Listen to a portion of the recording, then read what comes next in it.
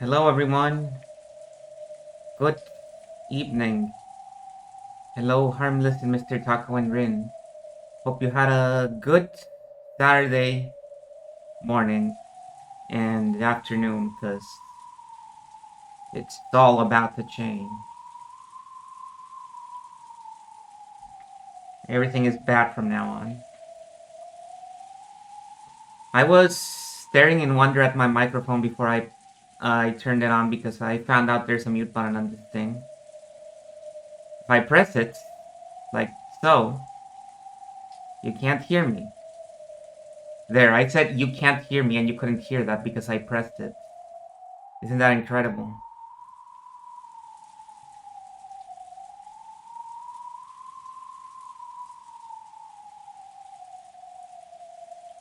And it's... The reason I was thinking about it was for a funny surprise that I thought of right now. Maybe I'll do it next week if I remember. If I remember. I'll probably not remember, but if I remember, I'll do it. Konbanwa. Hello, bug. You better not be driving. You better not be driving. I want you out of that chat if you're driving.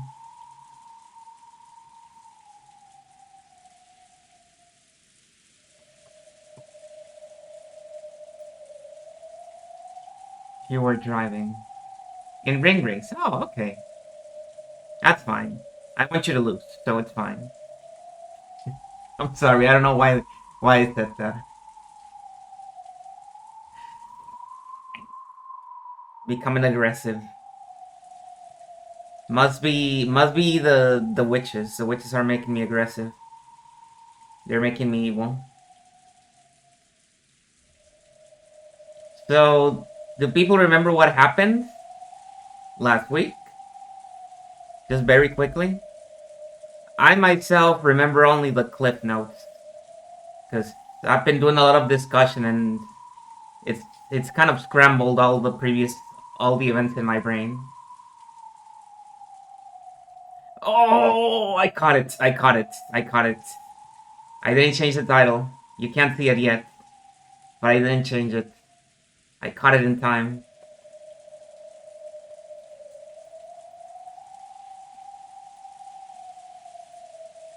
There. Woo! That was close. Yeah, last time Battler found the gold.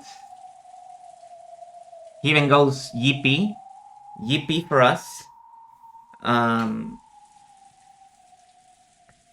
he tells everyone, and all the parents are like really frazzled about it. They start fighting for hours about who is gonna become the new successor and how is the money gonna be distributed and blah blah blah blah. It lasts until 3 a.m. Battler finally gets let go. He gets to go to the guest room. Which, by the way, Rosa left earlier than Battler. Rosa left at 1 a.m. to the guest room. So she was there, and then Battler followed 2 hours later. When he got there, Nanjo, Goda, and Erika were in the first floor. They were chilling in the lounge. And as soon as Battler arrived, they decided to finally go to bed. And so they all go to bed. Battler goes to his room where all the other kids are. He falls asleep immediately. The next morning he wakes up, tries to wake everyone else up, and he notices that they're dead. Their throats are slit. Everyone, the three kids and Rosa. And so he goes and calls the rest of the family, and everyone's all scared about it. Oh, you know who did it, huh? Ah, of course. I mean, but Jolly John? I don't know. Jolly John has the look of a victim to me. Look at his head. Am I secretly a moonchild? I've been asked this a few times. Some people are asking if I'm an alien. And the answer is I don't know. I don't know. Maybe.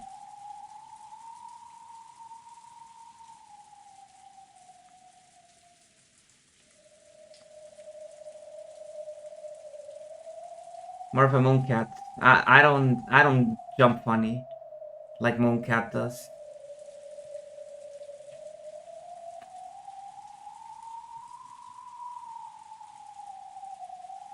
And what else? Yeah, we see a little bit of. Damn, all right. We see a little bit of Erika in action because she starts investigating, and everyone's like, "Hey, this isn't your business. You're just a guest. You shouldn't barge in." And she just goes, detectives authority in red, and everyone is just compelled to let her investigate, and they need to answer her questions because she's the detective. That's just the rule. You need to let the detective investigate, and that's basically the gist of it. I think there's a few other things, but that's the long and short of it.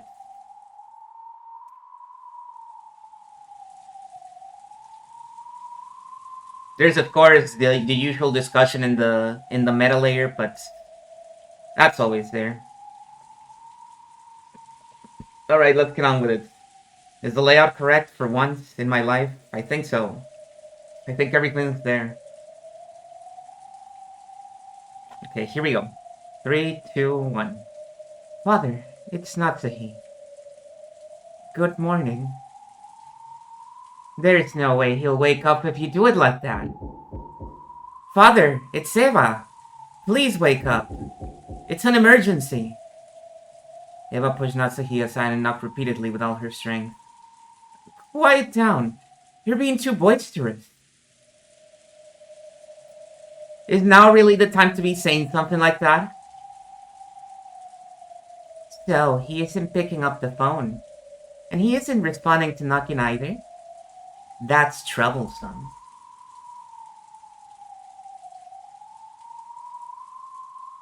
Pull the plug, Natsuhi. Push the button. Which which button? The incinerator button? The furnace button? He might be in a bad mood again. Kinzo-san sometimes considers even the slightest change to be an omen. Yeah, the kill Kinzo now button. And gets into a bad mood for reasons only he can understand. Oh, yes, that's true. This isn't something that started today. Is that how badly grandfather wants to shut himself away in the study? Yes. It's not uncommon for him to stay in the study for more than a month at a time. Don't tell anyone. But even though I work here, I sometimes forget that the master even lives here. Goda! That's not the sort of thing a servant should be saying. My apologies, madam. I am truly sorry. Anyway, isn't it bad that we can't get in contact with him? In worst case, father might not even know there's been a crime, right? Well, I wonder. Keenly noticing that people were starting to doubt Kinzo's existence, Ganon mumbled those words. Who was the latest person to meet Father? And when? It wasn't me. Last night, up until the time of the uproar when Badler found the gold, I was in Father's study, given the daily report. So, at around 11 p.m. last night? No way around it. Let's open it up. What did you say? This is the family head's precious study and research room. No one is permitted to trespass without permission, okay? Who here holds the highest rank? Me, right? I'm the third rank of the Ushinomiya family. If we open it and get scolded by father, that's also the responsibility of the highest ranks. Because of the urgent circumstances, we'll open this door. You have a key, right? Open it. I believe you know this, but the study door cannot be opened with the master key. The master has secretly taken away Genji-sama's key as well. So he has both keys on his person. Therefore, so both of the keys that can open this door are inside the study. A closed room. Good. It's finally starting to get a little interesting. It'd be pretty neat if Ginso-san was lying on the bed in there with his throat cut. You're being far too indiscreet, Erika-san. Anyway, as you know, this door can only be opened by the keys that Father has. That means anyone, even a murderer, would find it impossible to even touch Father from outside the room. So Father must be okay. Still, that doesn't mean we shouldn't worry about confirming his safety. Are you really so unconcerned for the safety of the father you respect so much? That isn't... The atmosphere, which had been so agitated a second ago, suddenly went cold, and an eerie feeling filled the room as everyone stared at Natsuhi. They couldn't understand why Natsuhi would protect the study under normal circumstances. Oh, they could. People knew that she probably didn't want to disturb the research of Ginso, a man she certainly respected, and she was therefore trying to keep the unpleasant relatives away. However, this was an extraordinary situation. A murder had occurred. A murder most foul, even. Natsuhi's persistence in keeping things quiet for Ginso even in a situation like this. It was hard to understand using common sense. There's a good chance that the crime occurring on this island will turn out to be plotline murders mimicking the epitaph. It's probably a good idea to assume that the crimes will continue. If we view this as plotline murders, then it will keep going until a total of 13 lives are taken. Do you have any concept of how many victims that would be? Wait a sec. How many people do you think there are on this island? Wouldn't that be almost everyone? None. You've got it all wrong. As far as I know, the mystery novel with the most dead people in a serial murder was And Then There Were None by Agatha Christie, which had 10 deaths. In the realm of Japanese mysteries, it's probably the Tokyo Zodiac Murders by Shimada Soji. Though, there were less than 10 deaths in that one. Did you know? If 13 people die, as it seems they will, it'll lead to the most infamous and famous development in the history of the mystery genre. The completion of a 13-person serial murder case, right? And if everyone on this island is killed, that'd make it a historical achievement in the worlds of serial murder mysteries. With even more deaths than the longest murder mystery in the world, and the longest one in Japan put together. Don't you see?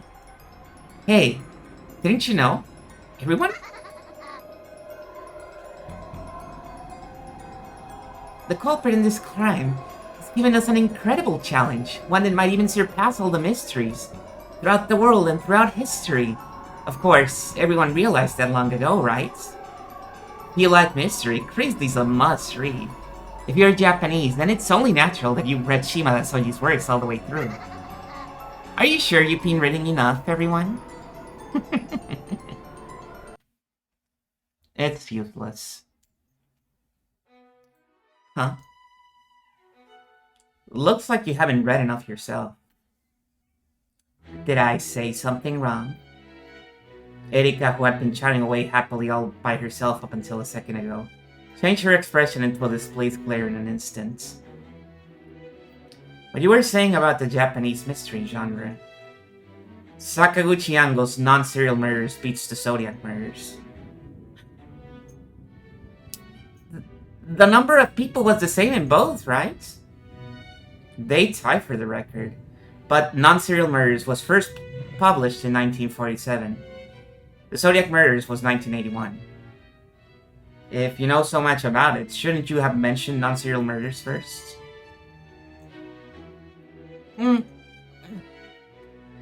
Erika glared at Valor with an expression that couldn't be fully described with the word shock. And her arms shook as she stood there, lost for words.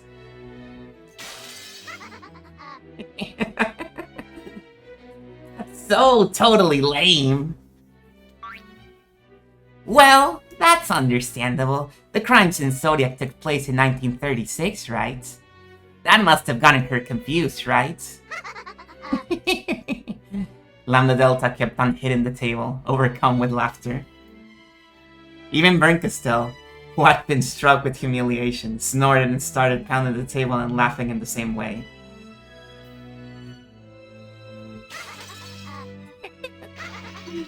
This is just too good! Not bad, Beast Battler.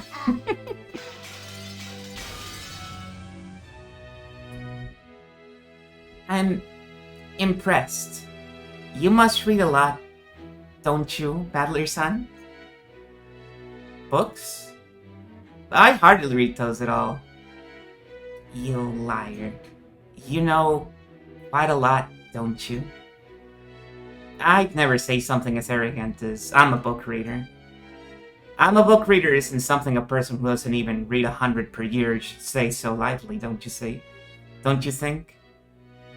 You mere... please.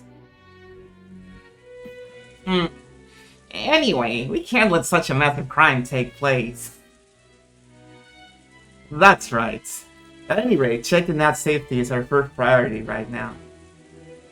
But what should we do? He's ignored the phone and our knocks. The keys are inside. There's nothing we can do. Are we supposed to knock this stick door down? That won't be easy. Father might have been attacked by someone and merely injured, and maybe he's waiting for someone to help him. This is an extraordinary circumstance. Even Father will understand. And if he has any rebukes, I'll be happy to take responsibility myself.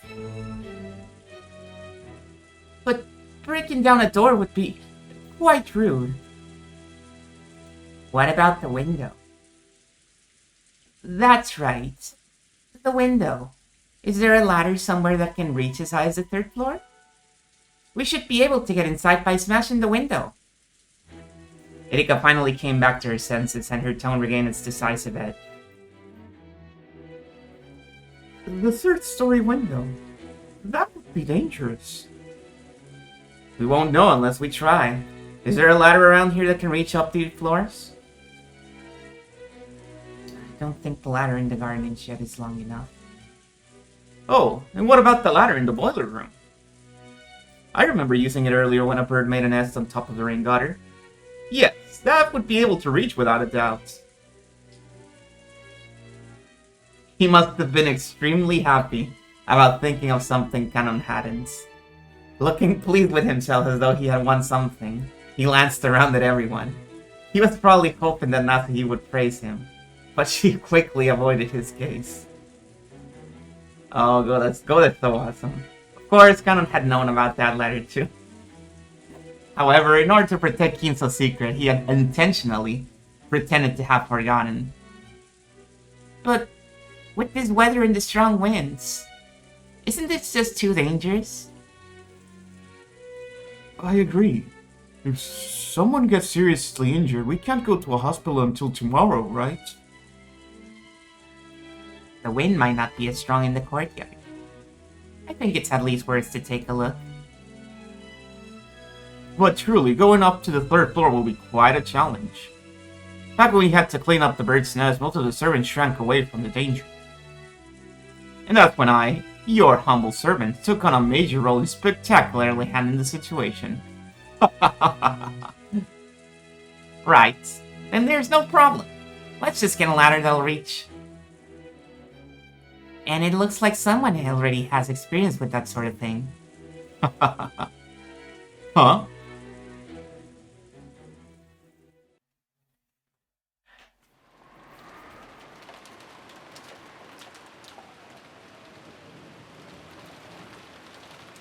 Strike you, Umineko.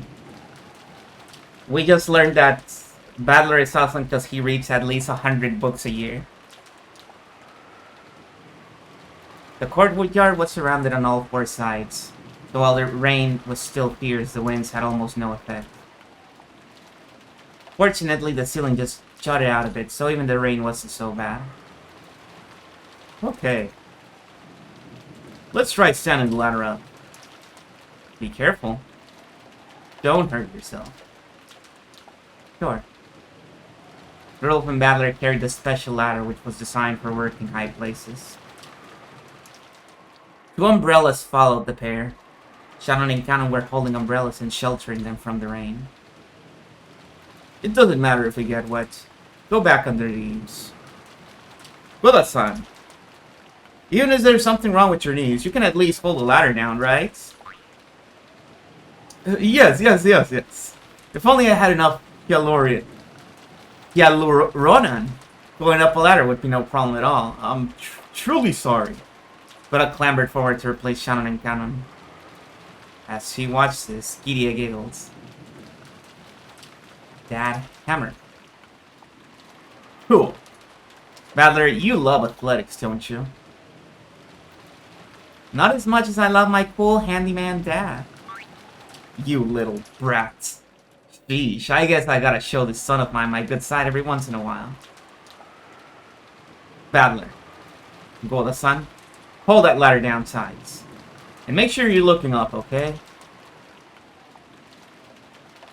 My hand might slip and you'll have this hammer tumbling down on you. Don't worry. I'll catch it and smash your head in. After putting the hammer, they'd gotten to smash the windows in his pocket and cracking his knuckles. Rudolph started climbing.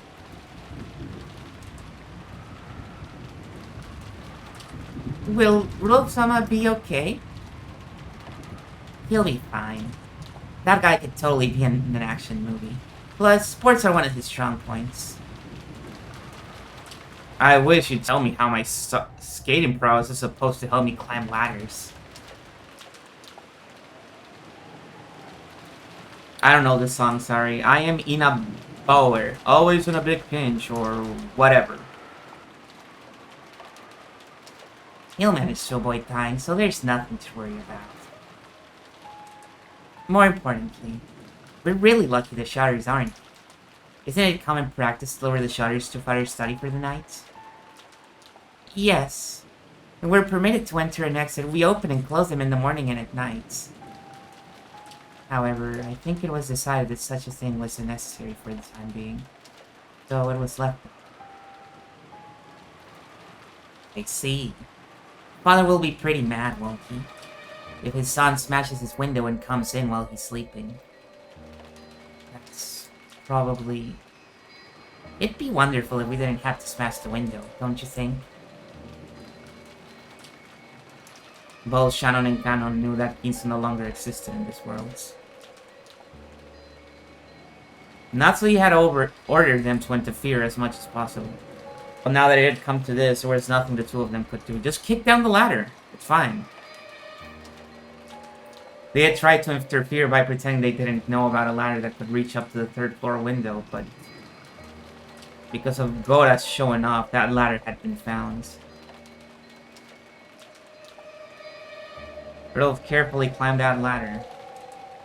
He would reach the third floor window very soon. As he did this, Shannon and Cannon stared at him, looking uneasy. After this, what will happen next? To the two of them? To Madame? To the Master? Very soon, Rudolph will reach the window. So, it's already the end for this room's buried. The soldiers are scaling the ramparts, trying to reach the other side. The moment of surrender is truly right before our eyes. I am prepared to be erased at any moment. We can't let that happen. You have to remain alive, even if it means crawling through the dirt. I'll think about what to do next. For now, escape from this place. You may say that, but what can I do? Eva and the rest are still camped out in the hallway, and Rudolph is approaching the window. There's no way of retreat through the door or this window. In that case, perhaps you could hide under the bed. So I am not even permitted the chance to wait for the enemy's arrival in my throne. You might have done that while you were still alive, but now that you're a ghost and nothing and I brought to life, ghosts should do what ghosts do best and hide under the bed or in a closet. Will something like that really deceive their eyes? My. Don't worry. I'll be with you. I'll let you escape at the last moment. It'll be dangerous for you. Even though you're a demon, you won't get away unscathed if you're burned by the magic resistant toxin. Don't worry about that. Anyway, I need things to get at least that bad before my heart starts pumping. How comforting. I understand. I'll hide under the bed. Milady, Rudolph will reach the window very soon.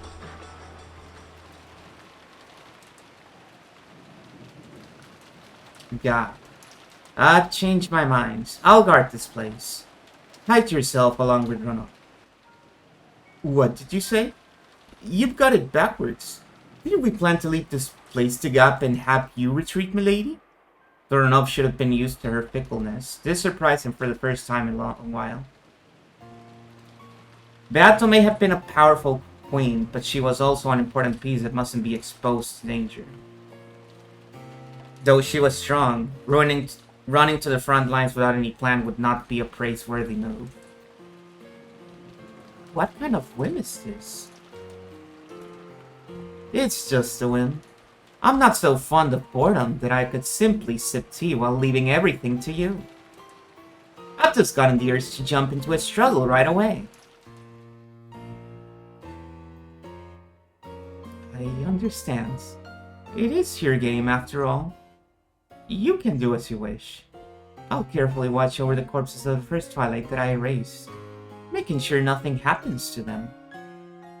Sorry for stealing your time to shine. Is this really acceptable, milady? You should know I like showing off even more than my 3 meals a day. I've done nothing but gobble up Gap's turn. Don't worry about it. Renov and Gap both fell silent. The two of them had already noticed. Lady Berncastel, who used Furudoerica as a piece, was a terrifying opponent. This fight would probably be terrifying as well. Beato couldn't expose Gap, her friend, to this danger. Beato bluffed and said that wasn't the case, but Renov and Gap had already figured it out. Therefore, after confirming Beato's resolve one last time and seeing that she was completely firm in her decision, they nodded in silence and accepted it. I understand. I'll leave this place to you. I'm rooting for you. Take care. Yeah. Please watch over my efforts to your heart's content.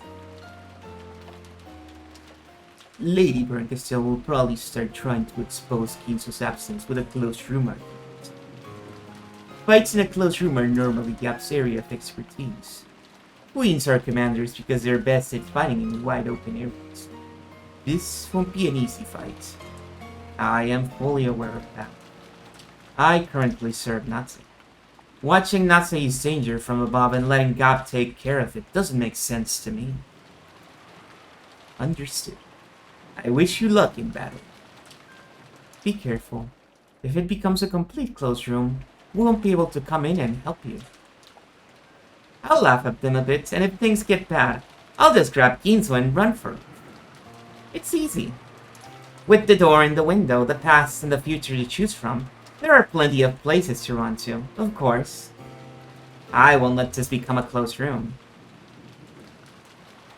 Though you won't see us, we'll be cheering you on from very close by. Good luck. Sure. Gap and Ronald became a swarm of gold butterflies and disappeared, and Kinso melted into the darkness beneath the bed.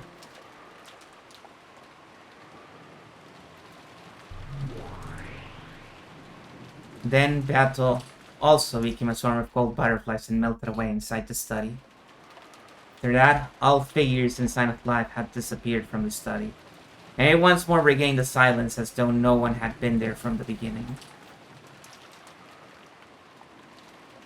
Then, Rudolph's outline slipped into view from beyond the window's curtain.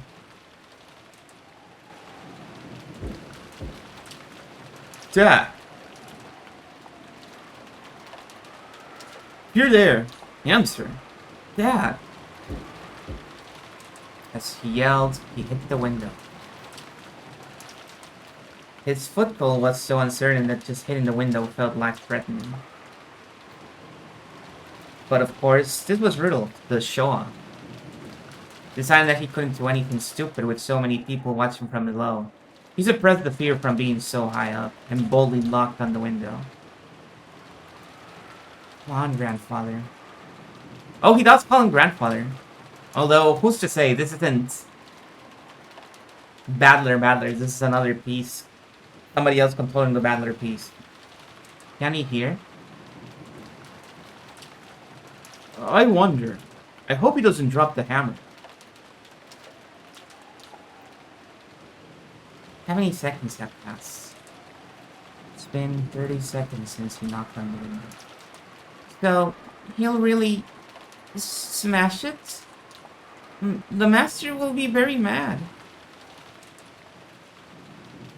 Well, someone was kind enough to brag about how accepting that anger is her duty. So there's no need to worry. Rudolph-san, that's enough. Do it. Yeah, you know what? I understand. Usually I just use speaking habits to know who's saying what line. In scenes where you can only see the background. It's honestly not that important. Sure. Damn it, Dad. You better not complain after I smash it.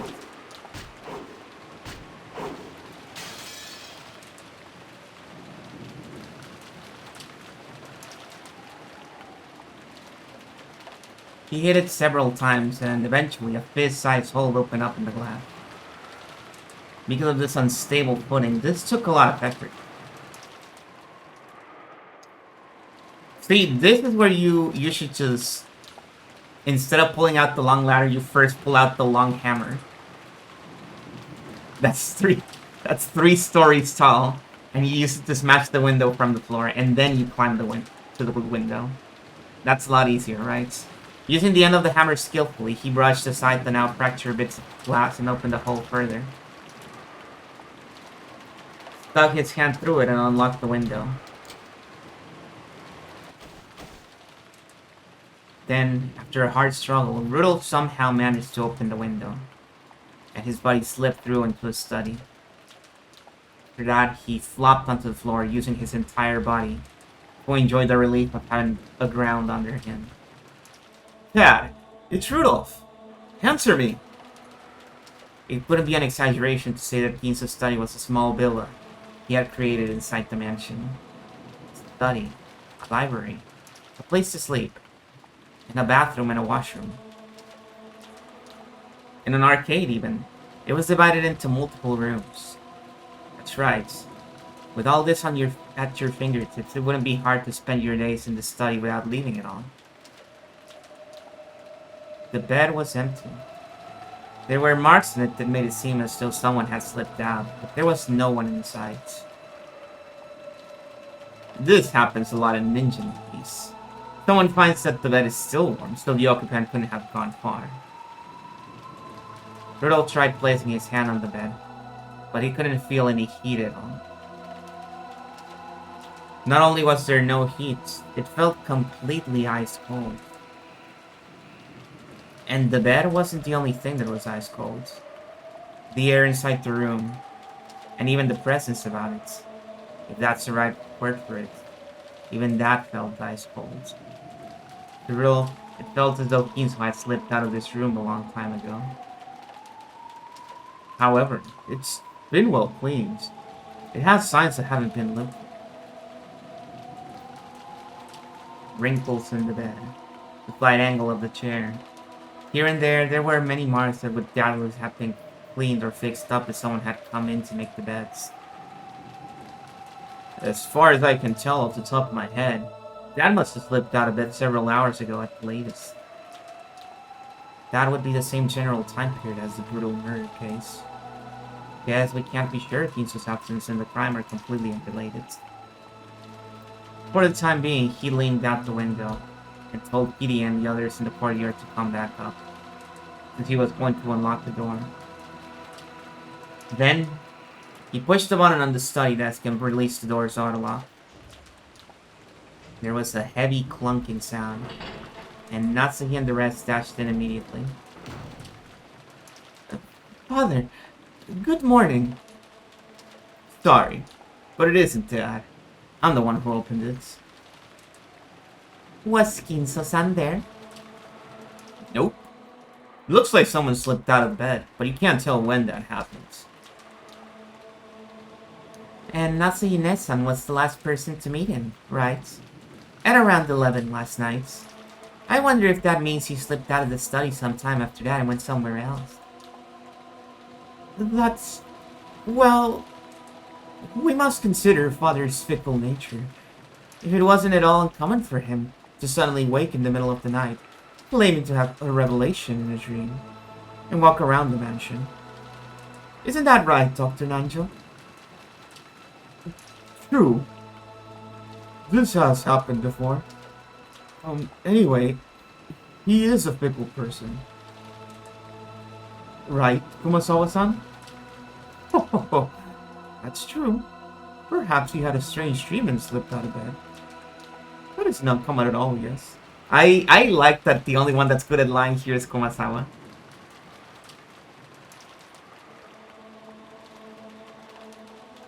Then where did he sleep off to? Does this mean there's a good chance Father's been caught up in this crime?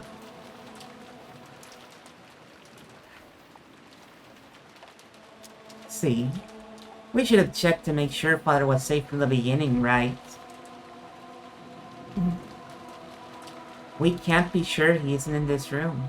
Maybe the culprit tied him up and locked him in the closet or something like that. Good point. Let's search. This is the head precious study. You mustn't touch things without reason. Ah, yeah, that's right. There's something I need to tell you, culprit-san.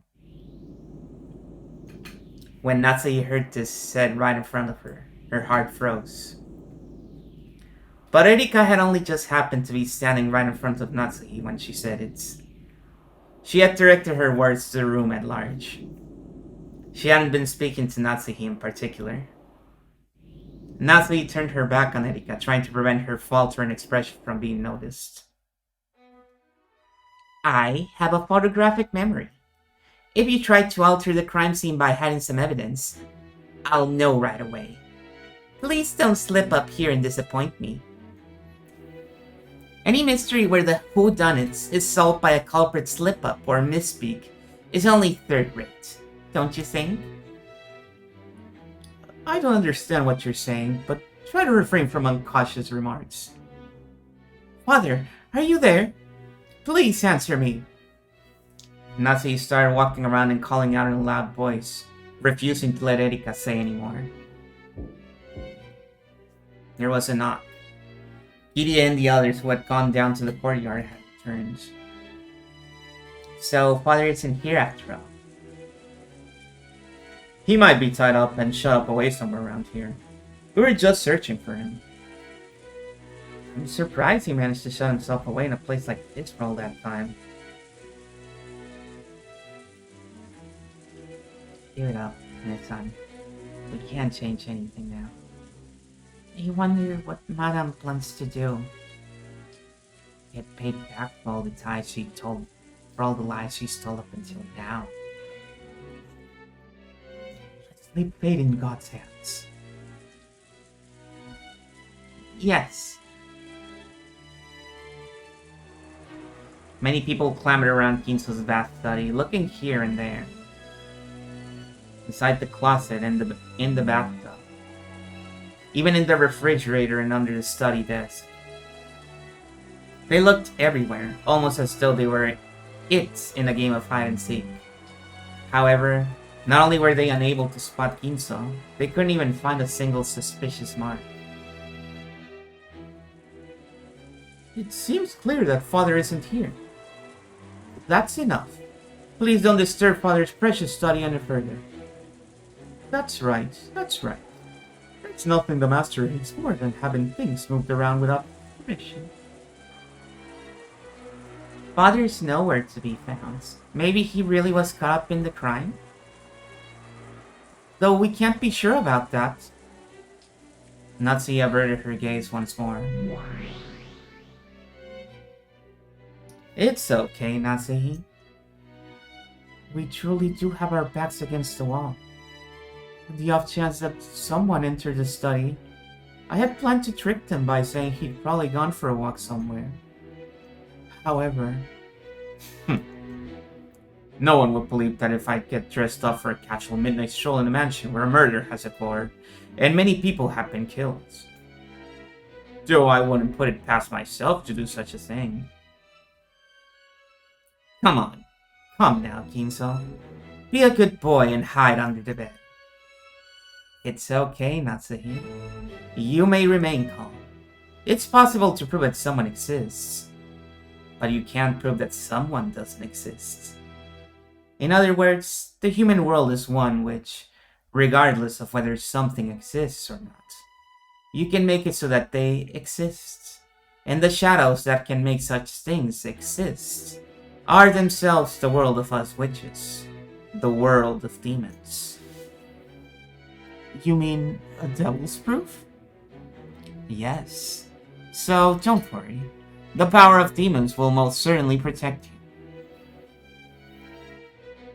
If it could protect the honor of Father and my husband, I wouldn't mind sacrificing this body of mine to demons. Your resolve is good. Don't be anxious. I most certainly will not let Ginso be killed. At that time, a dry sound suddenly rang out twice. Erika had clapped her hands, seeking everyone's attention, though such an action should have been above a guest's place. For some reason, it already felt like a natural right of hers. After all, she was the detective. I think that's enough. Ushiromiya Ginso-san is nowhere to be found in this study. Yeah, we've searched everywhere. He couldn't have been hiding. That's nowhere to be seen. Furthermore, we found nothing that looks suspicious. Yes, we didn't find anything at all. Erika said it again. They hadn't been able to discover anything. In that case, we mustn't loiter around this room. Do you understand how angry Father would be if he learned that so many people were looking through his study? Eva-san, you said you were prepared to take responsibility, didn't you? Are you prepared for him to break off relations with you for the rest of your life? That's for Fathers to decide, not you. Silence, please. I'd like to lay out the situation. At 11 p.m. last night, the last person to meet Ginso-san in this room was Natsuki-san, right? Can you confirm that? Confirm? Yes, that's right. After all, the only one who claims that Natsuki-san really did stop by here at 11 p.m. last night is Natsuki-san herself.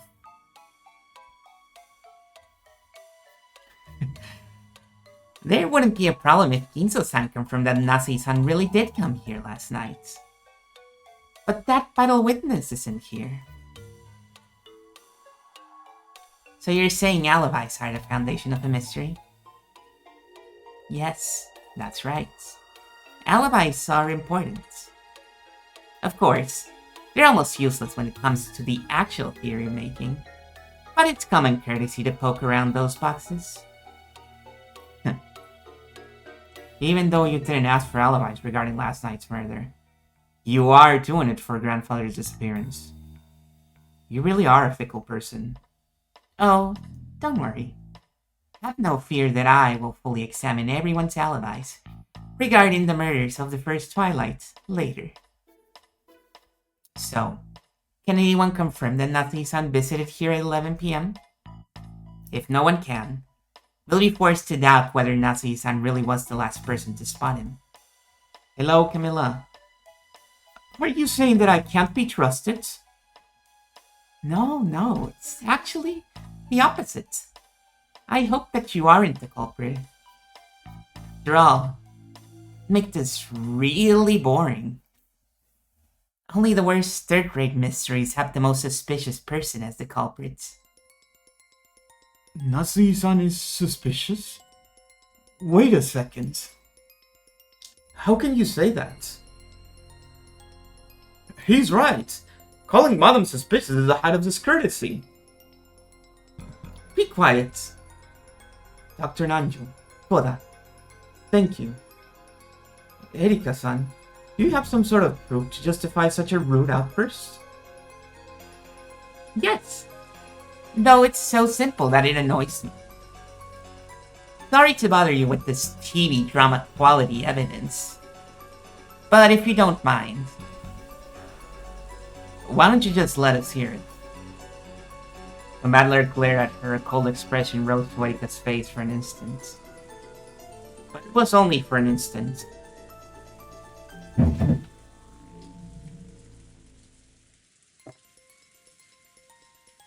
After smiling peacefully and gazing around at everyone, she started to talk. She looked like the main character in the play, who had come out onto the stage bathed in spotlight. It's about this morning. Please remember the time after the murders occurred, during the big uproar that followed. We wanted to tell Kinso-san about the crime, but he wouldn't come out, no matter how many times we called him on the telephone. Remember that time? Anyway, isn't it bad that we can't get in contact with him? In the worst case, Father might not even know there's been a crime, right? I wonder. Keenly noticing that people were starting to doubt Kinso's existence, Ganon mumbled those words. Who was the last person to meet Father? And when? It was me. Last night. Up until the time of the uproar from when Battler found the gold. I was in Father's study, giving the daily report. So, at around 11 p.m. last night. Erika chuckled significantly. I love to chuckle significantly. And what's your point? Ridiculous. I think Kirie-san probably did that intentionally. Oh no, she's hitting the Maya Fey, it's over. Am I right?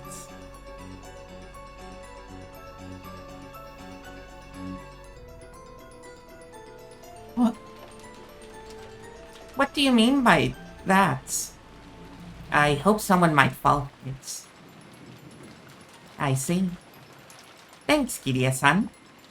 Actually, I was planning to say the same thing if you didn't. Is who saw the Master last really that important? Yes. If we take the circumstances into account, and in response to the question, who met him last? It was very odd for Natsuki to instantly answer, me. Why? Madam told the truth without hiding anything. Be quiet. Why do you think it was odd? Why are you so sure that no one else met Kinso-san after 11 p.m.? Well, that's because I watched as he went to bed. It's only natural to assume that he would then sleep until morning and not meet with anyone. I tucked him in myself. I even gave him a little kiss on the forehead. He was cold asleep by the time I left the room. Considering the circumstances, it was easy to suspect the last person to spot him as having some kind of involvement with this case. A normal person in Natsuki-san's position wouldn't say, I was the last person to meet him. I met him at 11 p.m. Right, Kirie-san?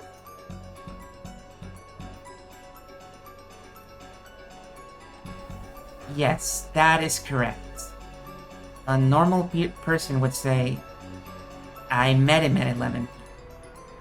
However, I'm not sure if I was the last person to meet him. Something like that. Good.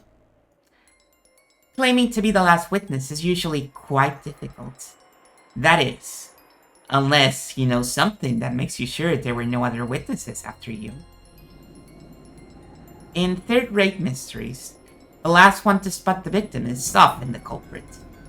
They killed the victim themselves, so they knew that no one else could have met the culprit later on. Is how the argument goes. Wouldn't that be nothing more than a minor misspeak? It's not important enough to be picked up out of the blue and focused on. You can't be saying blue so casually, Kumasawa. Blue has a very heavy connotation in this story. Yes, that's nothing more than nitpicking. Isn't it a little too early to suspect Natsuki-san because of a little slip of the tongue like that? Furthermore, you said she needed a reason to be sure no one else spotted the master. Blue shit, Saturday. But of course, she had such a reason. Oh no, this is Blue Coin Saturday, my bad. She left the room after seeing the master go to bed. Following common sense, it's perfectly natural to assume that he probably wouldn't meet anyone else until the next morning. No. That isn't natural at all. After all, Natsui-san, Dr. Nanjo, and Kumasawa-san all made this claim a short while ago. Please, try to remember. And Natsui-san was the last person to meet him, right? At around 11 p.m. last night. I wonder if that means he slipped out of the study sometime after that and went somewhere else. That's... well, we must consider Father's fickle nature. It wasn't at all uncommon for him to suddenly wake in the middle of the night, claiming to have had a revelation in a dream, and walk around the mansion. Isn't that right, Dr. Nanjo? True, this has happened before. Anyway, he is a fickle person. Right, Kumasawa-san? That's true. Perhaps he had a strange dream and slipped out of bed. That's not common at all, yes. Yeah. We definitely do have testimony that it wasn't at all uncommon for grandfather to suddenly slip out of bed late at night. Good. Your memory's not bad, Paddler-san. In other words, it's common knowledge to those in the Ushinomiya head house, Natsui-san included, that Kinzo-san might wake up in the middle of any given night on a whim and wander around. On top of that, they're aware that this happens quite often. Isn't that odd? If you knew father often wanders around at night, there's no way you could be certain that he'd stay in this bed until morning, right? It really is like a third-rate mystery. You know, that thing they do in the last 5 minutes, where the culprit asks, "When did you first realize it was me?" And the detective answers, Seriously. Why I feel let down. If it turns out Natsui-san really is the culprit, this'll be worse than a TV mystery. That's why I want to clear away the suspicion surrounding Natsui-san as soon as I can. I want to make sure this mystery is in third rate before I do anything else. There's no need to get anxious, Natsuhi. This is a classic word game used by detective wannabes. What exactly is her point? How could she possibly corner you with this accusation alone? In the court of hell, all of the demon jurors will declare you innocent. So calm down and don't get flustered. It may be true that I'm not so suspicious when you say it like that. Still, it sounds like you're just nitpicking to me. But it's suspicious. Isn't this more than enough reason to suspect that Nasa Inesan's hiding something? Of all unfair accusations. And how cowardly of you, Eva-san. You're the sole person who can confirm that I really was here at 11 p.m., aren't you? Is that true, Eva-san? Oh. Did that happen? I'm sorry. At the time, I was losing my head because of the recently discovered gold. So, I forgot about bumping into Nathan-san just a second ago. Eva, your son is dead. You shouldn't be doing these smug remarks. Your son is dead, Eva. Have you forgotten your son is dead? So, Eva-san, you can confirm that Natsuki-san was a witness at 11 p.m. Yes, unfortunately. I'm able to...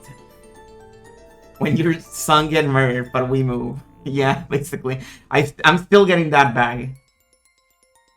I'm able to acknowledge that one part of Natsuki-san's story, but only that she came out of this room. What are you implying? Oh, I'll tell you. In fact, I've wanted to say this for a long time now. I do realize it's improper to bring this up in the middle of such a tragic murder case. But the timing now is just too perfect. You know what I'm talking about, don't you? Natsuhine-san? The servants gulped and held their breath. Seemed that they hadn't been able to hide it. In the middle of this heavy silence, Eva fingered her trump card, and Natsui tried to act calm. Though space and time grew heavy as lead, and swallowed up everything. Just when did Kinso-san disappear, I wonder? Erika's words, spoken almost casually, tore the atmosphere to pieces like shattering glass. Simply put, we haven't met him once at a family conference this year or last. That's right, we've suspected it since last year. Seeing as how my son and the others have just been killed, this may not be the time or place to press you on this. But there's a chance that this has something to do with the crime, so pressing you is just what we will do. It's possible that you have a motive for hiding Father's death. We have reason to suspect that you're embezzling it. If Father were to die, an investigation would be conducted for the distribution of the assets, and your embezzlement will be exposed. That's why you hit the fact that Father's already dead. I see. That's more than enough for why done it. This keeps getting more and more third rate. Boring. I don't know what you're talking about. You say I'm hiding the head's death? I most certainly won't forgive such a reckless accusation. That's right. In addition to Madam, the other servants take care of the master on a daily basis, and they see him all the time. Kenji-san, Shannon-san, and Kanon-kun. Even Dr. Nanjo and Kumasawa-san meet with them often.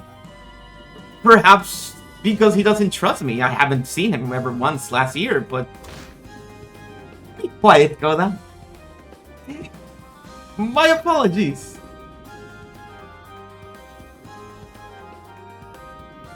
Aren't all the witnesses besides Natsuki-san servants employed by her? So you use money to make them follow your story. Man, this is really third rate. Pitiful. Pitiful. I'm disappointed, Natsuki-san. So I guess I'll have to finish this now. Finish what? Oshinomiya. Insos.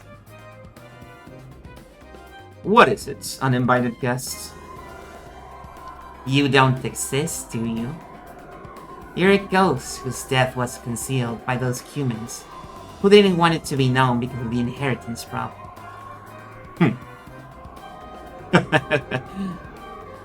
Ghosts are supposed to quickly pass on to the next worlds. Even though this is the first time we've met, I've yet to give you a proper greeting. My apologies. Good day. Pleased to meet you. And goodbye. So close to Erika's face that he could barely have wedged a sheet of paper between them. Whoa, the music. Bato's pipe came to a sudden stop. It's not my microphone, that is the music. And a good day to you two. I'm the Ushinomiya family alchemist, Beatrice the Golden. I'll be your opponent in this fight from here on out. Glad to meet you. I'm the detective of this game, Furudo Erika. It's a pleasure to make your acquaintance. And now, goodbye. So, you're Lady Berncastell's next piece after Anji. I'm afraid I didn't get to fight with her to my satisfaction. I'm glad I'll be able to lock horns with you this Lady Berncastell's piece. My master is almighty, omnipotent. A fool like you couldn't even begin to compare with her. I accept your challenge. You really are calm. Even though a witch has appeared before you and is about to fight you with magic and fantasy. If you were Battler, you'd be lying on the ground screaming that this can't possibly be a mystery anymore. Yeah, even in the mystery genre, parallel universes like this have gotten popular lately. You know about pure reasoning space and all that?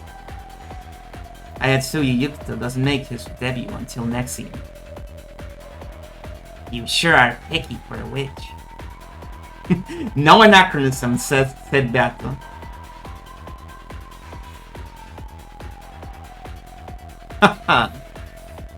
You think you're on the same level as a witch? Don't be so full of yourself, you mere human. When Beato snapped her fingers, something bounced around the room at terrifying speed. It was the stake of the witch. A witch's wedge that contained the power of the blue truth within it. Of course, a mere human like Erika couldn't follow that terrible speed with her eyes. Erika understood this, so she didn't attempt to look every which way, stupidly trying to spot it. Eat this, fool! With a terrible sound, Lucifer's blue stake buried itself into Erika's right collarbone. It pierced all the way through her back. Lucifer spun and rebounded, landed in front of Beato, and vanished with a shrill laugh. Erika wasn't blown back, but she had been run through by the blue wedge. So, if this is that so-called blue truth, well then, let me hear your views. You can't deny the possibility that Nasai met with Kinso at 11 p.m. During the 6 hours or more before you push your way into the study, Kinso had many chances to escape from it. Because of this, you can't state decisively that Kinso doesn't exist. Beato announced that with an expression worthy of her title as a witch. Erika was silent. Was she too shocked to speak? There was no anguish in her expression.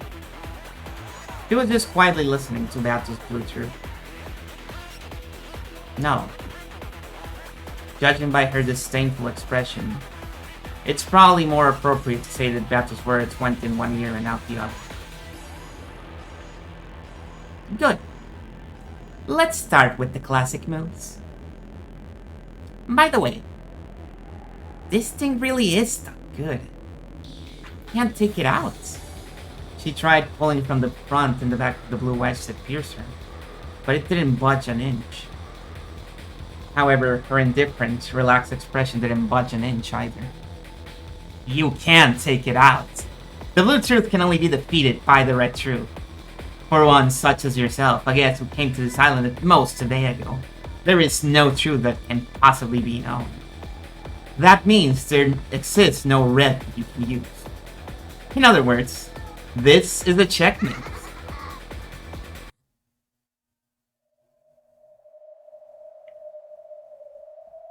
I see. So that's what kind of space this is.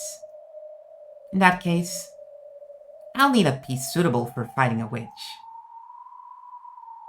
I'm the detective. My role is to take on the human culprits. You are a witch. And there does exist a fitting piece to use against witches and demons. Let me introduce you. Miss Tlanor. It looks like it's your turn. Tlanor? I thought so. I was certain you'd bring that piece in sooner or later. The 10 wedges with which to hunt witches. That's a tongue twister right there. The Archbishop of Witch Hunting, Tlanor. That's right, there's another character. There's no more fitting piece in a battle against demons. I have my double, Erika, and the greatest natural enemy of witches, Tlanor. I'm now taking control of the 7th rank with my 2 roots. Let me show you, Lum the Delta. And you too, Batoriche. Now you'll see how useless you're struggling.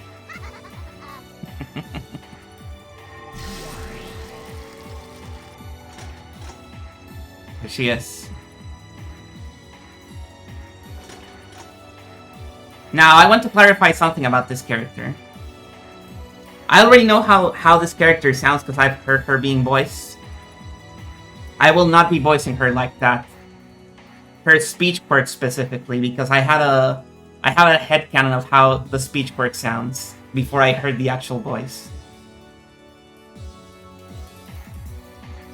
The air shone brightly, and the piece Erika had guided there showed its form. That form resembled a clergy member perfectly suited for confronting an evil witch. I was going to call her Adorfa. She's really cool. She's one of the coolest characters. It's a pleasure to meet you. Flannery Knox is my name. Even though this space was like a bomb just waiting to go off. Yeah, there's a lot of fan art of this character. This is one of the first characters I saw fan art of, actually. She introduced herself in a neat and frank manner. Her out-of-place appearance, completely different from those of the demons and witches, felt blatantly odd and had a kind of severity to it. This is the first time I've met you, but I've heard all the rumors. Though, this doesn't truly feel like a first meeting. The same goes for me, Miss Batoriche.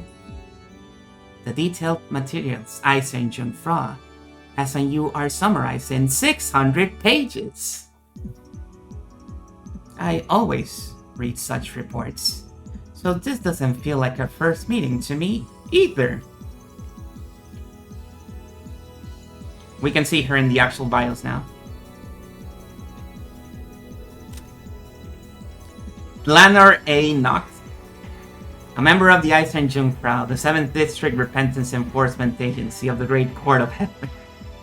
Did you get all that? A head inquisitor of heresy, and a first-class archbishop. She is commonly known as Tlanor of the 10 Wedges, or Death Sentence Tlanor. The name Death Sentence comes from the fact that, though inquisitors of heresy normally judge their targets to see whether they deserve the death penalty or not, Head Inquisitor Tlanor is only dispatched after a case has been vigorously inspected by the Great Courts. Therefore, the very act of dispatching her is equivalent to a sentence of death.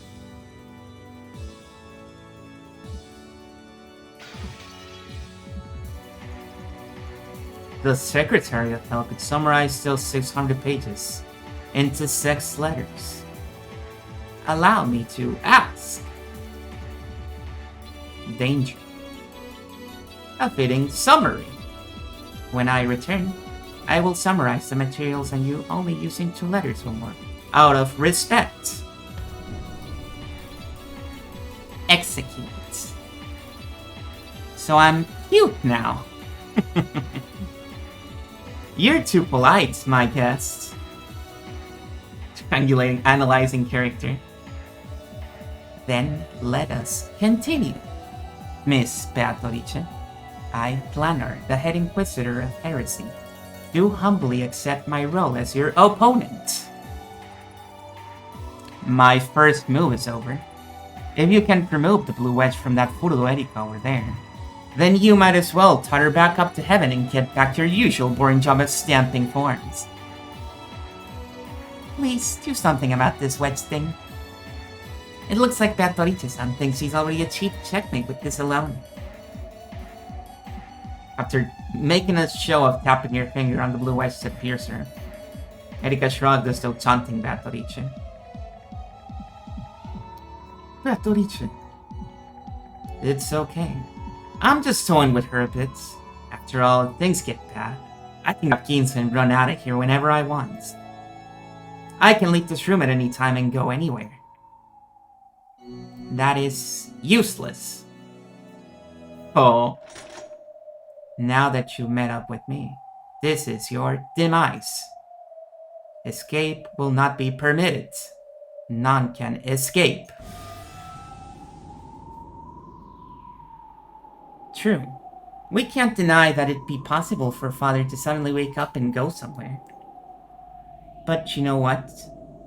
I can say for sure that such a thing couldn't have happened.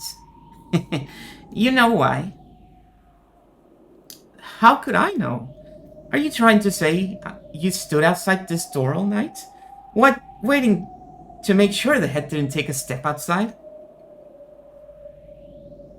Yes. Someone was watching. This kid right here. Please, allow me to speak. Let it be known that entering or exiting through this door is impossible. The palace guards are ordered to blockade the study door. The doors to heaven open with a strong, unrelated radiance like the sun's, announcing the arrival of Blanor's underling. Those words were clad in direct truth and cut off from the witch's method of escape. Chester 410, right here. Chester 45, right here. Okay, she's a dork though. Yeah, she's one of Blanor's dorks. She has a little bit of a team of dorks under her command. It has been some time, great Lady Beatrice.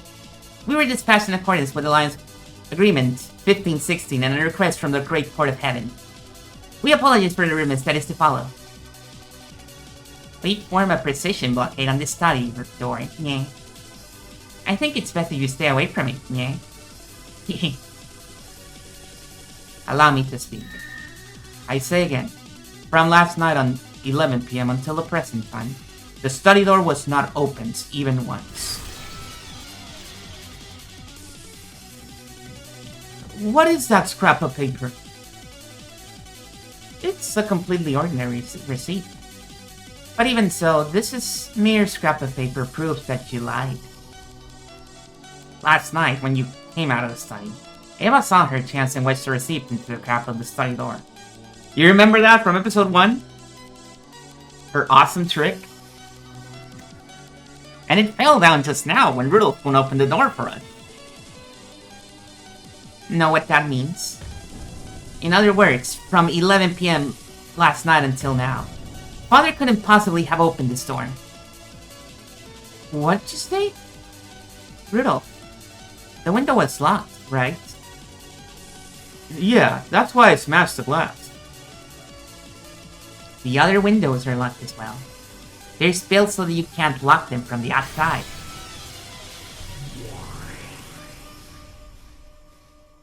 Allow me to speak. Know that the windows were all locked. Palace guards, blockade all of the windows. By the name of Archangel Frau, I give the Palace Guard permission to make use of forbidden weapons. Understood. Entire force, permission granted for use of forbidden weapon. Red Warhead. her eyes. Yeah. Transmitting activation code. Yeah. The password doesn't work, yeah. 410, turn caps lock off and try again. Sister Squad. Precision blockade for study door and all windows complete. We warned the Great Lady Batoricha that if anything is caught passing through these physically, conceptually, or by any other method, we will shoot without warning. Data link from Archangel Satellite 4. Pulling format predict model conceptual guidance. And on top of that, we got red warheads, yeah. Impossible to shoot down, impossible to avoid, impossible to survive when hit. It smashed even Lady Batoricha into little bits, yeah. The Chister Squad had laid down a pinpoint blockade over the door and all the windows. Escape would no longer be permitted through any of these. My. I should be doing the welcoming, but it seems I'm the one being welcomed. I'm grateful for the courtesy call. You've even brought the Chister Sisters. Allow me to inform you that your paths of retreat have been cut off. Commander Lanner, let us now remove the sin and purify. You've done well, Miss Batoricha. I had your paths of retreat terminated. You cannot leap through the door, nor can you leap through the window. Therefore, escape will now be prohibited. You think you've shut me in with this alone?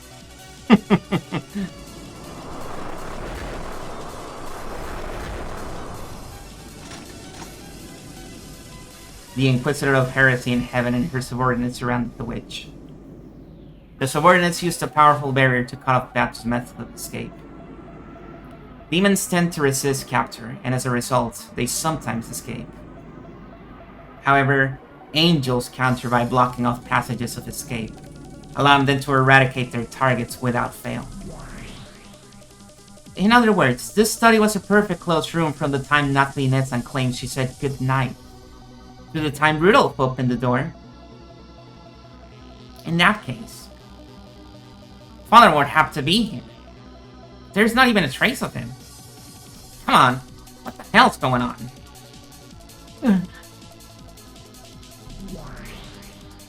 I keep telling you to calm down. The thought that I, Batoricha, could be shut in just because the doors and windows are closed is simply laughable. Ginso, I was just playing around, but it seems our guest has no such intentions. Let's withdraw before we lose our chance. Yes, I would not regret losing this life of mine, but for Natsui's sake, I cannot die yet. That the wave for pipes in the air was split vertically. Then, a pitch-black gate appeared there and slowly opened. It was a warp portal, the same as the pitch-black holes that Gap used. I believe this was written on my files. An elusive phantom can appear from anywhere and disappear to anywhere. As long as Ginso has me, it will be impossible to capture him. The pitch-black gate opened. That gate led from everywhere and to nowhere. Both Beato and Ginso would be sent to a place where no one could catch them. A place where no one could set foot in, much less chase after them. This is the study of the Ushinomiya family head, and it is also a room that Father helped to design personally. Would it really be so strange if he had some way to get outside without using the door? Yes, that's correct. There would be nothing strange about the Master having a hidden door. A hidden door? And where would that be? It's a hidden door, so I don't know. There are several devices and hidden doors in this mansion that only Father knows of. No one has seen them directly, but everyone in this mansion knows about them vaguely. Correct? Yeah. And he's not even doing it well, like, he's constantly getting reprimanded. Yes. It's true that there's been always been rumors about hidden passages only the master knows of. It's true that Kinzo-san would probably like devices such as that.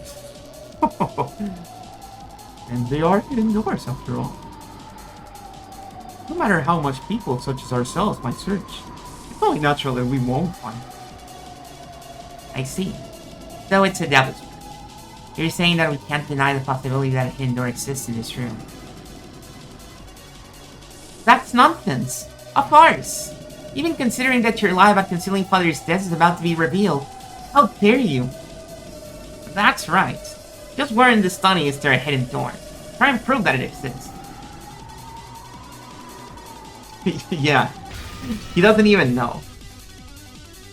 Proof is unnecessary. It's the devil's proof. It's impossible to find a hidden door and therefore impossible to disprove that it exists. Therefore, no one can deny the possibility that Beans will escape from this study through a hidden door.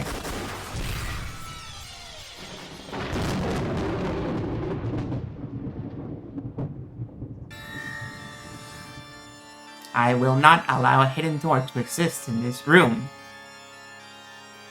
Bato's blue wedge, which had been fired off as a farewell gift, was crushed with a flash of Blanner's longsword, and the pitch-black gate was crushed as well. And it wasn't just crushed visibly and physically.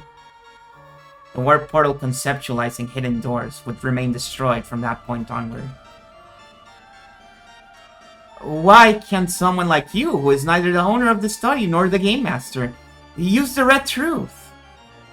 And what was that? What do you mean you will not allow hidden doors to exist? It's because this is a mystery genre. Noxus Third. It is forbidden for hidden passages to exist.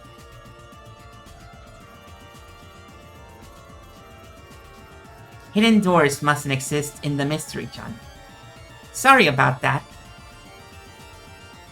In this world, there are no other gods except our god. And no hidden doors exist. They must not exist. And we won't let them exist. They are blasphemy against our god. Enough priding you to shock a pitch. Huh. It's so painful to watch that it's actually pleasurable. Here it is, the 10 wedges to pierce witches. Just like usual, it's the kind of irrational argument I just love to hear. What a fool. Devil's proof might have been vague enough to let you escape from everything until now. Now that you're up against Latin, that move won't break you.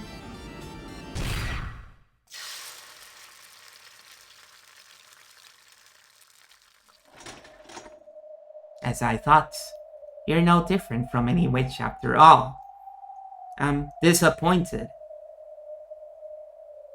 Battle. It seems this isn't an opponent who will be able to escape from easily after all. Please do entertain me, Beatrice-san. You should at least serve some tea for your guest. It doesn't even matter if it's third rate. Come on. Please use the blue truth and tell me how Ginzo-san escaped from the closed room study. Very well. Make sure you don't cry. It's possible that after slipping out the door, Ginzo noticed the trick with the receipt and correctly returned it to its original place. Denial of that with threat has already been finished. After 11 p.m., the door to the study was not opened even once. Ginzo might have been a marvelous magician and an inventor, right? He might have invented a drug that turns his body to mist and slipped out through the keyhole. No such drug exists. It must not exist. Or maybe he invented a teleport device, right? That possibility is undeniable because of the devil's proof. Such a machine does not exist. I will not allow it to exist. Oh, so you can examine every drug in the world? You can deny the existence of unknown scientific devices? There's no way you can. It's the devil's proof.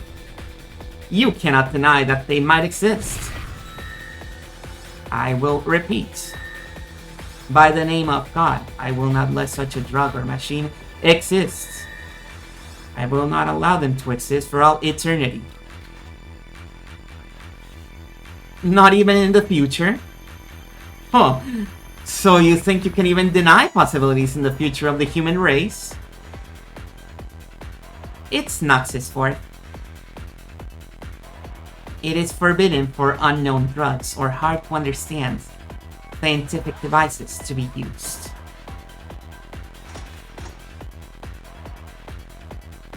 The progression of humanity, as well as techniques and knowledge that might be obtainable in the future, are decided upon by our God, and the denial of their existence has been proclaimed for eternity.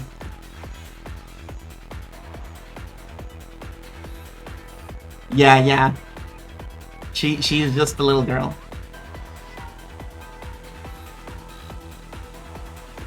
Therefore, I will not allow such a technique to exist for all eternity.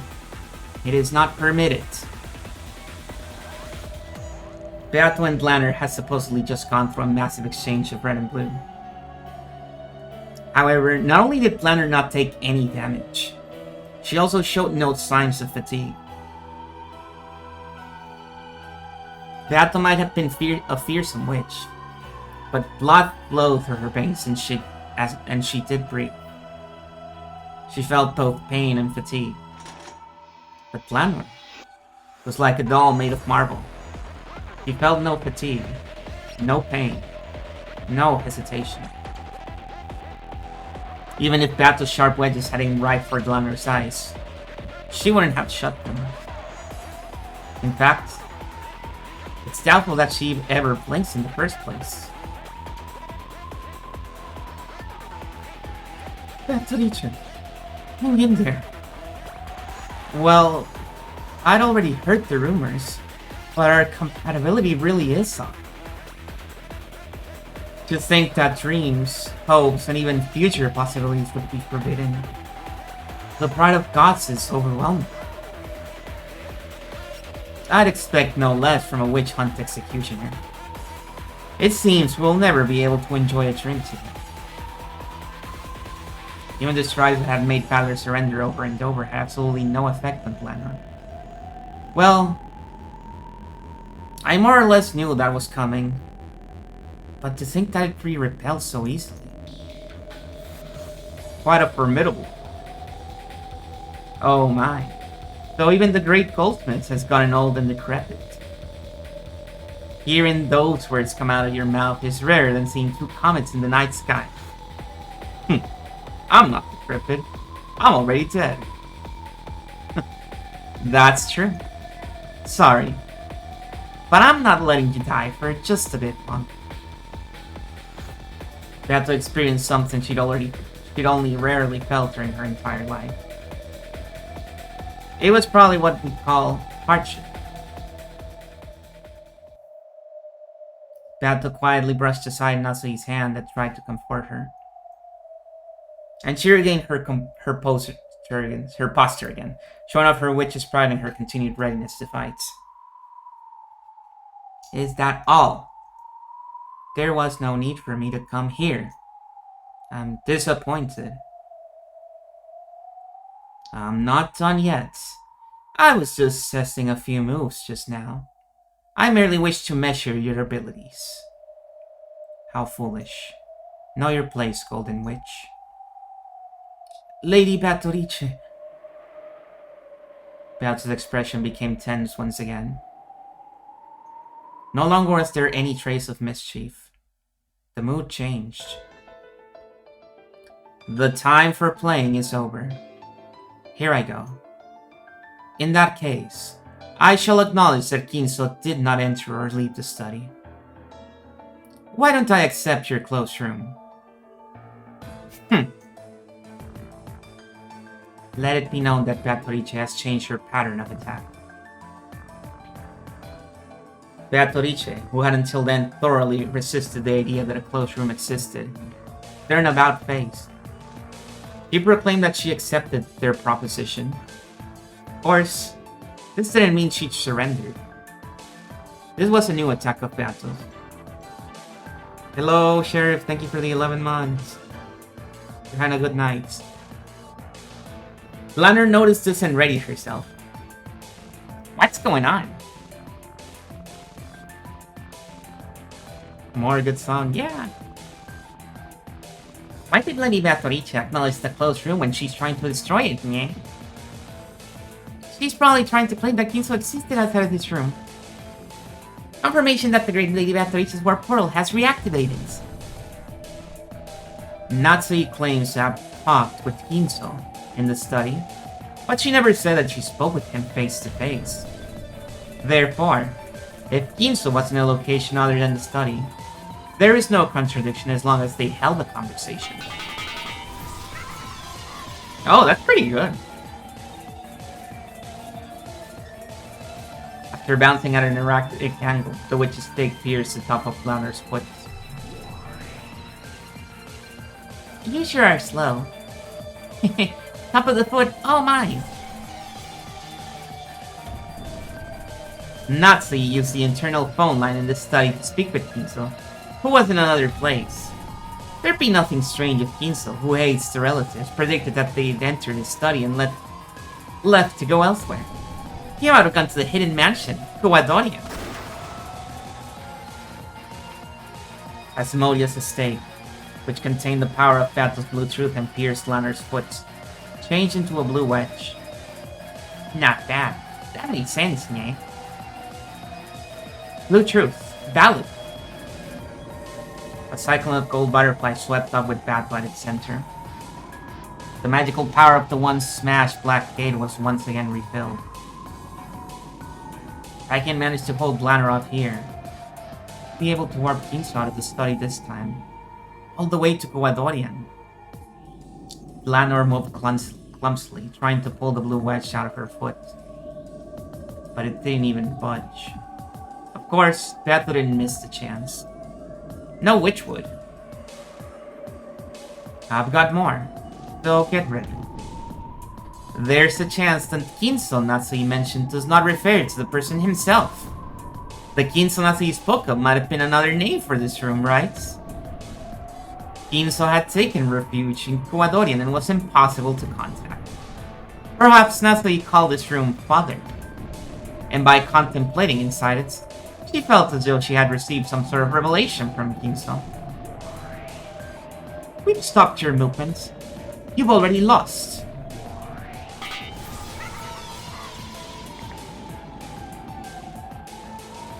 The Elzebub blue wedge pierced the base of Lanner's neck.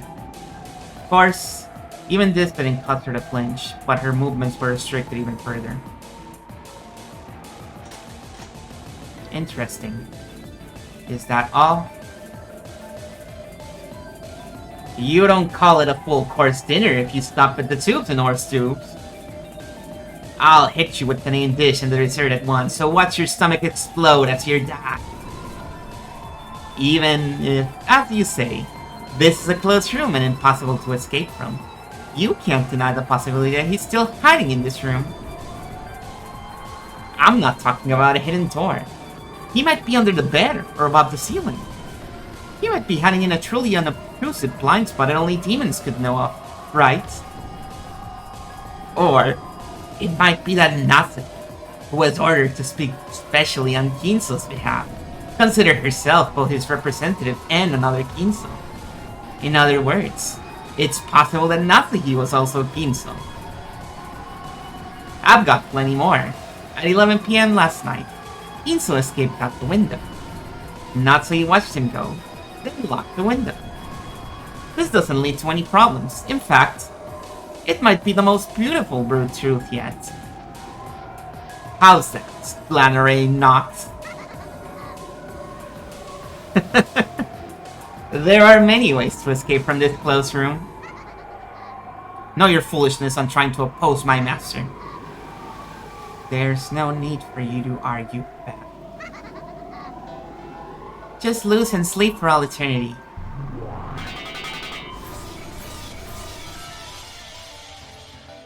The seven sisters appeared from Battle's golden tornado one after another, piercing Lanor with blue wedges. 4 blue wedges were buried into her neck, chest, gut, and thigh, including the one buried into the top of her foot. She was pincussioned by 5 stakes. Ah, Beatrice-sama, when's my turn? I'll use you as I think of any more. Be quiet for now. How do you like that, Lanor the Witch Hunter? After skewering and burning so many witches in the past, how does it feel to be skewered by a witch this time?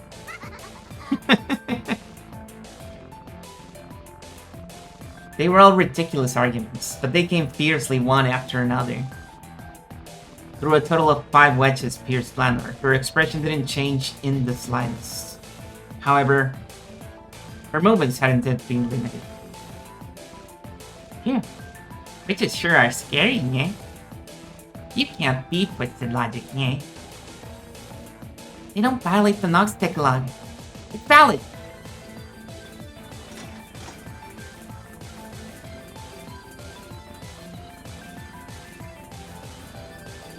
None of that shit happened. Well done, Beatrice. Even if there was no one in the study, and even if it was a closed room, that alone isn't enough to deny Father's existence. Against a normal opponent. I think the matter's settled by now. But this is Lanor, head Inquisitor of Heresy. This ruthless woman killed even her father when he violated the Decalogue. Ginso, now. Right. Now that Lanor had been pinned down, this was their last chance to recover their magical power and escape. Once again, pitch black gate began to rise slowly in front of Beata and Ginso. Though the gate had once been opened by simply drawing in the air. It wasn't so easy in the study now. Filled as it was with the power of denial. What do you think, everyone? No matter how much you question the state of the study, you can't question whether or not Father is in good health. She said the freaking Erika line. What do you think, everyone? Oh. So you say. Both you and I had better not forget that we are part of this battle, right? I cannot fight against witches. But I can fight against you.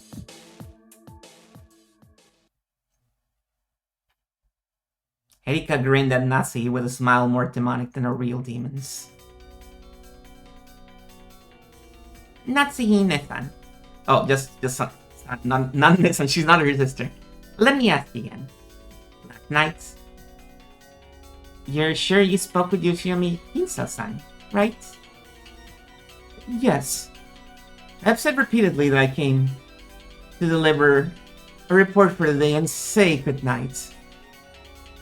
This may be a strange thing to ask, but since it needed to prove your innocence, please answer me straightforwardly. This Ginso you speak of is the Ushinomiya Ginso-san we all know, right? It isn't a different person or a thing with the same name, is it? I'm not really sure what you mean. It's like this. You didn't, for instance, start calling this room itself Father after Father's death, right? That's what she's asking. You said you gave a daily report to Father before he went to sleep, right?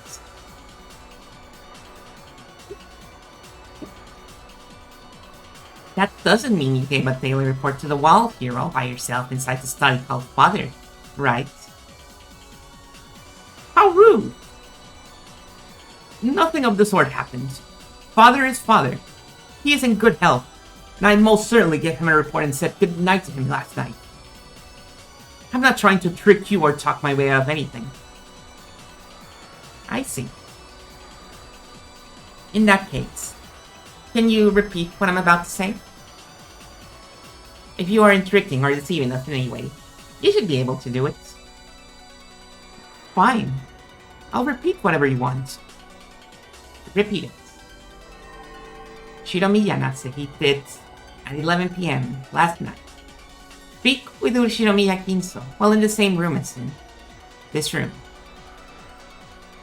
I, Ushinomiya Natsuki, did at 11 p.m. last night. Speak with Ushinomiya Kinso while in the same room as him. This room. Good. Then I'll ask one last thing. Seriously, Natsuki-san. You didn't do anything like throwing Kinso-san out the window after your compensation and locking the window behind, right? Because everything still makes sense if you did. Why would I want to chase father out of the window? This is intolerable. This mockery is intolerable. Please, allow me to speak. Let it be said that when Natsuki refers to Kinso, he refers Ushinomiya Kinso and nothing else. Please, allow me to speak. Natsuki claims to have met face-to-face with Kinso in the study at 11 p.m. Ah! Natsuki let out a cry, but it was too late. She'd been totally suckered in by their provocation. The blue wedge to the foot representing a telephone discussion. The blue wedge to the neck representing the study itself being called Kinso. The blue wedge to the gut representing Natsuki herself being called Kinso. The blue wedge to the thigh representing Natsuki letting Kinso escape out the window and locking it afterwards. Thank you, Neo Zero, for the 5 months. You're having a good night.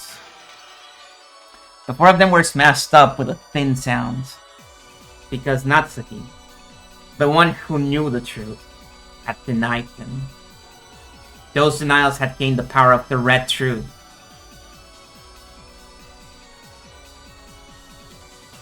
Despite Kinso's absence in this closed room, Battle had introduced 5 ways that Kinso could still exist. Natsuki had carelessly crushed the premises behind 4 of those herself. Only 1 wedge remained. In other words, this was the last blue truth that would bury the contradiction of Kinso existing in the study at 11 p.m. But not existing there later, after it became a closed room. There was only the theory that pierced Lanner's chest. Kinso is hiding somewhere in this room. With that theory, even if Kinso wasn't present in this closed room study, he could still exist there. And this wedge of Satan's were to be crushed. If this wedge of Satan's were to be crushed, their chance of escaping this room would become hopelessly dim. Batoriche-sama! Quickly, escape while you still can! Lanner slowly grasped the final wedge, which still pierced her chest. Apparently that vice-like grip was hurting Satan as though all the bones in her body were being broken. All that remains is this one wedge. It was about Kinso hiding somewhere in this room, correct? Asked the detective. I've searched all those places. If I didn't find him, just where could he be hiding?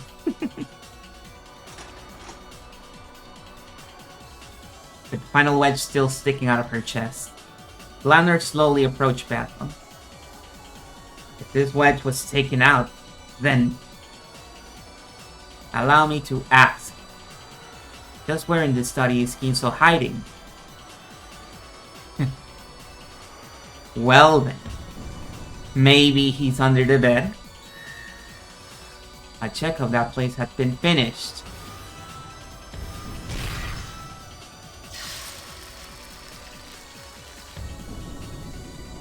Maybe he's in the bathtub. A check of that place has been finished. He had such satisfying sound effects. Her sword. Inside the closet. Under the desk. Behind the curtains. A check of that place has been finished. Check finished. Check finished.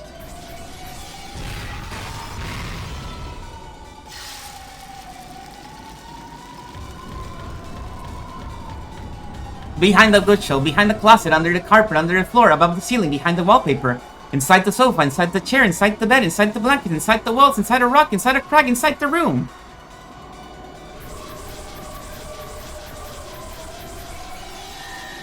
Check finish, check finish, finish, finish, finish, finish. Die the death, sentenced to death. The great equalizer is death. That is her famous quote.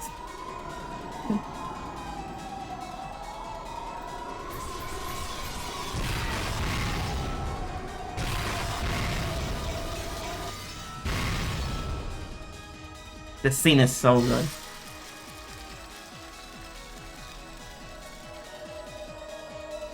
No locations would work against Lanner by this point.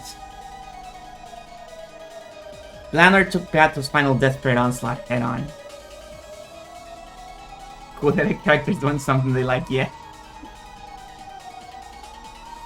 Turning everything back with a far stronger power of denial. Beat them up. Knock them down with overwhelming force. No longer does any place exist in the study for Ginso to escape to. Beato was blown back like a leaf dancing in the wind. In case you forgot, this is how they got away with explaining that Ginso was still alive in episode 1. Battler claimed that he was still hiding in the room, and they couldn't find him. And so when they left the room, Ginso just escaped. And he did this specifically because Eva was blaming Natsuki of being the culprit.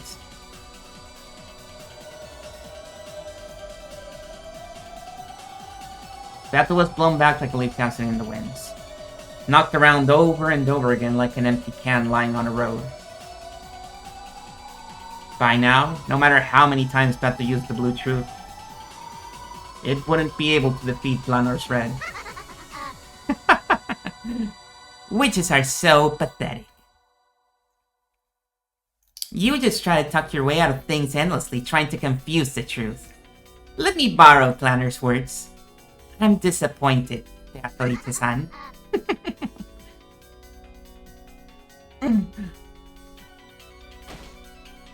Vega coldly delivered these decisive words to Beato, who was crawling on the ground. Detective's authority. The detective has the right to inspect all crime scenes. I have exercised these rights. Therefore, I can say this. Ginso-san is not inside this room. Furthermore, this room is a perfect closed room. From the above 2 points, I can state this fact.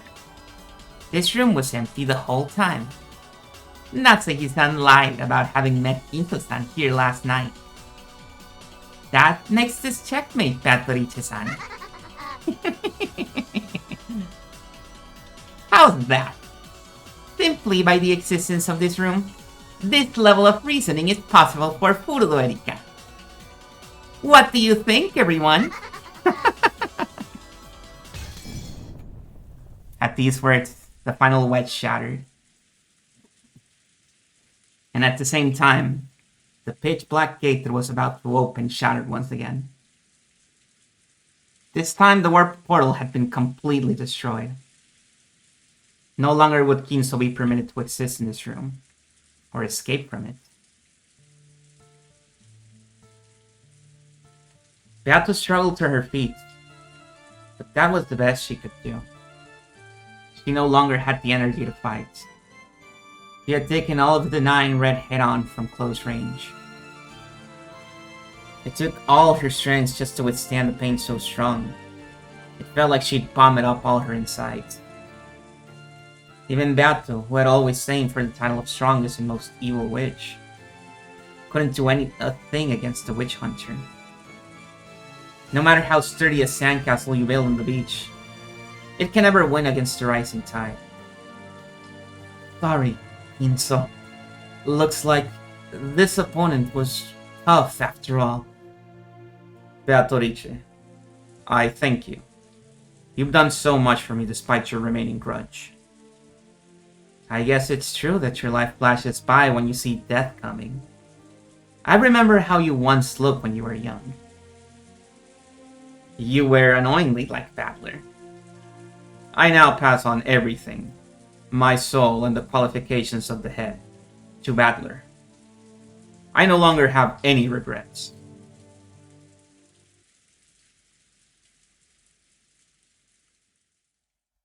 Battler. My apologies. How pitiful. Though I swore to fight you once again. I must settle my accounts like this. To Atla, it seemed like as though Battler had met her gaze. There was no way he could have. This Battler was a peace Battler. There was no way he could see Battle in this higher level world. However, his eyes really did meet hers. Even though they couldn't have, Battle was sure they did. As Erika, Eva, and the others closed in on Natsuhi, questioning her over and over. Only Battler stood apart from that tumult.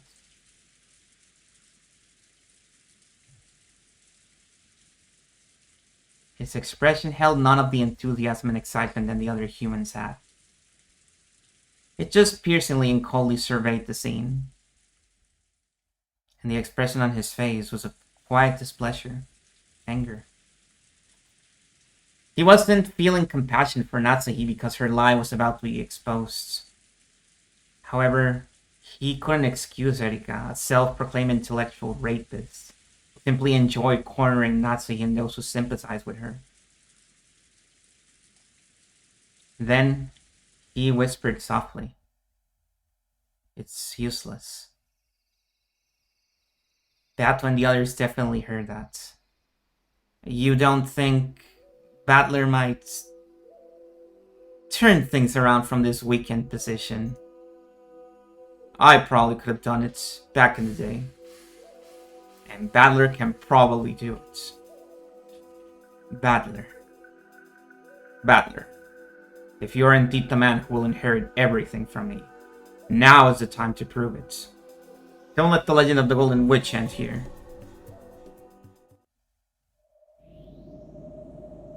It's true I met Father here last night. It's true.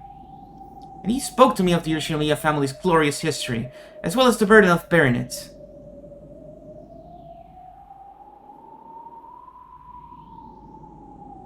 Your lie has already been exposed, Natsuhi-san. We already know that you were alone in this room last night. Isn't it about time to give up and confess? Culprits who are bad at giving up tend to go with bad mystery novels. At least in the end, please prove that this is a slightly better third-rate mystery than that. It's useless. It's all useless. Battler, who had been silently off by himself up until then, spoke. At first, it sounded like as though he was attacking Natsuhi. However, when Erika realized he was glaring directly at her, her expression visibly clouded with displeasure. And just what are you calling useless? If this is a third-rate mystery, then the detective's third-rate too. Listen up. I'm gonna become grandfather. Battler. You'll become Kinso-san? Are you saying you'll become Kinso-san and reenact his disappearance from this room?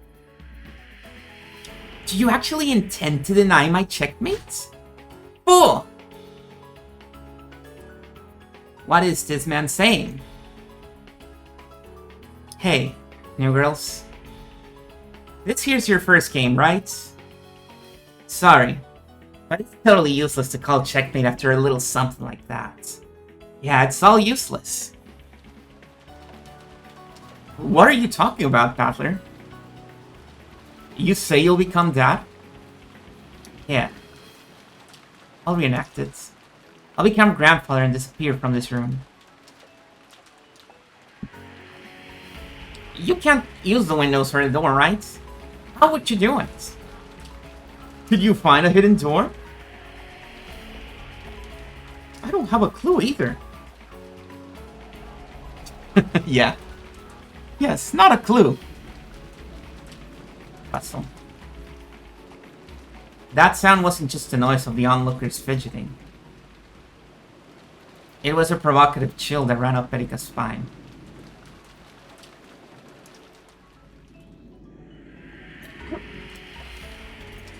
Interesting. I see. You're the successor to the Yoshinomiya family headship, the one who bears the head string.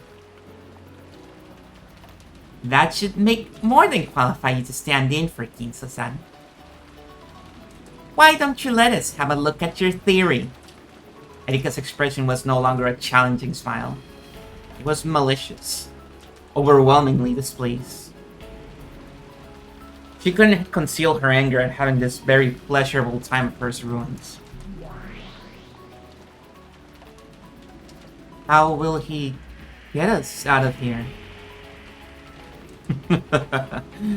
I've got it. I see. So that move is still open. So, you finally figured it out, you damn geezer. Hidden doors and hiding under the bed. All that stuff is so pitiful it brings tears to the eyes. This is the Ushinomiya Kinso we're talking about here. There's gotta be a more thrilling and exciting answer. Exactly. How pitiful that even I couldn't think of it, even though it was about me. And how pitiful that only one of my relatives to understand me is Battler, the kid who's returned after being gone 6 years. Katna, take my place. Do not shame me. Sure, Cramps. I'll teach these guys what about the dignity of Yoshinomiya family head is all about. What are you planning to do, Father? Natsuhi, Beatrice. Watch. We'll show you what being the Yoshinomiya family head truly entails. That Battler. What's he trying to prove? There's no way he can do anything. This is a perfect closed room. Natsuhi, come over here. Now, move as I tell you to. Battler called Natsuhi over to the window and whispered something to her, with his back towards the others. Miss Planor, you're ready for everything, right? It's not possible for Kinso and the witch to slip out of this room, right? Of course. Gertrude, Cornelia, and the palace guards. Double check that the seal of this closed room is perfect. Please, allow me to speak. Our barrier is perfect. Allow me to speak. There are no hidden doors, and escape will not be granted through either door or window. Palace guards, when Battler engages the barrier, fire arrows without hesitation. Sister Court, Roger. Battler-sama, prepare yourself. Escaping from this room is impossible. But he'll do it, yeah? How? He's certain he can succeed even without any basis. That's what it means to be the Yoshinomiya head, yeah?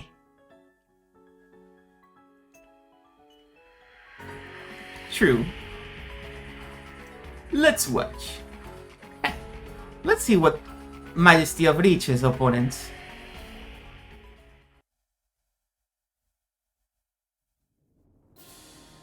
Then I'll begin. Everyone nodded and watched Battler's every move. Oh, I don't know, yeah.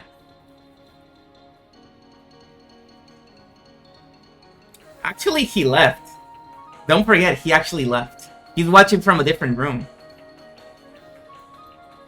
He and Gap left the room because Battle asked them to leave.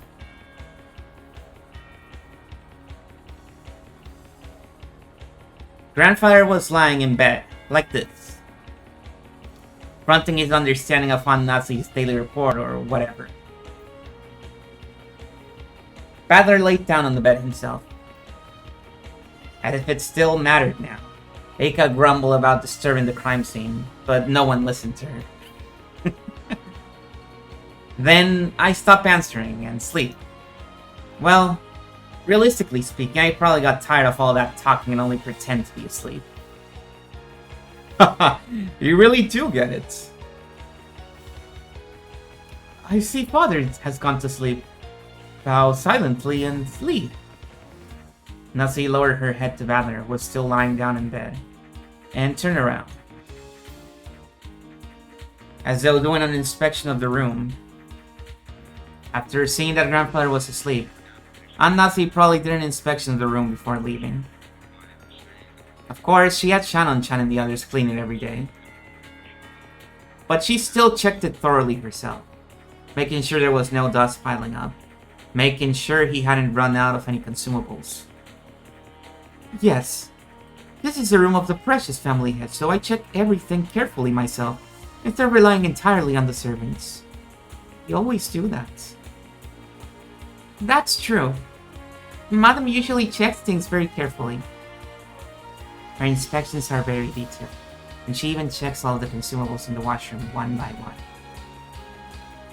In other words, aren't just talking dust in the windowsill like you see all the time on TV. She checks to see that there's enough soap and toilet paper in the washroom.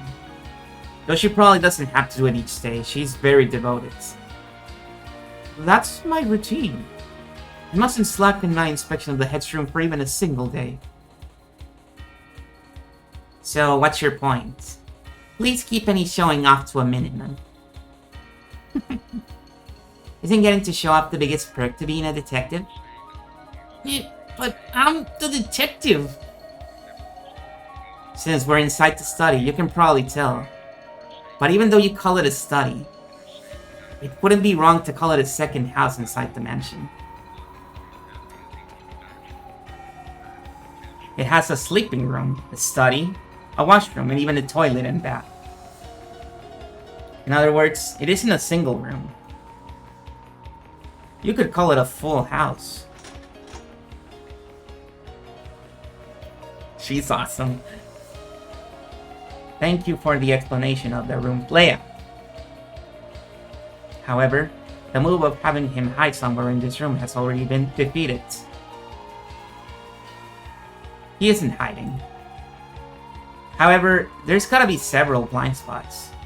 For example, if Aunt Nazi went into the bathroom to check the amount of toilet paper, most of the study would be outside her range of vision. In other words, for almost every location in the study, the sole observer would have disappeared.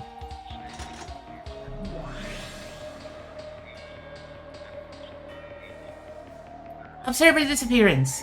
We've lost track of Kinso! Let it be said that the witch's darkness is filling the study. Excellent. Watch as it fills with the power of darkness. So, the observer, Nasi goes away. So what? What's next? When grandfather noticed that fuzzy on Nasi leaving, he got up. Why? On a twisted night such as this, what better way to enjoy a drink than faith in twisted weather under the night sky? Since Nasi is in the blind spot of the bathroom, it becomes possible for grandfather to walk about the study at will. It was possible for him to move without Nasi's knowledge. It was possible for him to move without contradicting what Nasi knew. Warning. Battler is approaching the study door. Allow me to speak. A noise rings out when the lock on the study door is released. Know that you cannot leave through the door without Nasi thinking something was odd. Because Battler had acted as though he was heading toward the door, Gertrude was sealing the door, immediately sent out a warning. Maybe it was possible for him to leave the study while in Nasi's blind spots. However, that's right. There's the sound. We know there's a loud sound when the autolock is released. Even if Nasi was in a blind spot inside the study, she wouldn't miss hearing that. Of course, she'd find it odd. Allow me to speak. Let it be said that Nasi did not hear the sound of the door opening while in the room. The washroom and toilet are very close to the door. Even if they hadn't been, that autolock always lets off such a massive sounds. She'd be able to hear that sound no matter what.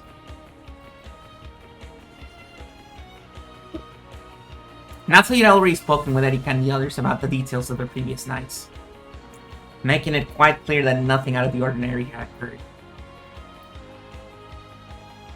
Any argument that relied on Natalie falling to hear the lock wouldn't work. Please, allow me to speak once more. Ginso entering or exiting through the door will not be permitted. Let it be said that this is a useless struggle. It is foolish. It's true that I can't break the red of that girl by the door. But what about you over there by the window? Turning his back to Gertrude, who claimed that leaving through the door was impossible. Badler locked his gaze on Cornelia, who stood in front of the window. Make sure you hold that barriers of yours up tight. 'Cause you're gonna be blasted away, okay? By now, Badler's target was clear. It was Cornelia. It was the window. He was going to smash this closed room from the window. Not expecting to be chosen as the target herself, Cornelia was overawed for just a second, but she quickly regained her composure. On rare occasions, struggling, fleeing witches would directly challenge the barriers Cornelia set up. Such witches were always fighting desperately, on the brink of death. Please, allow me to speak. You are Badler's target, Cornelia. I ask that you be on your guard. Oh! God, have pity on this foolish lamb. I'm no sheep. The head of the Ushinomiya family is an eagle, with one wing. Don't think you can keep me shut up in the study forever with just a flimsy window like that. Starting from a low posture, both silent and supple, Badler ran forward like a white leopard. This guy couldn't possibly mean to.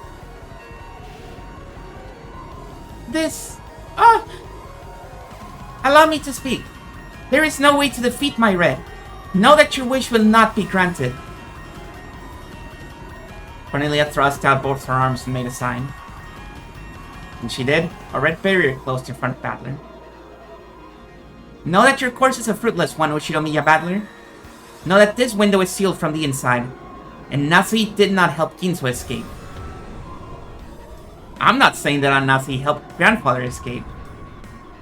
But what if Grandfather is knocked out, keeping it a secret from Natsuki? Why would Ginso go out the window of his own? What better way to enjoy a drink on a twisted night than leaping through a rain-soaked skies? But this is the third floor, right? It's impossible! Even you've jumped down a flight of stairs at least once in your life, right? 3 stories is nothing for you. Wouldn't put it past him. He certainly wouldn't. That's ridiculous!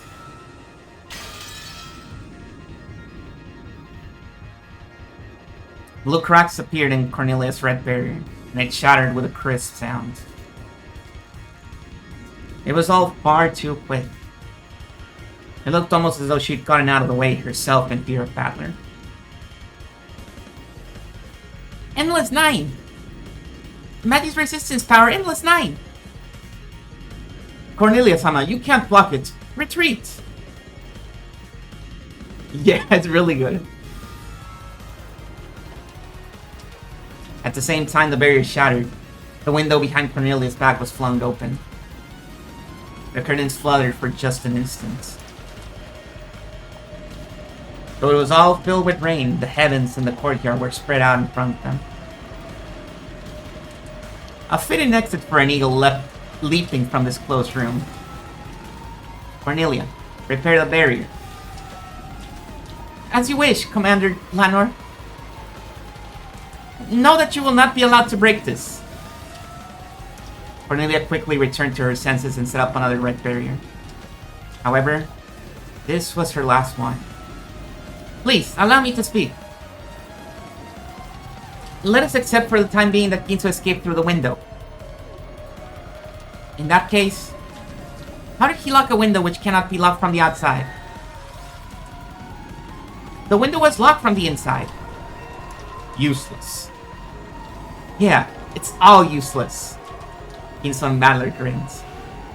Did you think this feeble red could block the charge of Battler and Ginso, the two family heads? After her grandfather jumped out the window, Ananasi probably noticed a slight trap. He then approached the window, realized it was open, then quickly closed and locked it. Natsu couldn't have imagined that I slipped out the window. Yeah, so it's only natural that Ananasi thought Ginso was sleeping in bed.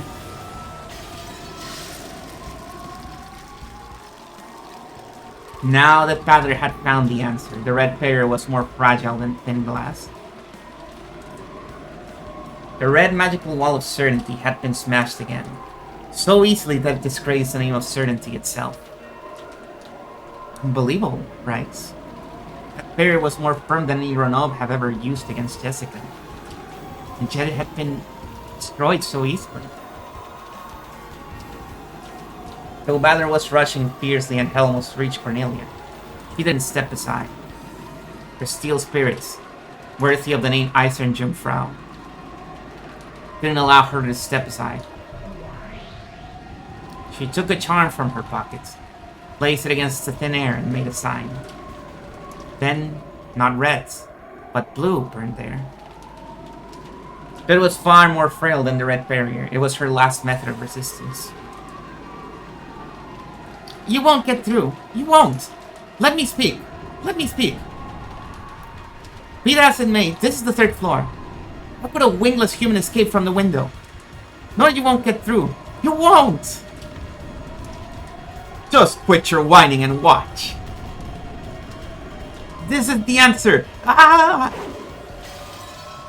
Battler jumped.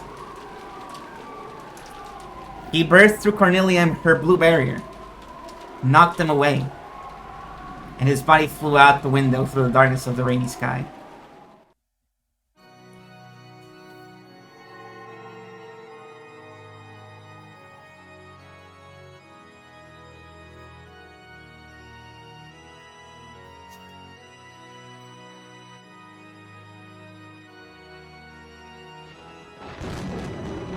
Well, yeah, it's the epic scene.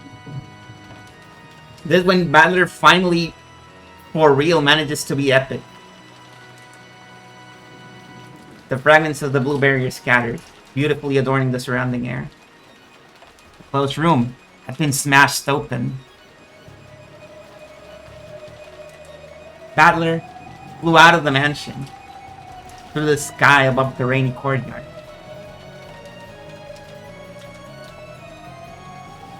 All the raindrops became small round gems and were scattered through the air. Battler flew across the treasure box world with that exquisite stormy sky, through the countless gems of rain that filled it.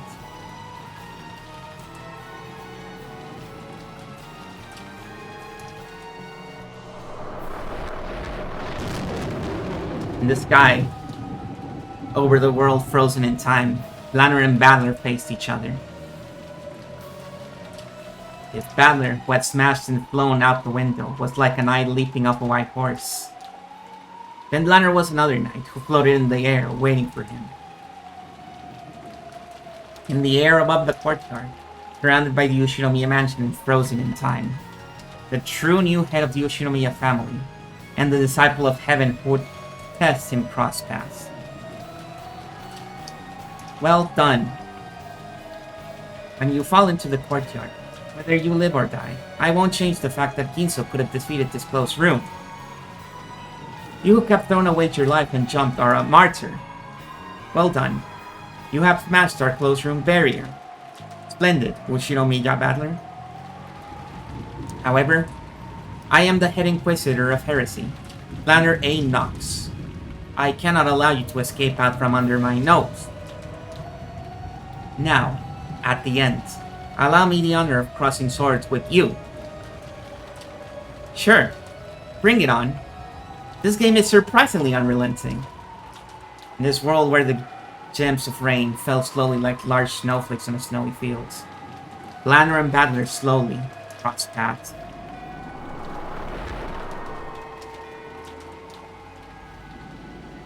It seemed slow, and yet it happened in a flash. Their gazes crossed and clashed like lightning. Night confronted night head-on, and everything would be settled with a single strike. Blue and red crossed paths. Man, I cannot get over the sound of Blanner's blade, because it doesn't sound like a cutting sound. It sounds like a punching sound.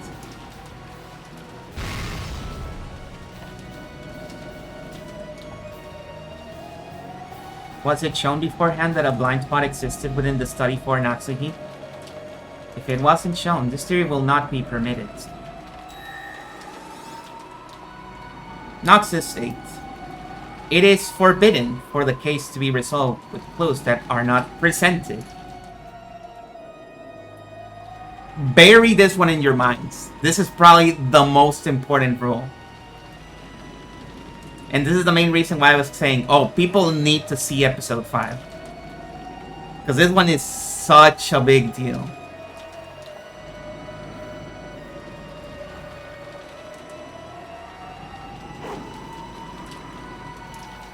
Blanner's double strike with both the blue and red blades reached out a slight battler. And failed. Joe's longsword, which had never lost over the course of 100 battles, cut through empty air. When we entered the study, its structure was clearly described. Too bad for you. For the first time, an expression showed on Blanner's face. It was a sudden smile. She had known about that long before. However, she still couldn't let him escape without attempting that single strike. Not even with her reputation as an inquisitor of heresy on the line. She still crossed swords with Battler, even though she knew it would fail. Yes, I knew. With your answer, Nox 8 is not violated. Here it comes. No hard feelings. Yes, come. In Battler's hand was a blade that shone red. That blade etched out the red truth. It wouldn't be an exaggeration to say that Kinso's study was a small villa he had created inside the mansion. A study, a library, a place to sleep, and a bathroom and washroom. It was divided into multiple rooms. That has already been shown, and it suggests that there could have been a blind spot somewhere within the room. Oh yeah, that was presented before they actually started discussing this. So there's the clue. There was the clue. It was presented. Without any mercy, no. Without any reluctance, which would have been dishonorable. The sort of red truth cut into Blanner. It cut up beautiful hemispheres of the countless gems of rain that filled the sky.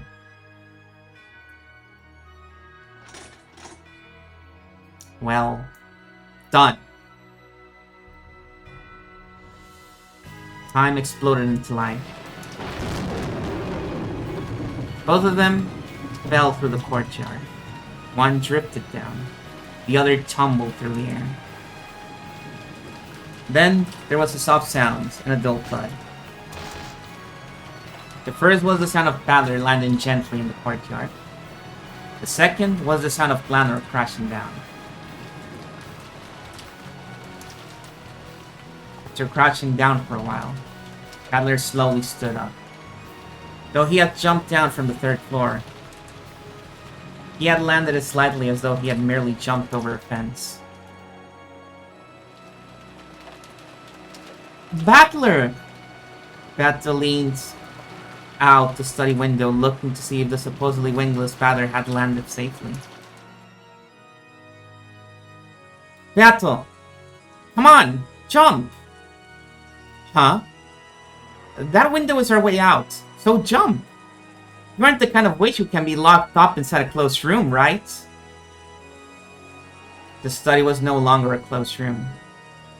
You could jump from here, escape from here. By now, the closed room that had threatened to capture the witch and suffocate her had been destroyed. Yes. You too, Kinso. Go. From the moment Battler showed his answer, my spirit had already escaped from this room. Kinso's form became a cloud of gold butterflies and disappeared. The closed room barrier had dissolved, and the power that denies magic had scattered. Beato ran towards the window. That was the only exit from the closed room of this witch hunt. After glancing at the Chester sisters and the subordinates of the Inquisitor of Heresy, she readied her wound-covered body and ran towards the window, just like Battler had done. She looked like Cinderella running as she heard the bell toll. There's no way we'll let you escape, Batorice, illusion of the witch. Erika flew at Beato, trying to latch onto Beato as she dashed. But it was like trying to catch smoke, and she landed face first on the floor. There's no way a human could catch a witch. For one such as her, without love, even touching Beato was impossible. Sister Corpse, shoot the witch! Shoot her dead! Alignment conflict. Unable to fire. Allow me to speak. I have no barrier prepared for that can block Battler's blue truth. Both Chester 00 and Gertrude spoke with unbelievably calm voices. No one can stop them? Not Battler? Not Kinso? Not Batorice? If these guys managed to escape my closed room, my theory, the detective for the Erika. Erika crouched, screaming and clutching at her head. The Great Golden Witch isn't gonna be defeated by something like that geezer's grubby study. Still just the first twilight. I'll teach these newcomers that your game isn't that easy.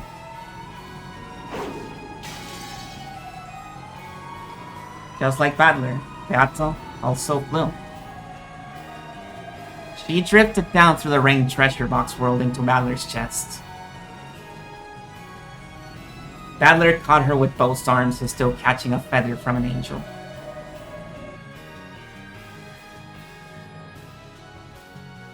She got so owned. It was like a knight catching a princess who had been locked up in a tower.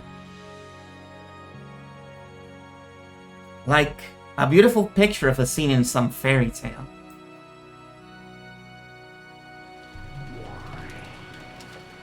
Crap. I think I'm in love. Are all the Yoshinomiya family heads like this? If you were to write down the unprecedented feats of Ushinomiya Kinso, you would probably have an uproarious tale longer than all the grimoires in the study put together. It seems the tale of the next head will be worth writing down as well. In fact, it already is being written. It's already a very, very long tale. The demons giggled on top of the roof, holding umbrellas. Then they quietly looked down over the two in the courtyard.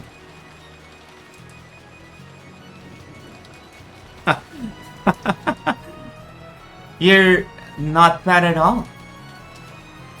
I guess all your games have toughened me up. In shock, Beato actually praised Battler as he held her in his arms. Battler laughed in his usual carefree way. This is impossible! Impossible! Erika looked down from the window and clenched her teeth, still clutching at her head. Still holding Beato in his arms, Battler grinned back. Erika. What? I'm not giving the riddle of the Golden Witch to you. I'll solve it. That riddle belongs to the two of us. Right, Beto? Indeed. My riddle is... Yo? My mother laughed evilly. Beato's face turned uncharacteristically red. But even so, she spoke while laughing loudly. My riddle is... yours. Yours alone, Ushinomiya Battler. I won't let anyone else solve it. Listen to her, saying something like that. Battler snorted, amused that Bato had said something so out of character. And still, holding Bato in his arms, he spun around in kind of a waltz. And a kind of waltz. Yes, waltz mentioned. Let's go. Fallen Gems of Rain celebrate their victory over this trial. He jumped down from the third story? And he's alright? Jumped down and escaped from the closed room? This is ridiculous. This isn't reasoning. It's insane. If Father had at least been seriously injured and writhing in the mud, Erika might still have some ground to stand on. She might have been able to claim that Kinso couldn't have jumped down with his old body and gotten away unscathed. However, Badler stood calmly in the courtyard, looking up at Erika with the dignity of the victor. Everyone, I'll ask one more time. This is impossible, right? There's no way a human could jump down from a third story and land unharmed. Isn't that right, everyone? Much less Kinso-san jumping down from the third floor of his age. This isn't reasoning.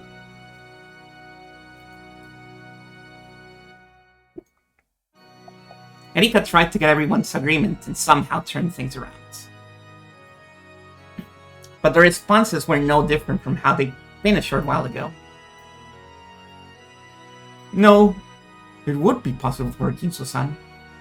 I wouldn't put it past Father. This is Father we're talking about. There's plenty of crazy stories about that man. Something like this wouldn't surprise me a bit. What? Is there something wrong with your heads, with your brains?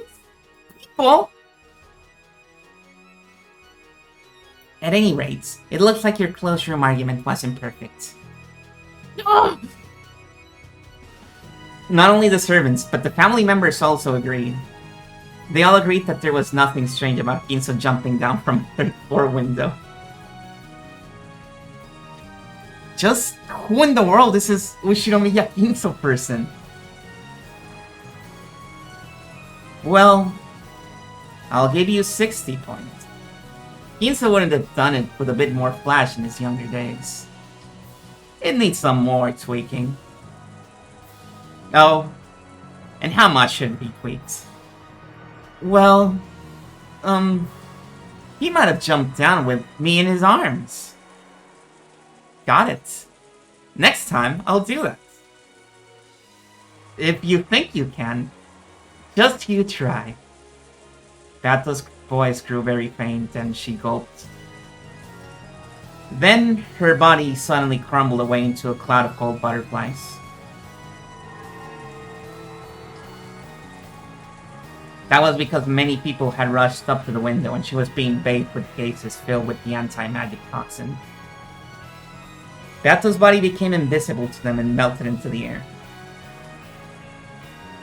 So, to their eyes, it appeared that Battler was standing all alone out in the courtyard. Battler, you okay? It looks like he's fine. Thank goodness. Good Battler, get real now. Hello, Flo.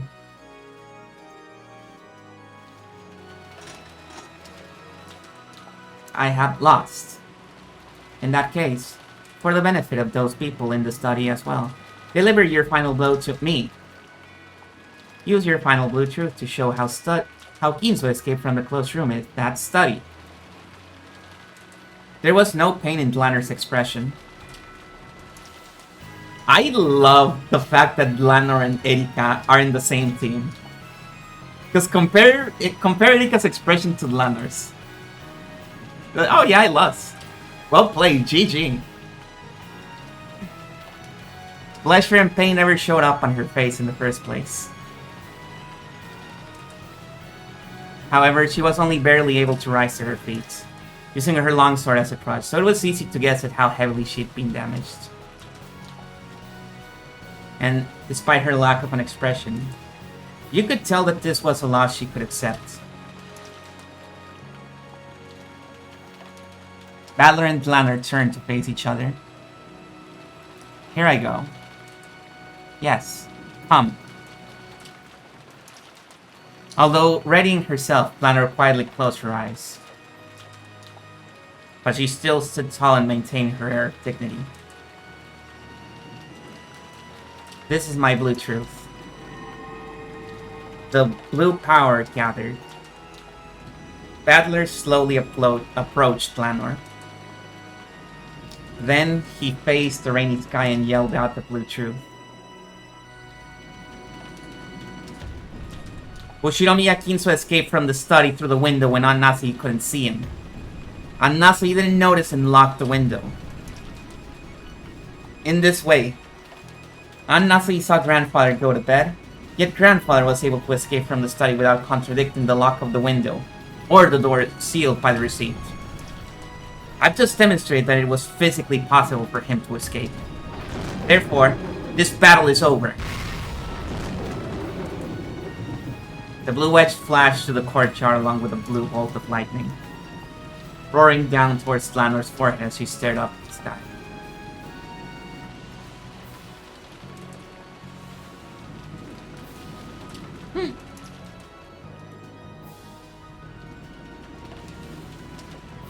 Battle's game isn't forgiven. It's doubtful whether the classic patterns of the mystery genre even work here. Your swordsmanship isn't bad, but you ought to be a bit more flexible in your thinking. A massive blue wedge that looked like a pillar was above Flanner's forehead, and had stopped with its tip just slightly touching her. It didn't run her through. It made no mark larger than being poked with a pencil. When Battler snapped his fingers, the blue wedge shattered and became a shower of translucent gems. No, drops of rain that poured down over the courtyard. Lanor sat down in a dazed sort of way. Amidst the thunder and rain, the successor to the Yoshinomiya family headship faced the people staring down from the study and spread his arms wide. Welcome to battles in my game. Welcome, Erika. How amusing, Ushiromiya Battler. Good. Truly good. I'll chew you to bits. This riddle of the witch, all the way deep into its guts where it's still alive. Battler and Beato both looked calmly up at Erika. Couldn't contain her evil laugh.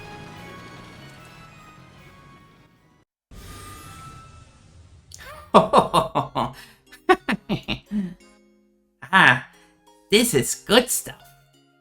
Erika, that was so lame.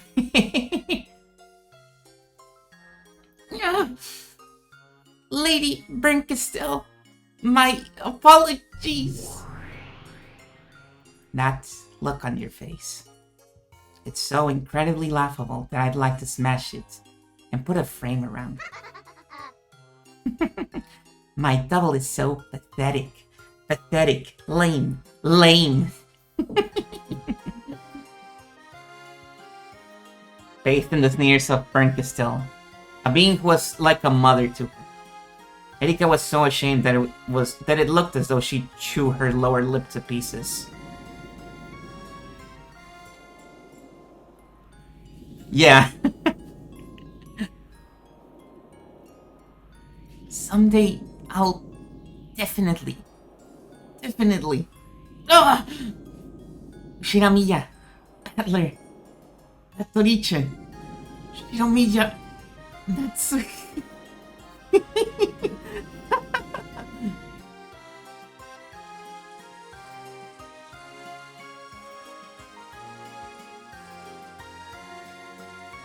Oh yeah. She is crazy. She's insane. This riddle of ours. I won't let anyone get in the way, Batorice. Yes.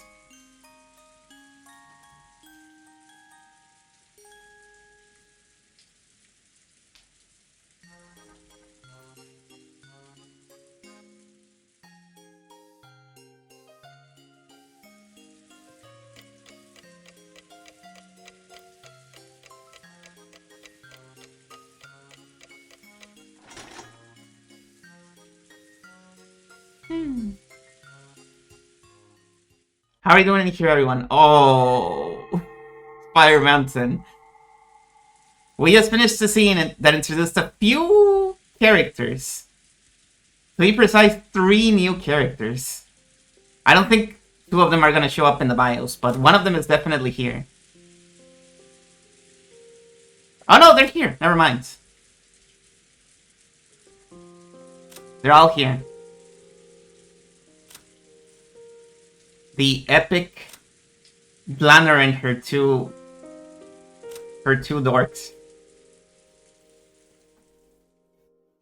Member of the Frau. The 7th District Repentance Enforcement Agency of the Great Court of Heaven. She's a high-level assistant inquisitor and a first-class minister. As an assistant inquisitor of heresy, she is tasked with aiding during interrogations and hearings. Because most missions end up as executions, he is usually assigned the job of using barriers to block the target's means of escape. Okay. What do you mean next? There's a second page? When it comes to fulfilling her missions, she is calm, flawless, expressionless, and emotionless. Have we seen this before? Have there been second pages to the bios? However, most of the time she is quite compassionate and is loved by many of her juniors. She has already passed her exam to become a full inquisitor and was offered a vacant position in a different district. But she refused. She waits for the reassignment under Dlanor, to whom she owes a great debt and continues to serve alongside her as an assistant. Therefore, though she is an assistant, she is treated as an inquisitor, 3rd-class archbishop. Oh yeah, only Gertrude is here right now. Cornelia isn't here. She also has the 2nd page, holy shit. Her father was a legendary inquisitor of heresy. Oh shit! Look at her sprite. Pay attention to her sprite. Look at her face specifically. Did you see what happens? Let me see if it happens again. Ah, it only happened once. What the hell? I can't get it to happen again. Let me see if I get out of the BIOS. What the hell? It only happened once. Is it like a rare proc? Huh, I wonder why that happens. Her father was a legendary inquisitor of heresy, but he broke the rules and was executed. He was the one who performed his interrogation and execution. Since that time, she has stopped growing, and both her body and mind remain eternally those of a young maiden. It is whispered that her heart also died at that moment, but she does not see it that way. Her primary weapons are the red key and the blue key, which take the form of the longsword and the short sword. My awesome OC that has like a really deep lore. Oh no, there's Cornelia. She's a rare proc as well. Okay. A member of the Ice Enduring Frau, the 7th District Repentance Enforcement Agency of the Great Court of Heaven. An assistant inquisitor and a 3rd-class minister. She has obtained high grades in academic exercises. But this is her first time on the job. She possesses a strong sense of justice, and is currently cramming for exams to become an inquisitor of heresy like Planner. Her current goal is to become more like the veteran assistant, Gertrude. Man, these guys have awesome backstories, honestly. I believe there's actually a side story that they made just for these three characters. She normally has a zealous personality. However, she imitates Gertrude and tries to be emotionless. She's too innocent and pure to be involved in heresy hearings. And she doesn't yet know anything about dirty jobs and the dark side of this profession.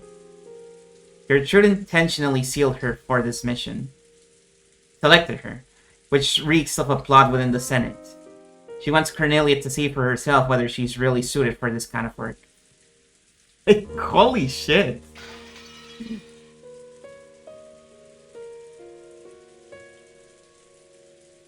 There's so much stuff going on with that bio. And it's all made up. In the golden land, the quiet rain just kept on falling. Who here remembers Stride Witches? Oh yeah. Leotards have their place in the arbor. I mean, I've said before, my favorite outfits of the non-humans are the Chisters. I really like the Chisters outfits. They're awesome.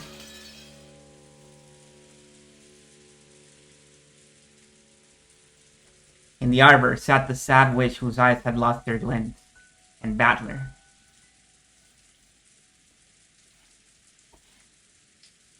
Virgilia could also be seen there.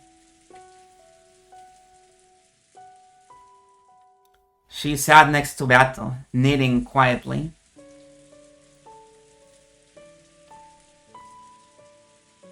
Screw with the pussy window on the Chaser is kind of awesome, I suppose. Lambda Delta's game had passed the climax of the first Twilight, and they were taking a short break.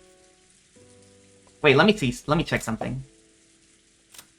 Fuck, she has a second page too. How many of these have a second page?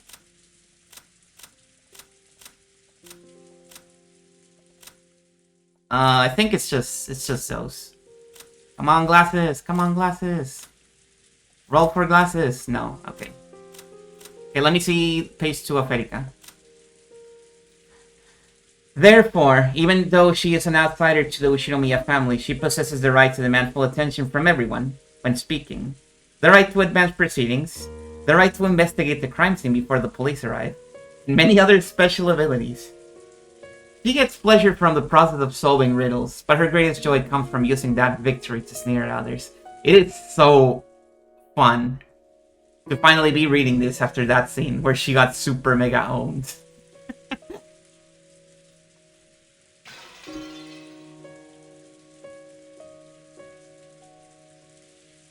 Gazing out at the golden rose garden soaked with rain, Battler considered the present, what was to come, and what had happened so far. He must have. And he's using it for the fucking OCs. not even the humans. Now let me tell you all about the freaking syndicate that's controlling the Eisern Jungfrau and is doing shit from behind the scenes and is corrupt. To Adler, the act of thinking was itself a battle. Even with the game stopped and Beato unable to speak, he could still keep on fighting. Virgilia suddenly stopped her knitting. Battler noticed it too. Because, though none should have been able to visit this rose garden, she had noticed a silhouette approaching. That's unusual. Not many people are capable of reaching this place. It's her.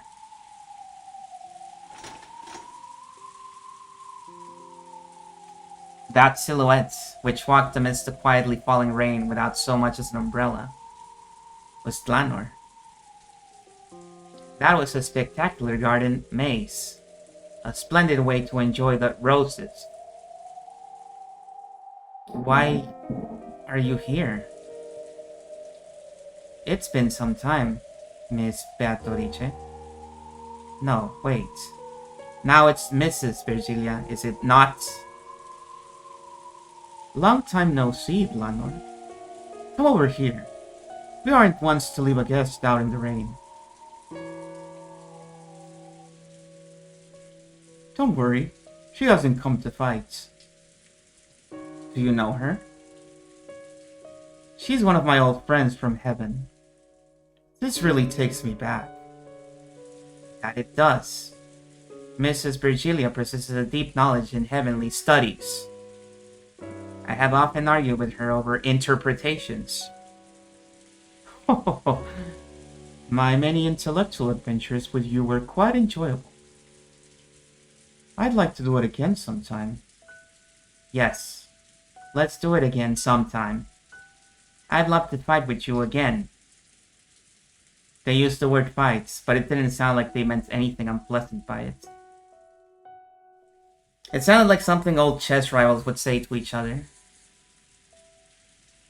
Unlike Bato, it seems Virgilia always behaved properly and courteously, though she had many friends in various other worlds, including both heaven and the demon world. Surprisingly, Blanor was one of them. Blanor, who had crossed swords with me just a short while ago, shook her head like someone taking shelter from sudden rain and sat in the seat Virgilia pointed out, like a guest. Is there any type of black tea you would prefer? Anything. Any tea you make is superb. Then how about some Darjeeling? Battler, Bato, would you like some more? Yeah, Bato and I would like a refill, right? As usual, Bato didn't answer. But if you quietly gave her a cup, she would sip it from time to time. There was still some black tea left in that cup, and it already chilled. So Battler asked for a refill for Bato as well. I have heard rumors. How pitiable that Batorice, the endless witch famous for her cruelty, has been reduced to this. She's no longer participating in the game. Lambda Delta is the one controlling the battle that's on the game board. I know. However, she is the original master of this world. You are the proper guest, invited by that master. That is why I have come to pay my respect. On the game board, Beato and I met Blanor. But those were the game pieces of those witches. They weren't Beato and me ourselves. Is that why you went out of your way to greet Battler-kun and Beato here? I see you're as conscientious as ever. That is my way of doing things. Greetings, Mr. Battler. I am Blanor A. Knox. We play opposing roles, but it is a pleasure to meet you. Sure. I'm Ushiromiya Battler. Pleased to meet you. Greetings, Miss Beatorice. I am Blanor A. Knox. Beato. He's saying hi. She says, welcome. Thank you very much, Miss Beatorice. The witch and the Inquisitor of Heresy, whose job it was to hunt witches, greet each other around a tea table surrounded by the aroma of black tea. It was a strange sight.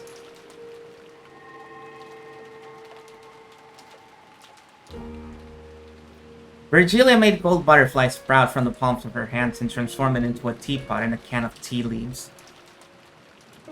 It was a very witch-like way to make tea. Of course, she actually was a witch, so that scene wasn't particularly bizarre in itself.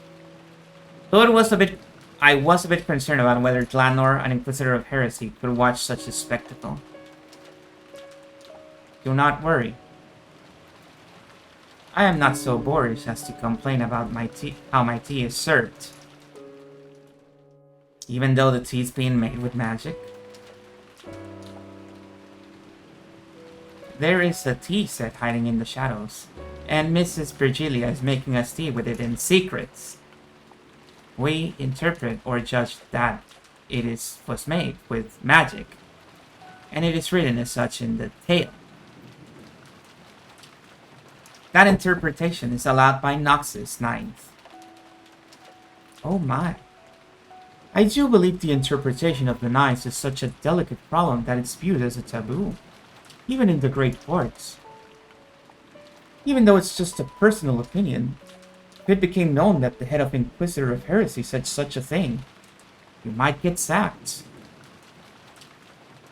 No matter what interpretation I record it with. There are no lies in the taste of your tea. Therefore, I do not worry about how it was prepared. Though she looked cold, she was a surprisingly tactful person. If Glanor were to deny that the black tea had been prepared with magic, this magic would surely be crushed in an instant. However, the possibility had been presented that a tea set existed, and had been used to make the tea normally. So the fact that Virgili had made tea was, in the end, undisputed. Magic that hides the result in darkness is evil. I will not permit it. However, magic that enshrouds the process is not necessarily evil. My foe is evil itself, not magic. I see. The important thing is that you're being served some tea. So it's just common courtesy to avoid complaining about how it was made. That's right. When someone makes tea for you, it's common courtesy to be grateful. There's nothing elegant about pushing your way into the kitchen and criticizing how they brew it. Yeah.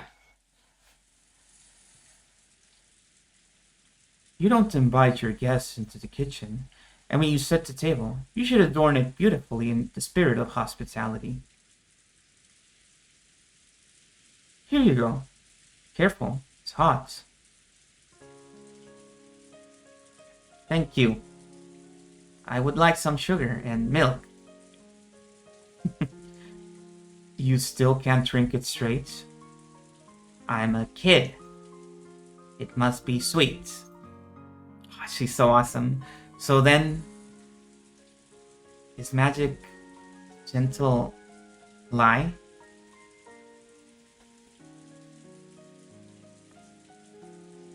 The word lie makes it sound bad. The word embellishment is probably more fitting. When giving a child candy, you can take a crumpled one out of your pocket, or you can use some clever sleight of hand to take the candy out. I a kid, it must be sweet, yeah. The impression given by each method varies greatly. Well, yeah. It'd look cooler if you took it out with a little magic trick. Wrong. There is meaning in the fact that the result, given in candy, has been adorned to be even more beautiful and fun. Think of when you give Maria Chan a candy. There is a huge difference between taking it out of your pocket to give to her and slipping it into her pocket and saying a fairy tale. A fairy gave it to her for being such a good girl. In my opinion, it would be boorish to then question everyone about their alibis and pinpoint who it was that slipped it into her pocket. The important thing is the result, that the girl received the candy and rejoiced. And it is significant that it was embellished in a way that made her rejoice. That's surprising. When you showed up, I got the feeling you'd deny anything that went by the name of magic. That is how I act in my capacity as an Inquisitor of Heresy. It is my job. However, when I am away from my job, I don't enjoy being quite so cold-hearted. So you set your personal feelings aside when on duty? You do it well. As an Inquisitor of Heresy, hunting witches is my job. However, I personally find witches pitiable. Despite this, I carry out judgment mercilessly as an Inquisitor. In the end, that doesn't change the fact that I sentence witches to death. In the end, my pity is nothing more than a useless embellishment. Whether I have it or not, nothing changes. So, it would be better if I didn't. That's not true. Even if the ends are the same, what's in your heart makes a big difference. Your mother's cookies are clearly more delicious than those made by a good pastry shop. That's because you know that they were made with heart.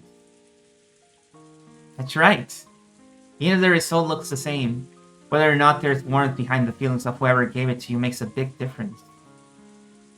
Is that so? Whether I have a heart or not is completely meaningless. Planner's gaze fell to her cup, a little sadly. That's not true. After hearing all this, I've changed my view of you a bit. And that's why I'm certain the heart isn't meaningless. He's starting to believe. Virgilia was a little surprised to hear the words she should have said coming from Battler's mouth. After all, understanding the heart is the first step towards finding the essence of magic. By now, perhaps Battler has unconsciously started to understand, bit by bit, the essence of battle, the essence of witches. And the very first essence of all, magic. Whether you want to become a witch or vanquish them, the very first step is learning about magic. Virgilia was sure that she'd felt this faint change within Battler. As for that last fight, thank you very much. I am grateful for the mercy you showed me at the very end. That me wasn't me. Lambda Delta was controlling him. I joined in on the 5th game partway through. I still haven't participated at this point in time.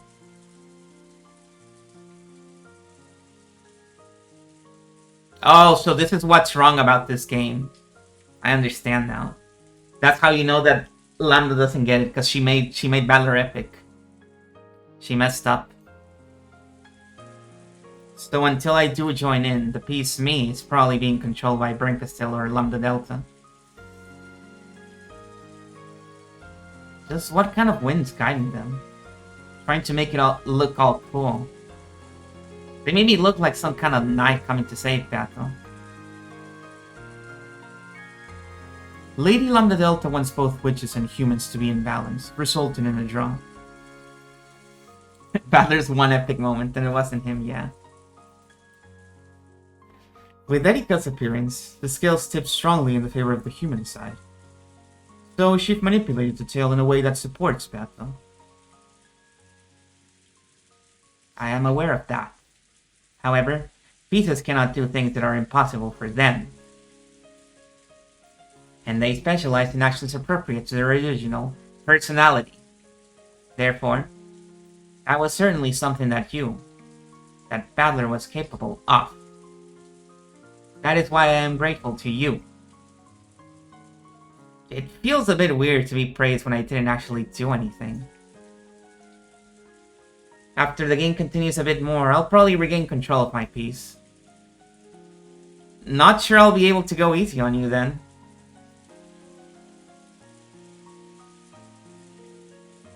It's the same with me. The next time we cross swords, I won't hold back. Bring it on. I'll be your opponent. Come at me with all you got. I promise. With everything I've got. Planner, huh? I thought she was an emotionless killer doll without a heart. But maybe she actually is pretty approachable. Oh, Battler is going to die. You have so much faith in Battler. So of course, neither of us will show any mercy when fighting on the game board. For a while, we gazed at the range-wrench rows, scarring as we quietly enjoyed our team.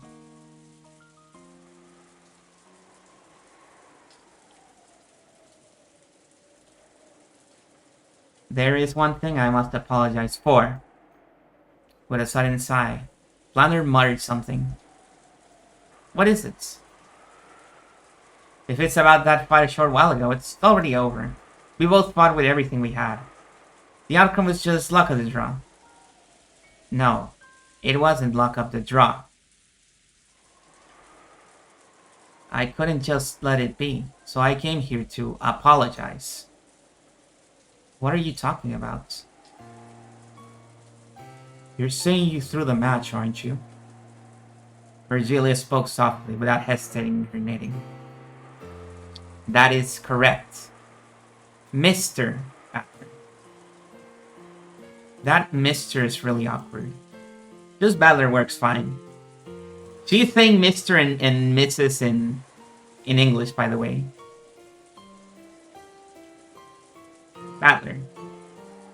I apologize. We did not give it everything we had. I know. Ginso is dead at the starting time for all games. Yato has already spoken that truth. In that battle, Battler could only have achieved a draw at best. He most certainly had no chance at all of winning. You're right.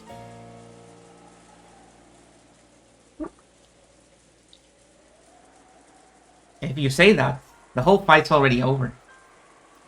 Why didn't you just use that, Red?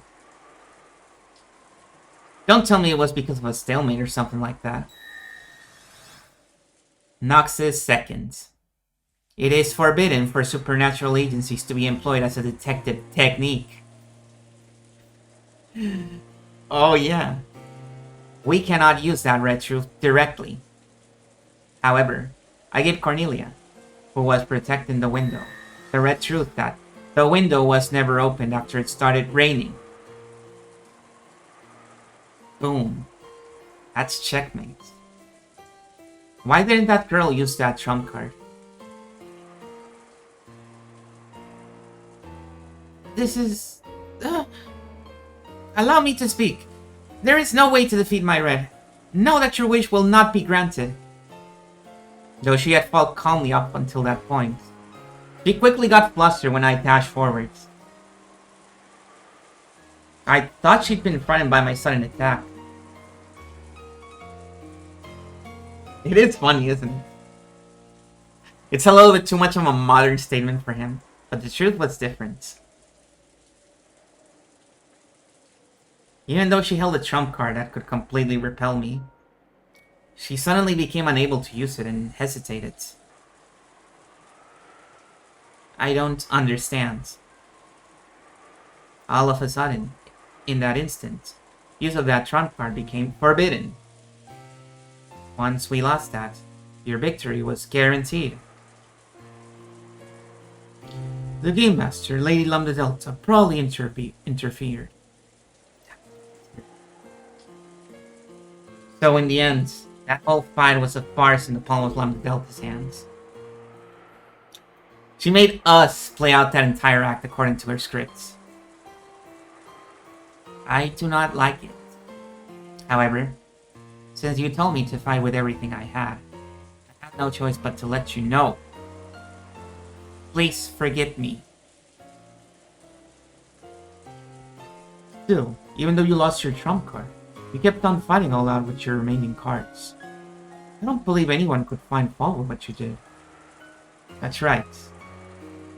On the contrary, you should be mad at Lambda Delta for butting in. Ginso doesn't exist should already be an established fact. Lady Lambda Delta and Lady Bernkastel should know this well.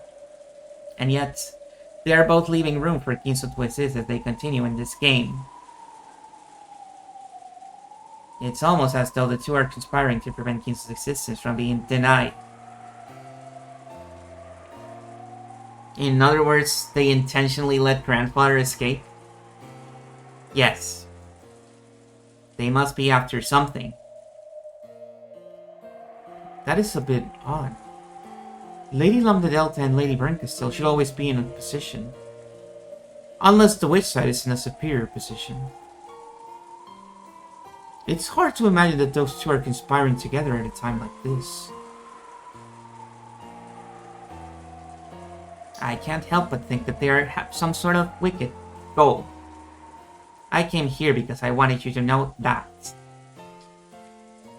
So, you came all the way here to tell us something like that? Yes. Which means that my business here is finished. I think I will leave now. The game will probably resume shortly.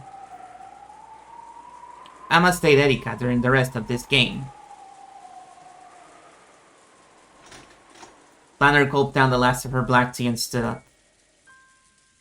Next is the battle of the second twilight. At that point, I will once again raise my merciless longsword. So I ask the same of you, Battler. Show no mercy towards me. I understand. If I went easy on you, I'd have my own head smashed in. On the game board, I am nothing more than Lady Brinkstill's piece and Furo Erika's subordinate. In the future, we will probably stand across from each other as opponents many times. However, my heart is always neutral. No, please forget that.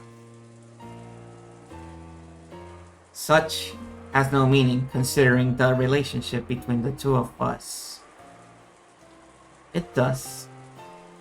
There's no doubt you're a fearsome opponent, but you don't piss me off anymore. Though that Erika totally pisses me off. Good. Puro Erika pisses me off. Clanner's expression finally softened slightly. At the very last moment, it felt as though we finally understood each other. Yeah. Puro Erika is a very evil entity. She's lost faith with her recent defeat and is burning with a desire for revenge. Even I don't know what she is planning. However, it can't be anything good. Please take care. Just knowing she's Brinkstill's piece tells me I can't let my guard down. Lanner nodded as still satisfied, left the overhang of the arbor and walked out into the rain. To think I'd serve as a subordinate to such evil. Why was I called to this world? Lanor let out a small sigh. Pieces can do nothing except fulfill the function they had been given. And that function is given to them by the one who controls them. She probably can't disobey her own player, Brinkstill. Lady Brinkstill may be the one who called you here. However, the one who let you into this world is Beato. If this child didn't wish it, you would never have been able to make it through the garden maze and arrive here. Right, Beato?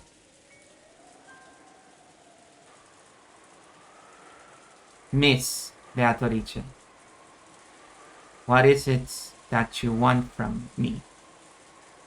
I do hope that I can help you in some way, though I may be a subordinate of evil. She spoke to Beato, but of course there was no response. After bowing once more and thanks for the black tea, Flounder disappeared off into the rainy rose garden.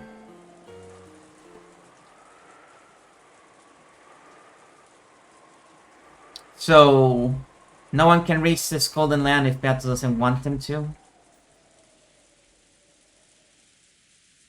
Yes. This child is the one who called Lanor here. So, Beato called her here so I could meet with her. However, I know of a person who reached this place despite Beato's wishes. It's Anjay. In the last game, Anjay reached this place by herself, even though she wasn't an invited guest. Was that also something Beato wished for? I am here. You are here. Beato is here. Lanor was invited here. All of these things happened because this child wanted them to. Even the bit of time you and Lanor spent together drinking tea. Beato, what was I supposed to learn from her? Does it have something to do with finding your hearts and letting you rest in peace? Flanor A. Noth, natural enemy of witches, an inquisitor of heresy, a vanguard of mystery who denies fantasy.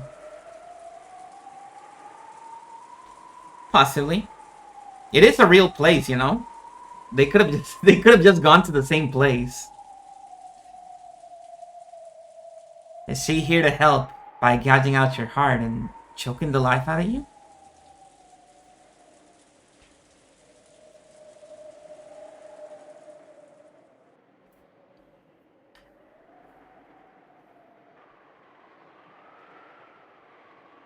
Please stand on one leg.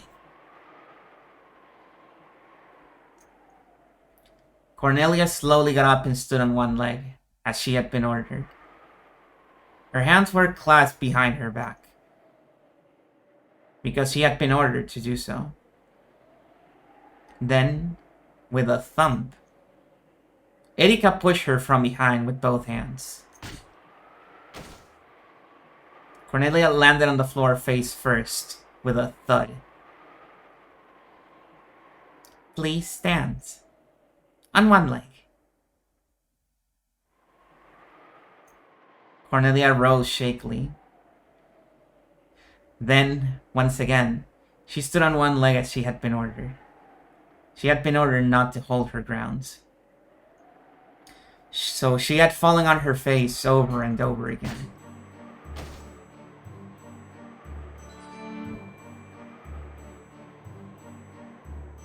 She had barely managed to protect her nose. But after smashing against the floor so many times, her face was bright red. Cornelia is extremely moe. She wasn't shedding any tears. No, she couldn't shed them. Like the whole bit in the bio where it says, oh, this is basically her first job ever. As an Inquisitor. Because she was forbidden to do even that. Please stand on one leg.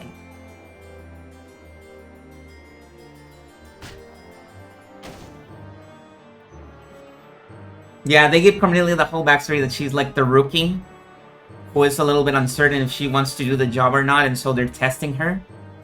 And Gertrude is the superior, the elder Inquisitor, who's actually already... She could just have her own job, not working under Lanor, but she wants to work under Lanor, so she hasn't taken any promotions.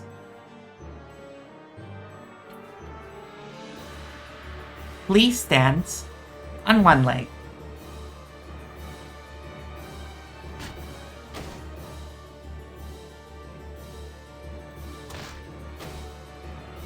And it continues. Erika repeated this falling torture over and over again.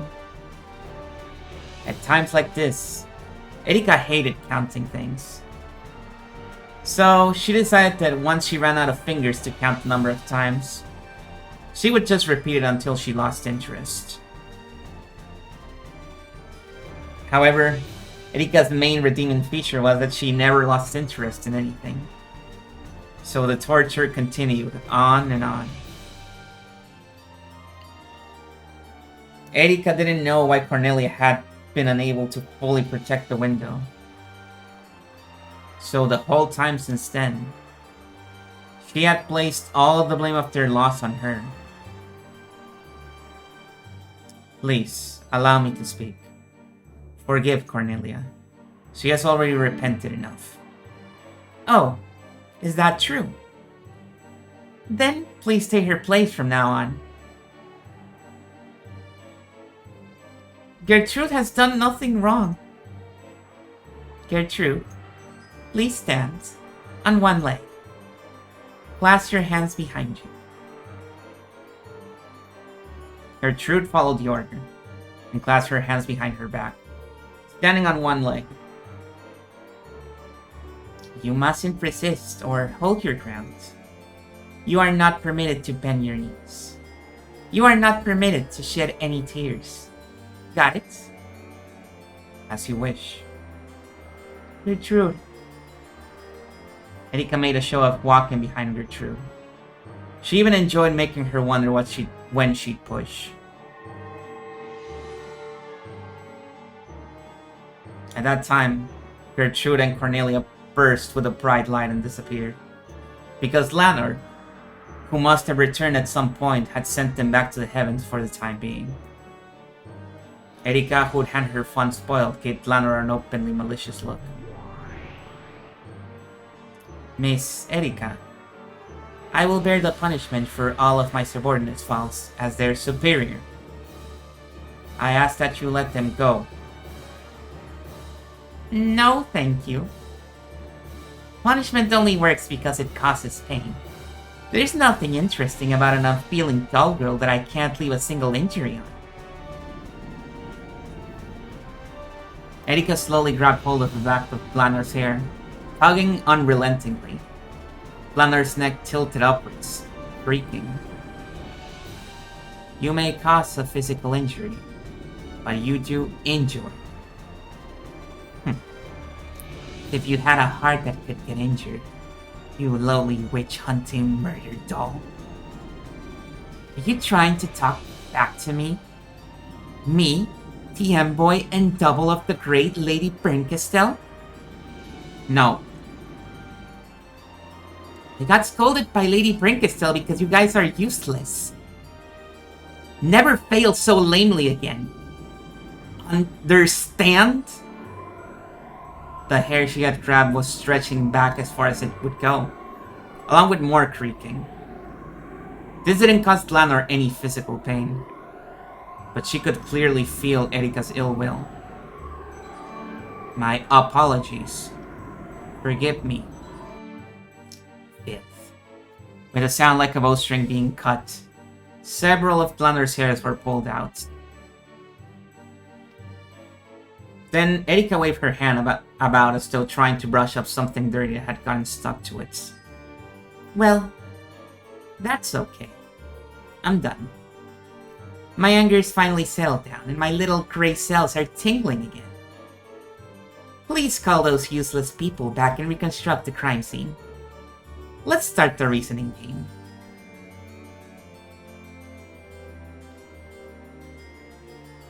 Like a bow with its string cut. No! Understood. Gertrude, Cornelia. No! As you wish. The two of them reappeared behind Lanor and reconstructed the crime scene for Erika, the one who had just been tormenting them.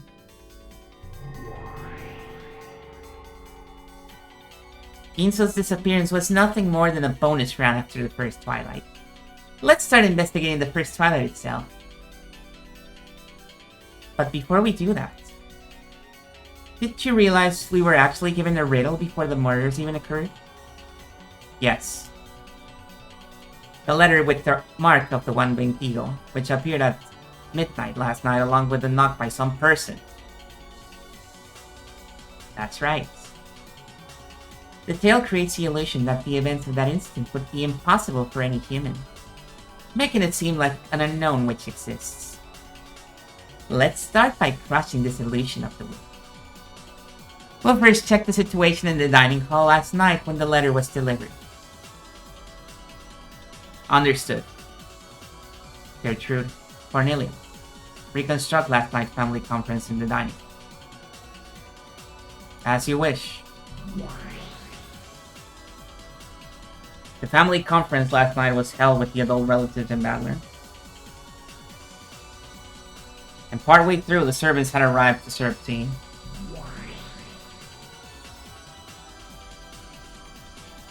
Let's check everyone's location at the instant the letter arrived. How did that go again?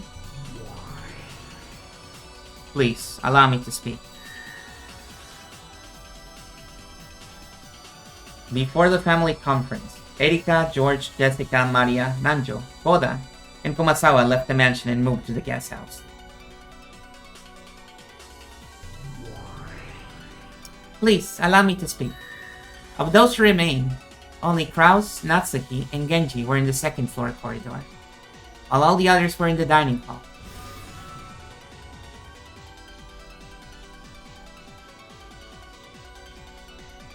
Because the family conference was proceeding and the mansion was completely locked, all the other humans were unable to enter the mansion. Uh-huh. That means there's no one inside the mansion who could have knocked and placed the letter there, right? Yes. The witch side will probably claim that the one who did this was the witch who wrote the letter, Beatrice. Ridiculous. A stupid trick. There's no guarantee that the letter was placed there at exactly midnight. It's only sensible to consider that it might have been placed there early.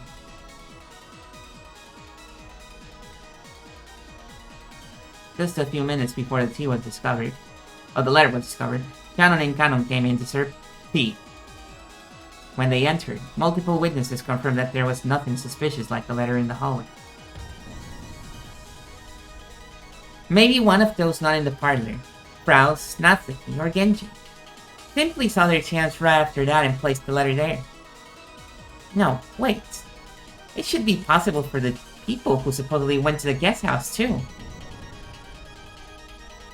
We heard that the mansion was locked and that no one outside could get in.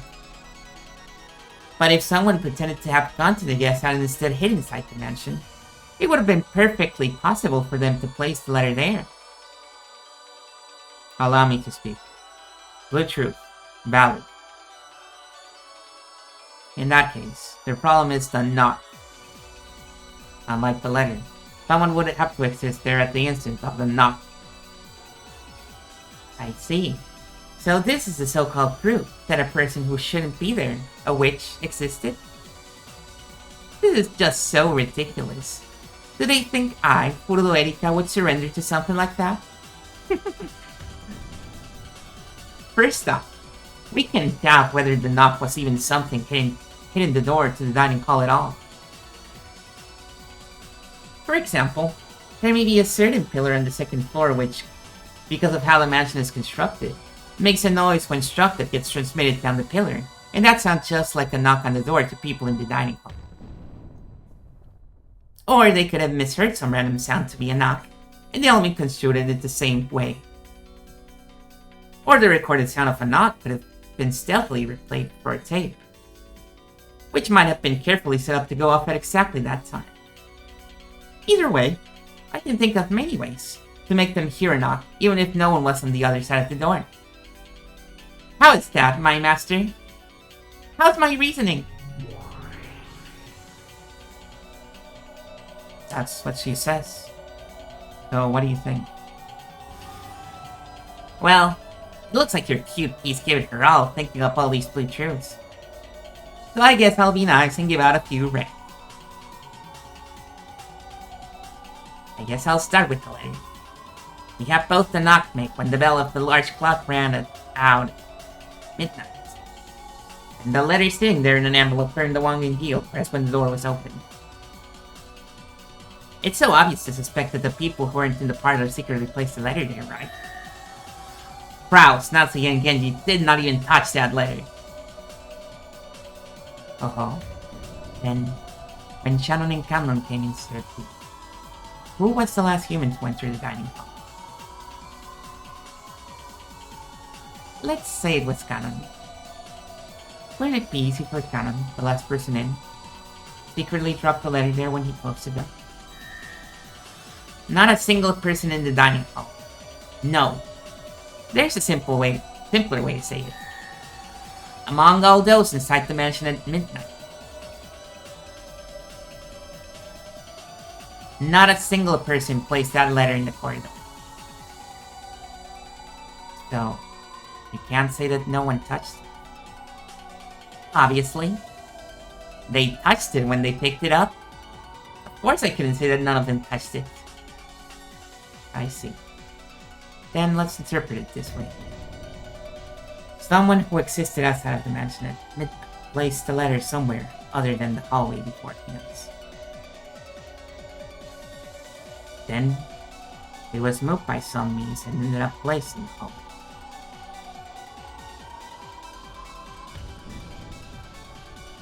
Just as an example, let's say it was stuck to the bottom of the serving cart the servants were pushing. It was simply glued there in a way that would make it come unstuck after a certain amount of time. When it eventually fell off, it became the letter left behind by a witch who shouldn't have existed. In other words, this is a classic trick where the true sender gives themselves an alibi by making the letter appear at a different time. Allow me to speak. Blue truth. Valid. In other words, the fact that it landed just outside the dining hall door was just the culprit's good luck. At worst, it might have happened in the kitchen, the corridor, or even inside the dining hall. Oh, good. If it had happened inside the dining hall, it would have been even more wonderful. Within everyone's sight, a letter would suddenly appear on the floor.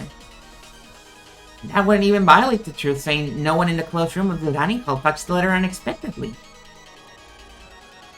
Well done. If the letter was stuck to the bottom of the serving cart, then anyone could be the culprit. That might work okay regarding the letter. However, will that same type of argument apply to the knock as well? Let's try this again, shall we? Please, go ahead. Neither Kraus, nor Natsuki, nor Genji knocked. This isn't the limited meaning of them knocking on the door, okay? It means they didn't use a pillar to transmit the sound or push the play button on a cassette tape they recorded or create the knock sound by any means. Of course, this applies to direct, indirect, intentional, coincidental, and unintentional means. This wedge has already been knocked, but I'll repeat it. Oh no, this is burned. Maybe someone other than Kraus, Natsuki, or Genji made that knock. Or else, a sound that could be misidentified as a knock.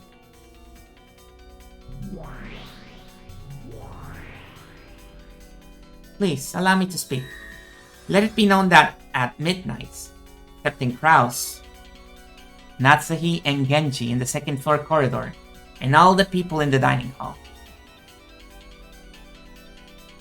No humans existed inside the mansion.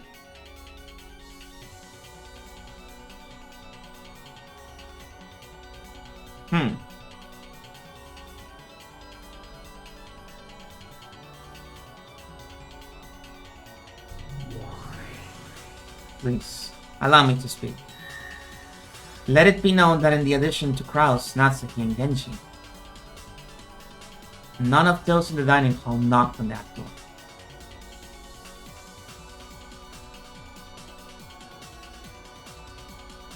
In this sense, knock includes all direct, indirect, intentional, unintentional, and coincidental events that could create a knocking sound.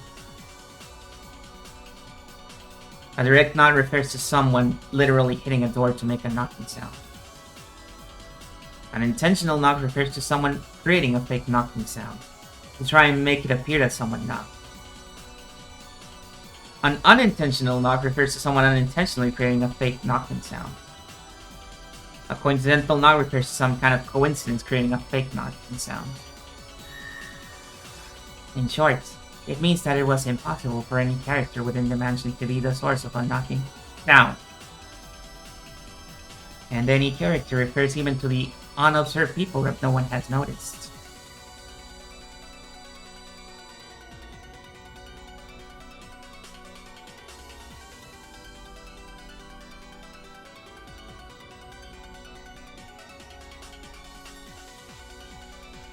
Anyone who was in the mansion would also include any unknown person who had snuck into the mansion.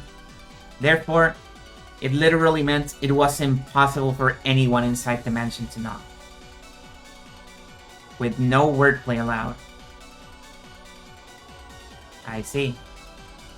No matter how much I toy with it, it's impossible for anyone except those in the guest house group to create the knocking sound, right?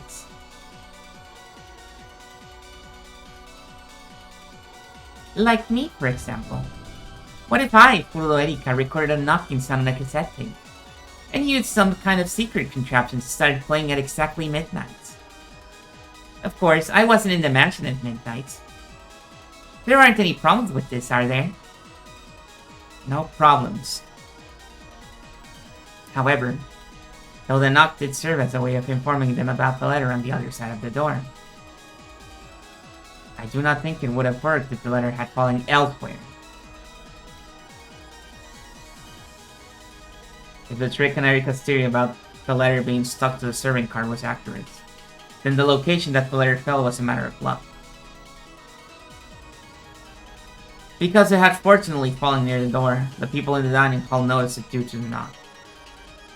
However, if the location it fell was a matter of chance, it might have landed in the far-off kitchen or remained stuck even after they entered. If that had happened, the knock would have been ignored as though they'd just imagined it. In other words, the knock itself wouldn't transmit any message at all. It only made it appear as though someone had been there because it was paired with the letter. In that case, the random location the letter fell to off the bottom of the serving card couldn't be connected with the knock. For the letter to be found thanks to the knock, it would have to be reliably positioned on the other side of the door. However, it was announced in red that no one in the mansion placed the letter in the hallway. I'll reword that red about placing it in the corridor a bit. No one in the mansion placed the letter in the hallway. This includes doing so by all concepts, such as directly, indirectly, intentionally, coincidentally, and unintentionally. For example, let's assume there was a device on the serving card that drops the letter when it stops moving. In this case, you'd think they could predict that the card would probably stop just once, when those two knocked on the door to the dining hall. And by doing so, they'd be cleverly making it so the letter dropped right in front of the door. But even this doesn't work, okay? The action of stopping the serving card would indirectly lead to placing the letter in the hallway. That would mean Shannon and Cannon, who are pushing the cart, had indirectly and unintentionally placed the letter there. So even this is no good. Furthermore, setting it up so that the letter peeled off with the passage of time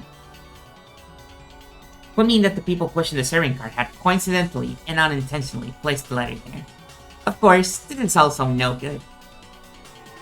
Repeat it.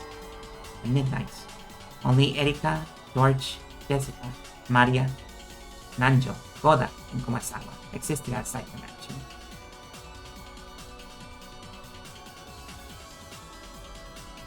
What if someone in the dining hall didn't exist in the mansion right at midnight?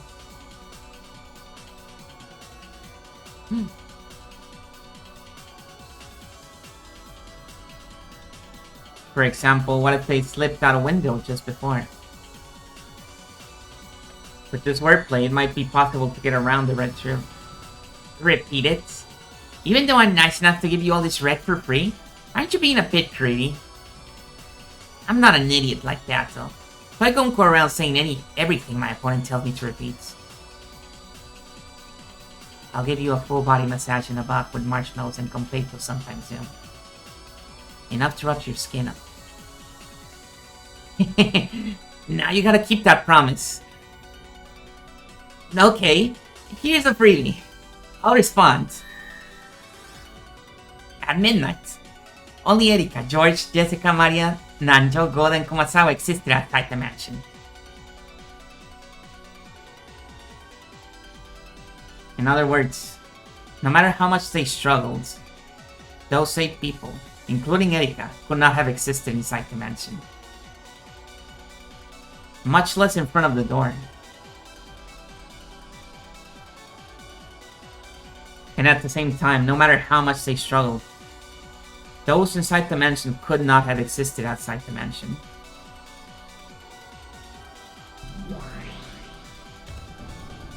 In that case, the letter might have been stuck to the ceiling of the hallway instead of the serving cart. The ceiling of the hallway is surprisingly high, so even if you just stuck it there out in the open, maybe no one would notice it. This way, it would certainly fall in the corridor. And you can slip by the red if someone outside the mansion did this. Good job, me. Please, allow me to speak. The letter never existed on the ceiling of the hallway. Please, allow me to speak. Know that the letter never touched the serving cards. Who cares about that? Anyway, some human outside the mansion used some kind of trick to place the letter there. If you try to use that letter and do not argue that Beatrice exists, it definitely won't work on Furudo Erika. Please, allow me to speak. It was impossible for anyone outside the mansion to influence anything inside the mansion after the family conference began. Then someone outside the mansion set up some kind of device before the family conference. Oh no, you can't be saying that shit. Something other than the ceiling or the serving card. Allow me to speak. Blue truth, invalid. Why? It's going battler mode. That's the only way, right? Someone outside the mansion used some kind of device other than the ceiling on the serving card. Allow me to speak. Unless you can specify or theorize as to what the something might be, your blue truth will not be acknowledged. Allow me to speak.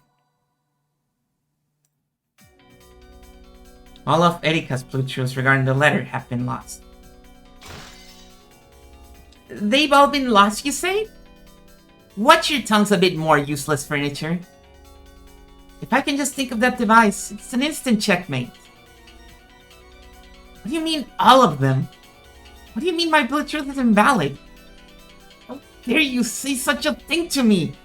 The detective, Furudo Erika! Erika's face twisted. These words that seemed to deny Erika. No, Erika's reasoning were the worst form of torture and humiliation for her. Miss Erika, why don't we postpone the riddle of the letter for now? Your blue stick about someone outside the mansion playing it with a cassette tape is still valid. If it was possible for sounds, then perhaps it wasn't impossible for a letter as well. As Erika made to grab and pull Gertrude's hair, Lanner stopped her with those words. That's right. My blue truth regarding the Nox is still valid. It's not true that everything's been denied. My master, I will solve the riddle of the letter without fail. Please allow me to postpone that for now. However, I will definitely figure out the riddle of the knock here. I'd hit you with the blue stick that someone outside the mansion set things up with a cassette tape or something to make a knock sound play. You really are a cute kid. Piece of brains. Lots of spunk. Anyway, Erika's yelling that you forgive her because she solved one of the two riddles, even though she resigned on the other. So, will you forgive her? Sure. Normally, I'd never forgive my own piece for the shame of surrendering. But if you manage to solve one of the riddles, I guess I'll let it slide for now. My master. When Bern Castell said she let it slide, Erika couldn't hide her relief. Then it's time to get punished, Erika-chan. None of the characters misidentified a knocking sound. Oh. And what's that supposed to be? Misidentifying a knocking sound means this. They would not mistake a sound very similar to a knocking sound for a real knocking sound. Hitting a pillar to make something similar to a knocking sound is no good. When you record a knocking sound on a cassette tape and play it back, it becomes the sound of the tape with a knocking sound in it, and not a knocking sound. So that's no good either. In other words, every one of them would correctly recognize the knocking sound of something truly hitting the door. And they definitely wouldn't mishear it. It's totally impossible that any sounds except hitting that door directly would be misinterpreted as a knock. What the? But that means at the time of the bell sounding, midnight went off. No one existed who could have hit the door. Yep, they don't exist. After all, the Golden Witch Patricia hit it.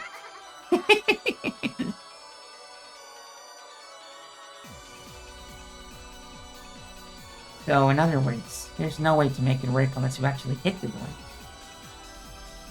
So, what about this? There was some kind of device that could knock on the door. There was something like an automatic door knocker. And that made it possible to knock without touching the door with your hands. To knock means someone hitting a door with their hand, right? I won't accept hitting it with some device. They heard the knock at the same time as the midnight. That time, everyone inside the dining hall definitely heard it. And none of them misinterpreted the knocking sound. Kraus, Natsuki, and Genji were not involved with the making of a knocking sound. No one else existed inside the mansion. And knock refers to the action of standing directly in front of the door and hitting it with the hands. Hey, Bern, what do you think of my red? Don't you think this is pretty simple and enjoyable despite being before the first twilight? The Golden Witch made her graceful appearance with a knocking sound.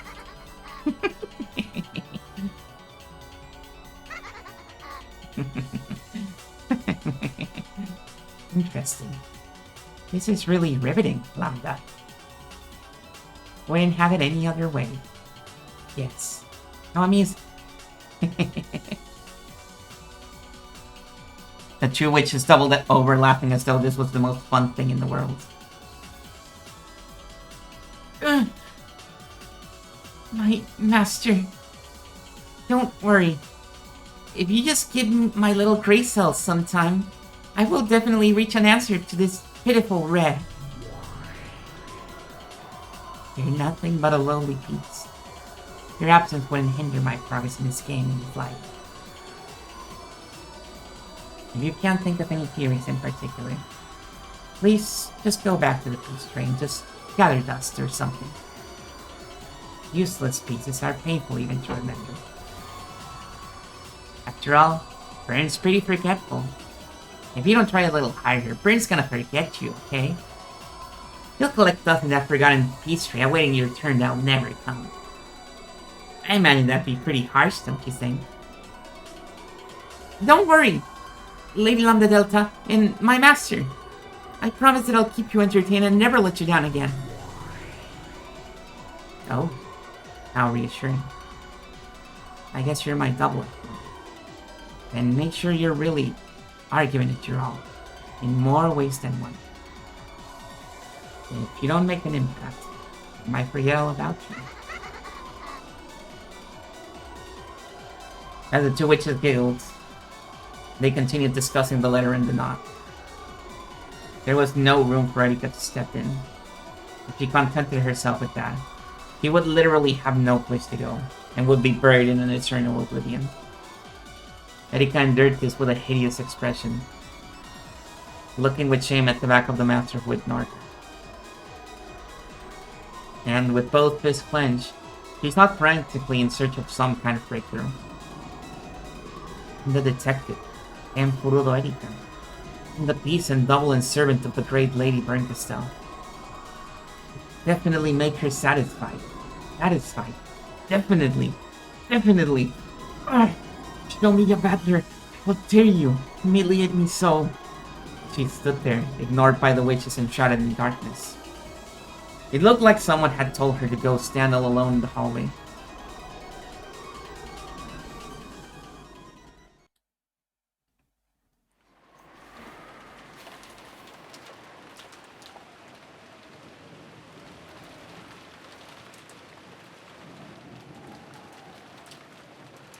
With the crime in the early morning, we'd completely forgotten about breakfast. Let me take a quick break. It'll be like 3 minutes. I'll be right back. Maybe less.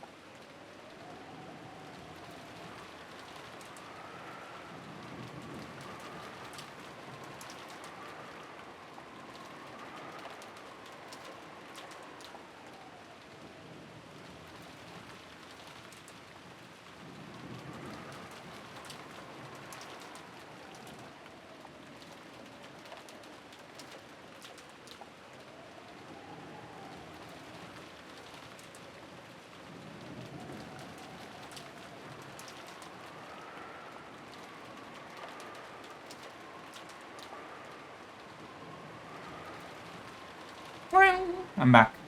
Hello. I returned. Hello, Jam. And Willow. And all people I didn't greet. I think it's just you two for now. With the crime in the early morning, we completely forgot about breakfast. Classics. Yes, hello Camilla and hello Harmless again. Hi. So we now had our first meal of the day at a time that could never be called breakfast time. Even Goda-san's wonderful meal, which had supposedly been in the works since yesterday, provided no comfort. The several empty seats quietly burdened us with a pain-filled sadness. Then, in the middle of this meal that felt like a vigil, Rika suddenly stood up. Everyone focused on her to see what was the matter. Her expression was somewhere between relief and insanity, as though she'd made some groundbreaking and strange discovery. Hey, what's up?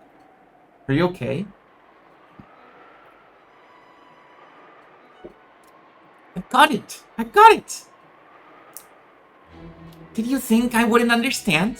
Yes, I've got it! There's no way something that stupid could happen. With a hideous expression covered in cold sweats, Erika glared and lashed out at Badler. What do you get? There's no way you jumped down from the third floor study. Not one of us saw you fall down and land in the courtyard.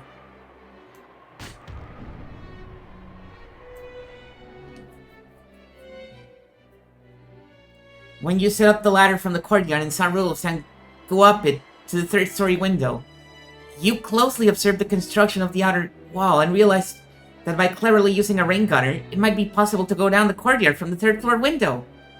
You didn't jump down. Used a rain gutter or something and clumsily wriggled down the outer wall. What do you think of my blue truth? Come on. What's your counter-argument? My counter-argument? You don't have a counter-argument? Then my truth is valid, right? Hey, did you see that? Trying to look cool and making it look like you jumped down wasn't all an illusion. You just jumped down and latched onto a rain gutter.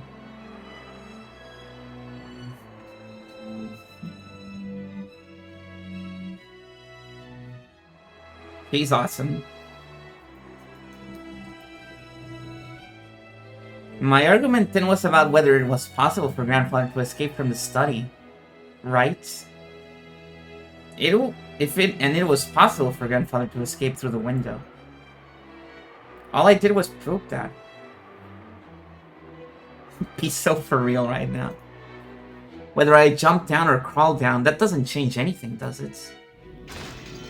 Don't try to change the subject! Mere human can't jump down from the third floor. Did you see that? Did you see that? What do you think of my reasoning, my master? Are you tired or something? It really is funny, because you think, oh, she figured out the letter. She figured out how the letter and the knocking works, and no, she's still thinking about the other thing. She's still thinking about the window.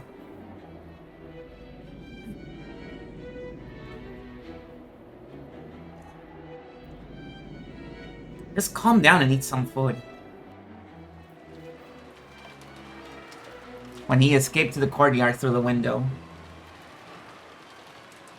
Badler really did use the rain gutter to crawl down the wall, just like Erika said. His hand had slipped halfway, and he had fallen from a considerable height. But he had managed to land on his feet. No one had witnessed this. But most likely everyone in the dining hall now, except Eddie, had realized that something like this had happened. Since the very beginning, no one had believed that he jumped down from the third floor window. Even if they hadn't witnessed that directly. So they had no clue what Erika was complaining about all of a sudden. And started to whisper, staring at her with cold eyes and dubious faces. You can't counter that, can you? Your jumping down has already been denied. My truth has won. My blue truth is valid. My master, please acknowledge this. I'm not incompetent or a disappointment. I will match up to your expectations without fail. So please don't abandon me, my master. Facing someone that might have been somewhere beyond the ceiling, Erika spread her arms and yelled. Then, as if in answer, a massive lightning bolt landed very close by. It was an incredible sound. They could even feel the earth shake. At the same time as that sound, Erika went limp and fell into her seat. Like a puppet who just had all her strings cut. Then, as the sound of wind and rain slowly filled the room once again, Erika slowly opened her eyes as though recovering from a bout of dizziness. Oh, she's fine. First person to be narrated as a puppet with her strings cut to lip through it. Congratulations, Erika. She's like, I survived the visual novel trope. Wearing that t-shirt.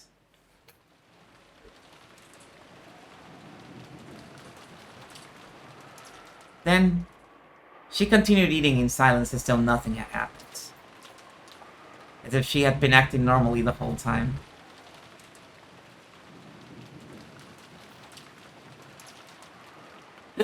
Yes, like, shut up already, come on. Get real. Didn't Erika just stand up suddenly and yell something strange at someone?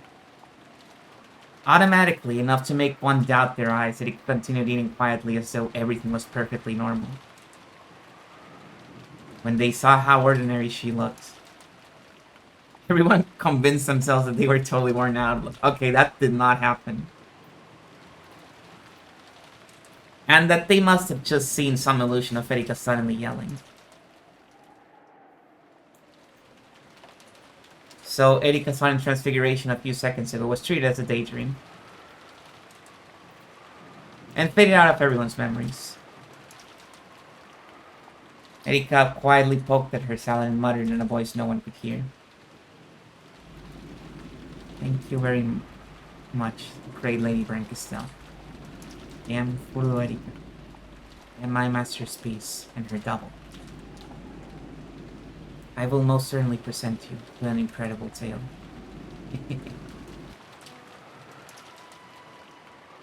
That's right. When it comes to utensils, knives and forks are pretty primitive.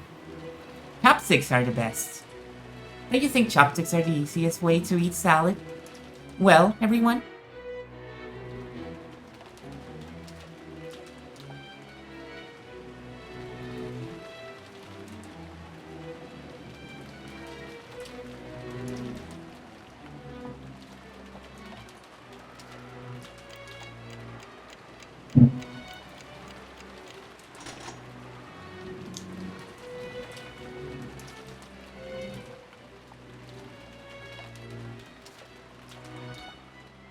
Oh no, it's getting late. It's almost 1 p.m. It really was very late for breakfast. Battler's son returned to the guest house at 3 a.m.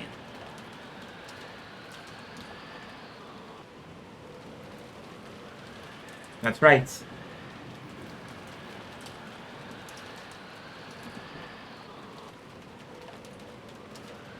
Then, the rest of you split up about 30 minutes later, right? Yes, that's right. Drowsiness was finally starting to catch up to us. We decided to take a short rest and then start up again. To smoke out the murder of the first Twilights, Erika closely questioned everyone involved to check their alibis and evidence. Enough to bug me. It's really good. I personally like it. To confirm these, she went around the mansion with them. And when needed, took several trips out to the guest house through all the rain. Her vitality was impressive.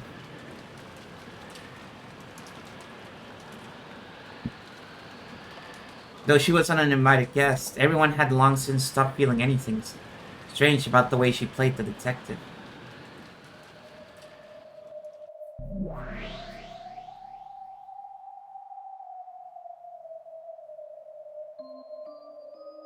It seems Erika is also steadily building her foundation. It's useless. Whether alibis exist or not, she can't deny our existence. Keen's to escape through the window and is now one with the mist of Rokenjima. She most certainly won't be able to capture or deny him. When all's said and done, perhaps you could say he's escaped to the underside of the chessboard. In that case, maybe it would be appropriate to say he's been stowed away. Come to think of it, about those corpses from the first Twilight. They've been stowed away too, right? Yes, they've been put away in my darkness, which lies between this world and the next. And that detective wannabe won't be able to find them? Of course she won't. It'll definitely be impossible for a human. Wanna check? Just in case. If we also need to re-examine what Lady Brincastell's goals will be from now on. If you know your enemy, you need not fear the outcome of 100 battles. If you know the truth, you can win 100 battles without fighting. My. Gap opened a large hole in the sky and had it swallowed all of them up. She invited Pat to run up to the gap between worlds where she had hidden the corpses. The place was nowhere in this world, and existed at no time of this world. In other words, it truly and literally was a place not of this world. In this place, such questions such as where is this or what time is it have no meaning. Every single place led to here, but no place could be reached from here. Furthermore, all times connected to this place, but no time could be passed to from here. In short, this place was just what they say it was, the underside of the chessboard. No, perhaps it would be most appropriate to call this the captured pile, where pieces that have left the game go. Then, through the pitch black worlds, a glow like a faint spotlight shone, and 5 corpses came into view.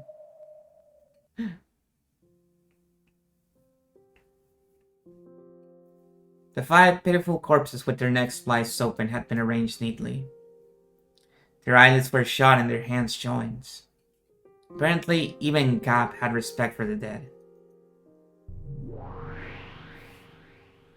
Oh my. There are 5 sacrifices for the first Twilight in this game? Not 6. Oh, it's you, teacher. I was worried about where you've gone. The game has already reached the first Twilight, and as you see, the first victims have appeared. So it's finally time. I'm getting all excited. I see. The you that is here looks to be in high spirits. I'm pleased. I've got high spirits and a captivating body. Add in my charming disposition, and you've got my only strong points. For some reason, Virgilia praised Beato for being in high spirits. Though Beato was taken aback at such granny-like words coming out of Virgilia's mouth all of a sudden. She pounded her chest and answered.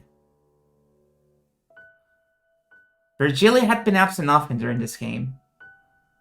She might even have been absent when Battler solved the epitaph, as well as during the uproar that followed.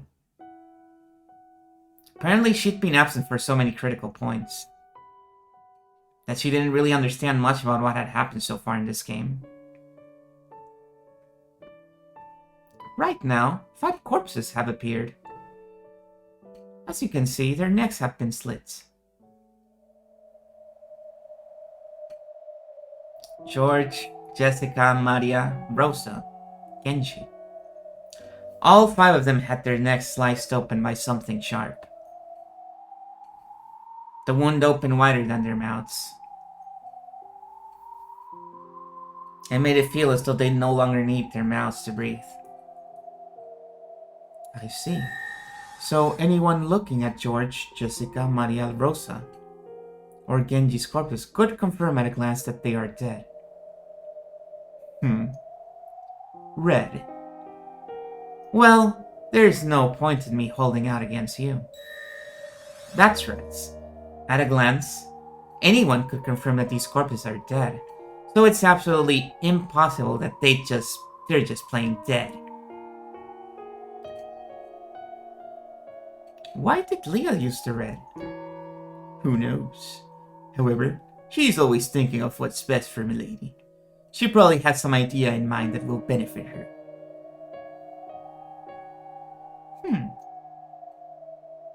But they'd hit the corpses here, specifically so that no one would be able to use the red. However, Ronald was right. Virgilia always thought of Beatrice first. A slightly displeased expression rose to Gap's face as she saw that the corpses she'd gone to such lengths to hide had now been confirmed dead in red. However, in the end, she remembered that she was only a guest and shrugged.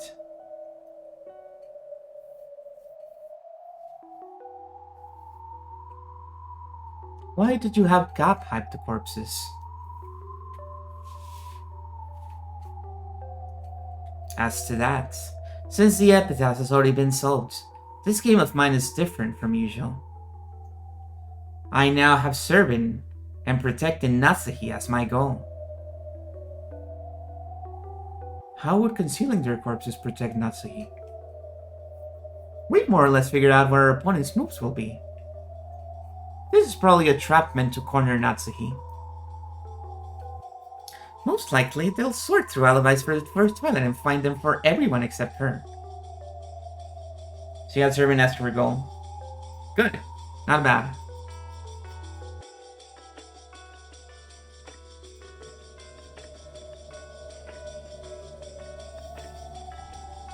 Last night, Natsuhi-sama was the first to leave the family conference, and then rested alone in her room. Unfortunately, she has no alibi whatsoever until the next morning.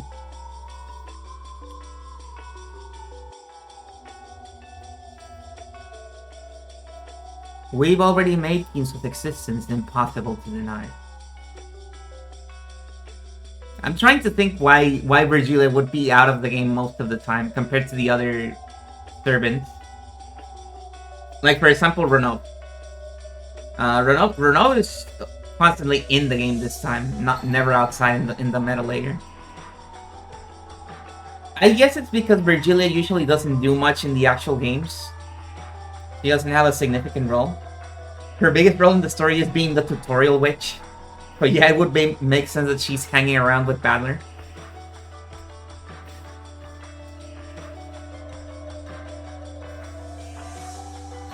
However, there is a single move remaining to our enemy that might cancel that out.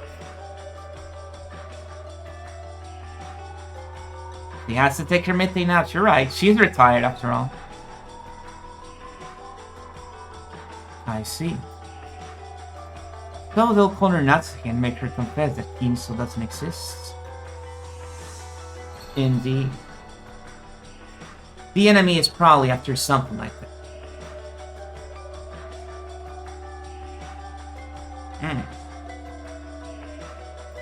By watching the movements of the pieces involved with the family conference, we quickly realized that Natsuki was isolated.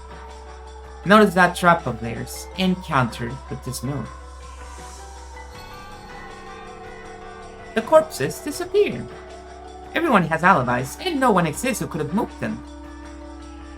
Not only does this support the claim that a witch exists, it also throws doubt on whether there were actually corpses in the first place, just barely allowing Natsuki to escape being a suspect. In other words, it's possible for Natsuki-sama to claim that the sacrifices of First Twilight were only playing dead. You mean, even though many people confirm their deaths without fail in the cousin room? Mere confirmation of facts doesn't even approach the red truth. No matter how much everyone claims to have truly witnessed their deaths, the red truth doesn't exist in the human world. Because the corpses don't exist, Natsuki can discount their words as a mistake, some sort of trick, or she can say they were all lying. And it's possible for her to do this over and over to buy time for herself. In the human world, which lacks the red truth, perpetual check is a valid move. An endless argument with both sides denying the other's claims. Not pretty. However, beauty is something to be sought only after victory. When those without victory seek it, it is not but poison. Well, they too say might makes right.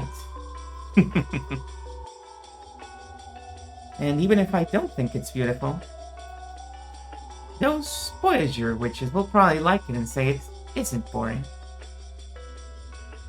I mean, that's literally what they're doing in their actual meta layer. They're trying to reach a stalemate forever. At least Lambda is. I don't think Burn is, but Lambda is for sure. Lambda does not want Burn to win, but she also doesn't want Burn to lose. I see. I've managed to grasp the flow of this game. I imagine it will be quite nasty. We're fully aware of that, and we already know that Natsuki is probably about to be lured into yet another trap. A trap. Indeed.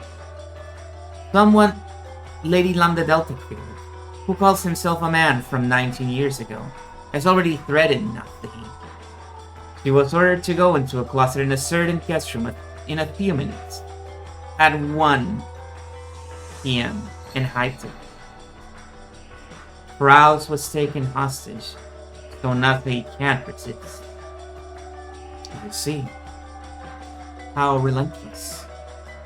Can you protect her? Of course. After all, Natsuki isn't the culprit.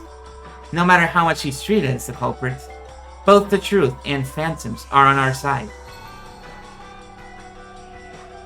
There's no way we'll lose.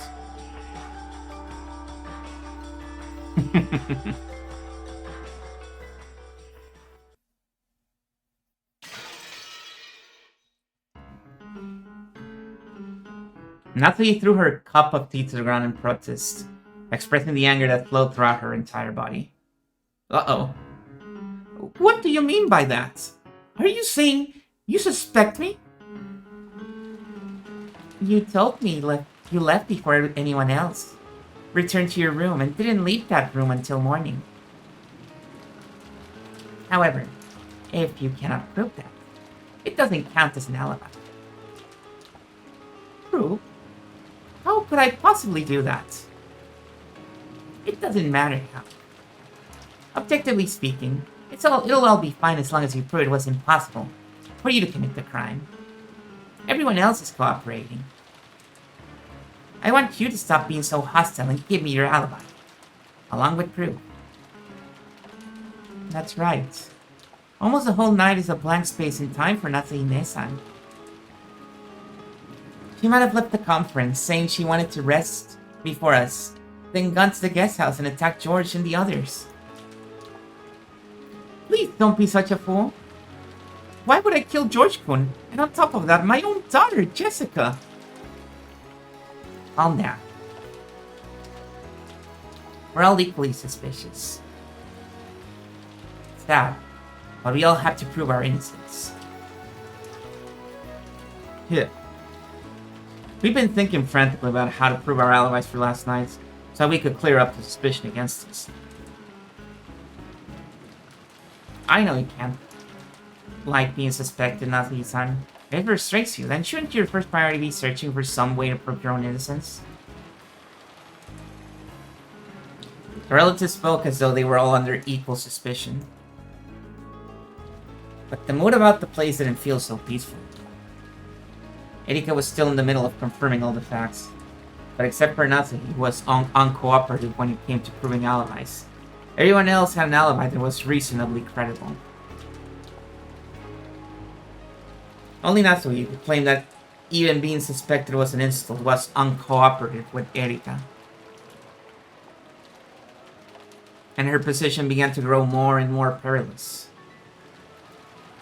This parlor was no longer a place of comfort for Natsuki, and the sound of the cup smashing had made that decisive. That's ridiculous. Why must I be suspected when I've lost a daughter? You're maliciously trying to make me look like the culprit just because I went to bed early last night. I cannot stand this humiliation any further. Oh. So what are you going to do about it? Show us some kind of alibi that proves your innocence. As if you could. Give me George back, murderer. Stop it, Eva. Nazi-san, you're probably a bit tired too. Same goes for us, of course. Why don't we take it easy for now? Seriously. We're a little too high-strung. Natsuki. Where are you going? I need to lock myself in the closet. No, she doesn't say that. Searching for alibis for the culprit would be truly laughable at this point. When the typhoon passes and the police come, everything will be exposed to the light of day. There's no reason whatsoever for us to play at being detectives. Am I wrong, Erika-san? Generally speaking, you're right. However, I do have the authority to do this. Who gave her that authority? No one asked. It was an authority given by words of power from a higher world.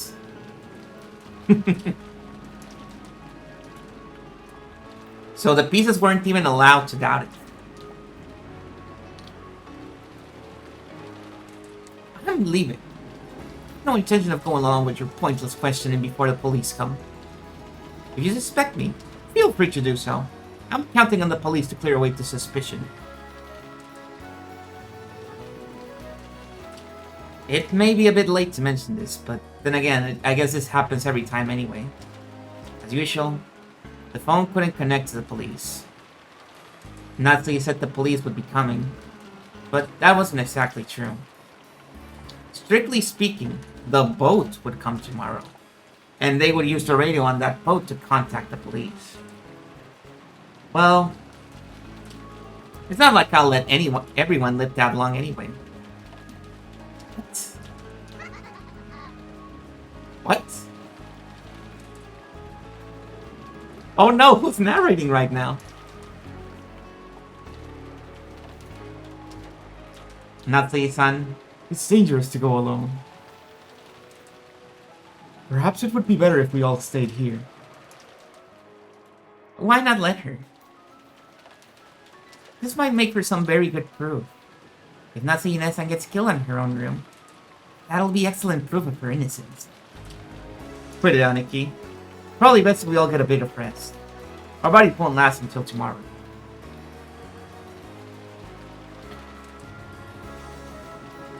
If we're going to take a break, we still mustn't let our guards down. Got it?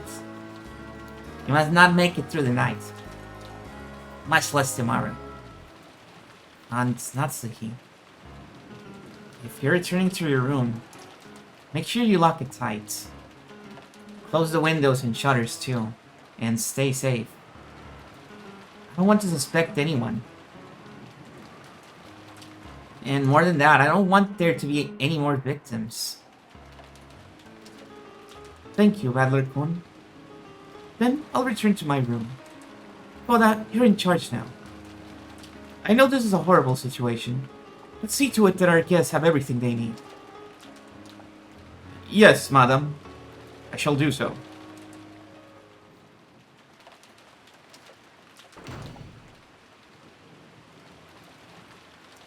With everyone watching her, Natsuki left the parlor. From their faces, she could tell that they were expecting the classic mystery pattern. That the first person to quarrel and leave the circle would become the next victim.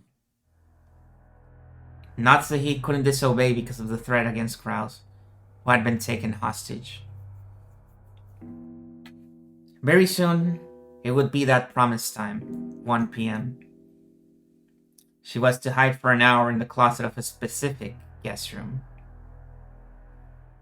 It was easy to suspect this bizarre order was a trap to select her as the next sacrifice. She thought of various ways to resist, but all methods would be useless against the culprit who had a hostage and was observing her from close by. So Natsuhi could do nothing but obediently follow that order, and then claim that she'd been forced to do this for her husband's safety. When the promised time had drawn near, Nazi had intentionally acted annoyed and smashed the cup on the ground to give her an excuse for slipping out of the parlor. At any rate, no matter how cowardly a trap it may be, I cannot disobey now. I am now the one who carries the burden of the one-wing deal. Now that my husband, Kraus, has been captured, I must protect it, even if I have to crawl through the mud. Of course, I am prepared to do so. I am Oshiromiya Natsuhi, even if I am not permitted to wear the one-wing deal on my clothes. Father gave me permission to wear it on my heart, just like in episode 1!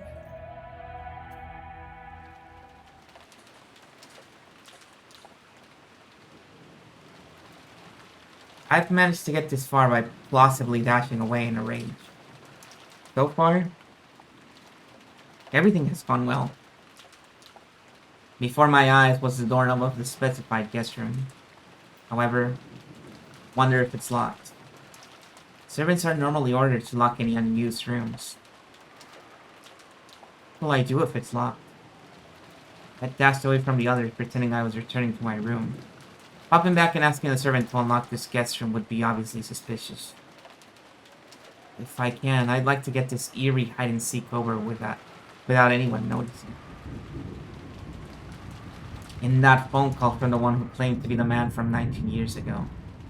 He said I wouldn't win if no one found out. But lose if anyone did find out.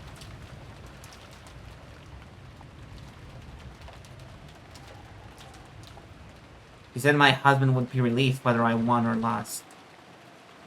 But as a person with a hostage taken against me, I'd rather not lose. I don't like it at all, but I have to go along with this game. When I softly gripped the doorknob, I could feel that it was unlocked. Did Shannon or Kumasawa forget to lock it after cleaning? Or did that man unlock it in advance? That man wouldn't be waiting for me in this room, could he? And then he'll... All that about hide and seek might have been a mere excuse. I kept the fact I was coming here secret, and all the others think I'm resting in my room. If I were to be killed in this situation, it might create a new baffling murder case, like an extension of the one that occurred this morning. That might actually turn out for the better. Perhaps this is a good chance to confront the culprit directly. Natsui has some experience with using a naginata. The only casually, holy fucking shit. You cannot just say that. What do you mean only casually?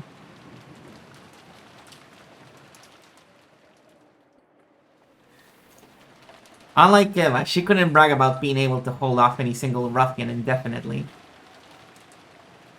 As she was now, she had no realistic chance of challenging a man with a malicious intent and winning. I mean, you don't have a naginata.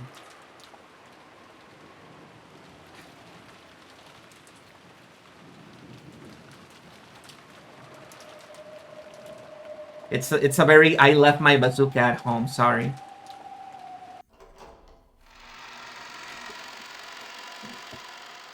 She readied herself and slowly opened the door. She couldn't just stand around in the corridor and risk being seen by someone. The atmosphere inside the guest room was frigid, and she could sense no trace of anyone waiting impatiently for her. All she could hear were the unsettling sounds of the winds and rain.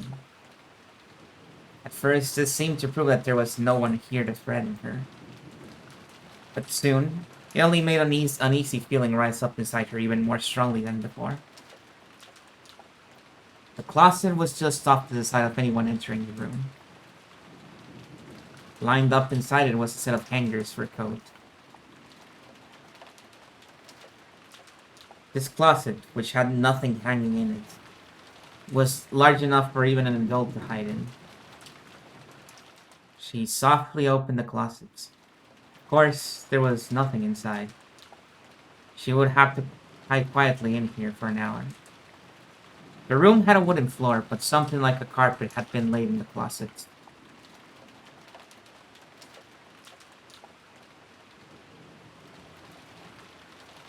Something like a carpet, but not a carpet? Seems sitting down wouldn't be a problem.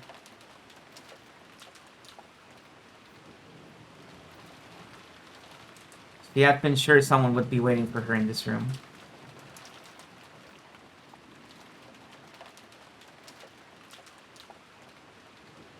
Or that a strange letter would be lying in the closet.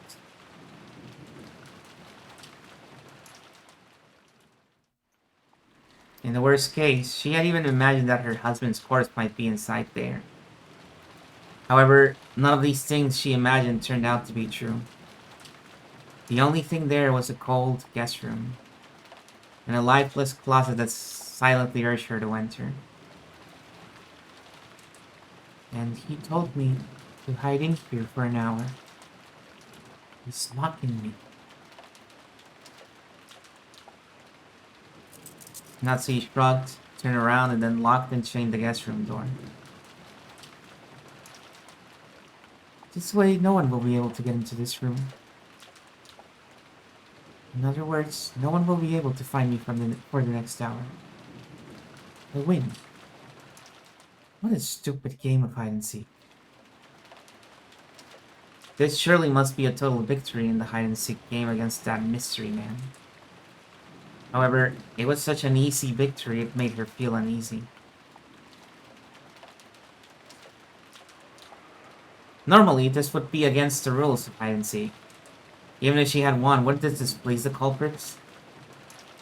Even now, everyone thought she had returned to her room. They found a room with a chain set. That would make it an impossible closed room to them. Eika had dashed through the mansion to confirm alibis or something. If she noticed that the chain was set in this room, there would probably be an uproar that would end in them cutting the chain and searching the room. If that happens, Nazi would be found hiding in the closet right away. It would be easy to honestly confess as to why she'd been hiding. However, that man had insisted that she not reveal that. If she did talk, she might endanger her husband. Thinking of it that way, setting the chain, no. Even the lock might be a bad idea. That's right. This room was unlocked when I came here. If it were to suddenly become locked, it's conceivable that it might catch someone's attention. It's better if I don't do anything unnecessary. That man only told me to hide. So, in the end, I have no choice but to do what he says. I hate doing it, but I cannot disobey. I undid those two precious locks, went into a dimly lit closet filled with the smell of old wood, and managed to close the door from the inside. Pitch black. It reminded me of when I was young, when I used to hide somewhere and then surprise my mother. Oh, I thought it was gonna get really fucked up. But, oh, okay, she was playing. But that peaceful recollection wasn't enough to kill off my anxiety. It really is pitch black. From here, I won't even be able to check my watch to see if an hour has passed. I'll probably need to open the door a crack every once in a while to let in enough light for my watch. For now, I'll crouch down here. I thought about clutching my knees, but it hurt my back when I tried. I'm not as young as I used to be. Even though I was made to sit on the floor holding my knees in every PE class as a grade schooler. I now have to struggle just to sit down.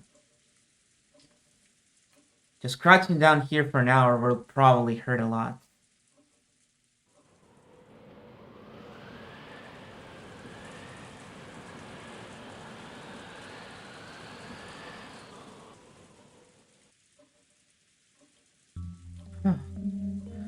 Can't believe I'll be hiding in the darkness for a full hour with nothing to hear except the winds and rain. Ironically, Nasi had made Jessica do the exact same thing in the past.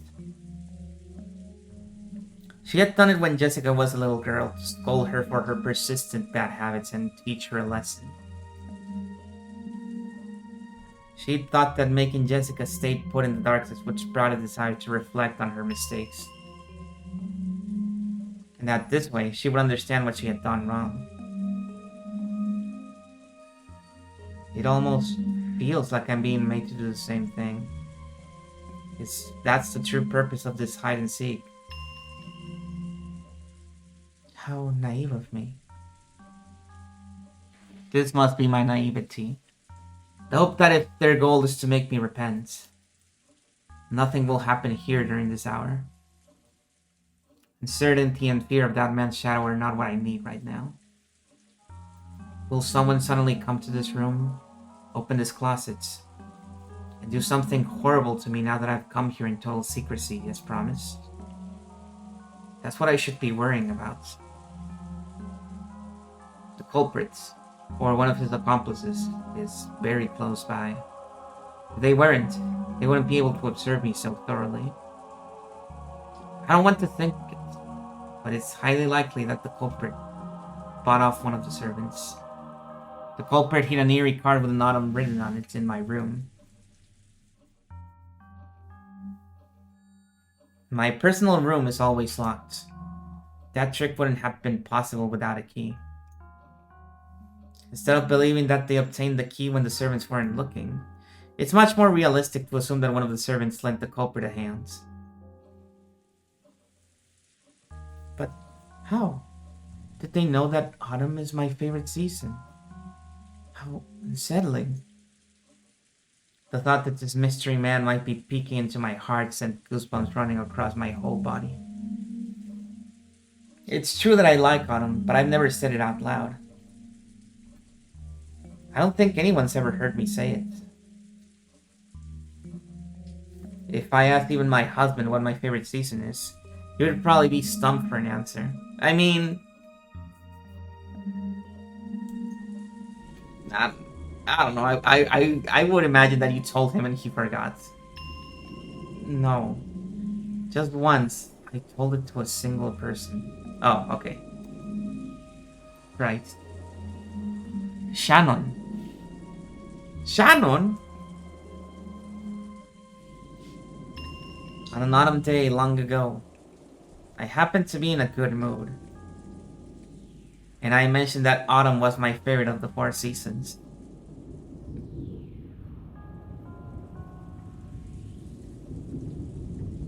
Maybe he got lucky with the one in 4. Yeah. I mean, this story is all about luck of the draw, if you think about it. So the culprit or one of their accomplices has to be Shannon. That bitch. The fact that I like autumn can only be known by Shannon. In that case, this is clear proof that Shannon is involved. That card with autumn on it is proof. Outrageous. Even though she served the family for 10 years.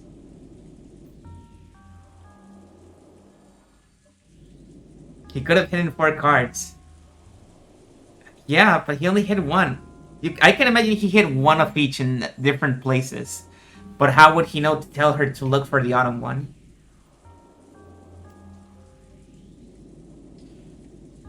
I trembled and shook with rage. Didn't Ginso once say that anger is the fastest sedative to cure fear and uncertainty? I can imagine Ginso saying that. It's probably the most wouldn't put it past grandpa thing ever. Much more than jumping out the window.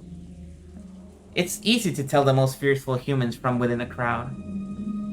They're always the first to get angry. I remember him telling me that.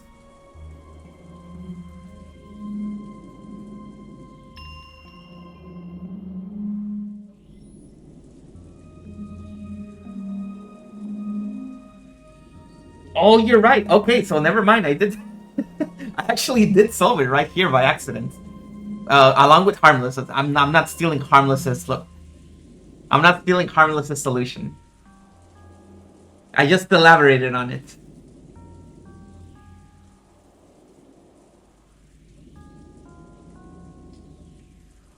I realized that this anger was a sign that I was actually frightened.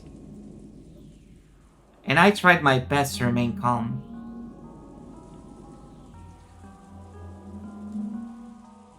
However, this is a vital clue for turning things around. The fact that Kinso told her this about crowds and who the most scared person was almost make you think, did Kinso also train you to use the Naginata? Was it him?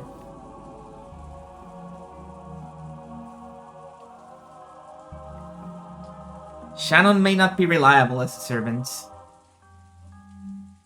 But if she's an accomplice used by that mystery man, this might actually be convenience. A weak-willed girl. If I threaten her, she'll probably spill the name of the mastermind in an instant.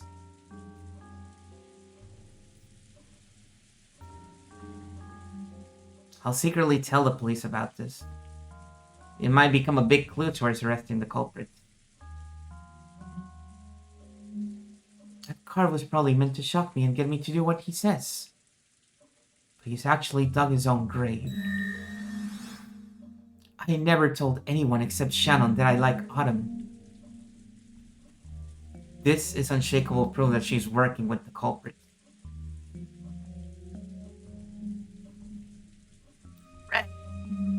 Though I once thought this time in the closet would crush me with uncertainty and uneasiness, it's actually given me the start of a counterattack. If I wasn't given this time in the darkness, I probably wouldn't have noticed this. I'm almost grateful to the culprit for making up this foolish game. My mood brightens. I still can't guarantee that my husband is safe, but I'll definitely get him back and force the culprit to face judgment. They let anyone use the red these days, yeah. As long as you're not on Erika's side, you can use the red. Oh no, that's not true, because even Lanor can use it. Close my fist nicely and further strengthen my resolve to avoid losing this fight at any cost. Uh-oh. At that time, I heard the sudden sound of someone trying to force the locked door open. And my heart leapt. Oh, it was unlocked. Me seeing the arm and immediately being able to tell it's Hideyoshi. The voice was Hideyoshi's. I heard that quiet voice as though he was talking to himself, coming from what was probably the hallway. Apparently, he had thought it was locked and tried to unlock it, but had ended up locking the unlocked door instead.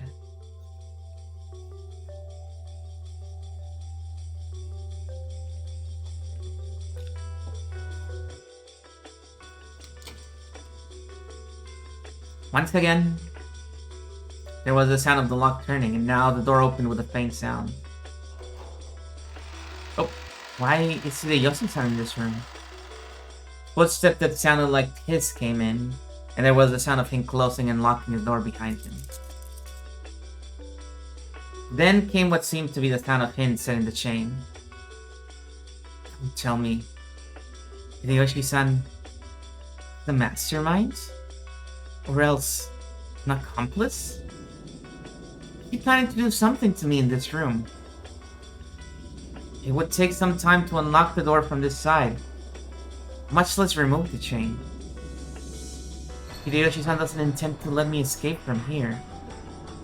You won't give me enough time to undo the chain. In that case, he opens the closet door, sees me crouching here pathetically. What kind of fearsome words will he say? Want to be found. Want to be found. Thank you. That's right on by the closet. Please keep going into the center of the room. My head was so filled with a throbbing sound that it felt like it was about to. I almost missed hearing his noisy footsteps. So when I heard a clunking sound coming from the center of the room, I finally realized that he'd passed by the closet and was deeply relieved.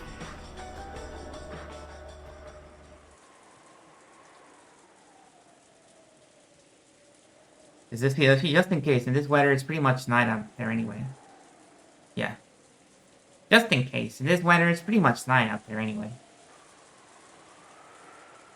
As he whispered, he did something that made a clunking sound. He was probably closing the shutters on the windows.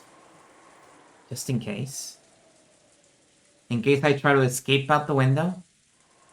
No, that can't be it. That's right. When I left the parlor, everyone was talking about possibly taking a break. After all, several murders have occurred. Yeah, she's Moko time. No. He's gonna go to sleep smoking, like. And the weather's bad. There'd be nothing normal if someone chose to rest in a guest room. Oh no, he did do it before, right? In episode... what episode was it? Was it 3 or 2? 3. It was 3, I remember. In 3, he had a smoking break. There'd be nothing abnormal if someone chose to rest in a guest room here instead of returning to the guest house. In that case, somebody who has never... whose first experience with Umineko is this stream, going like, why the fuck do people remember when Hideyoshi took a smoke break? In this, like, 80-hour-long visual novel. In that case, locking up and closing the shutters to guarantee safety is the proper course of action to take. When he finished closing the shutters, there was a thunk as though he flopped over on the bed.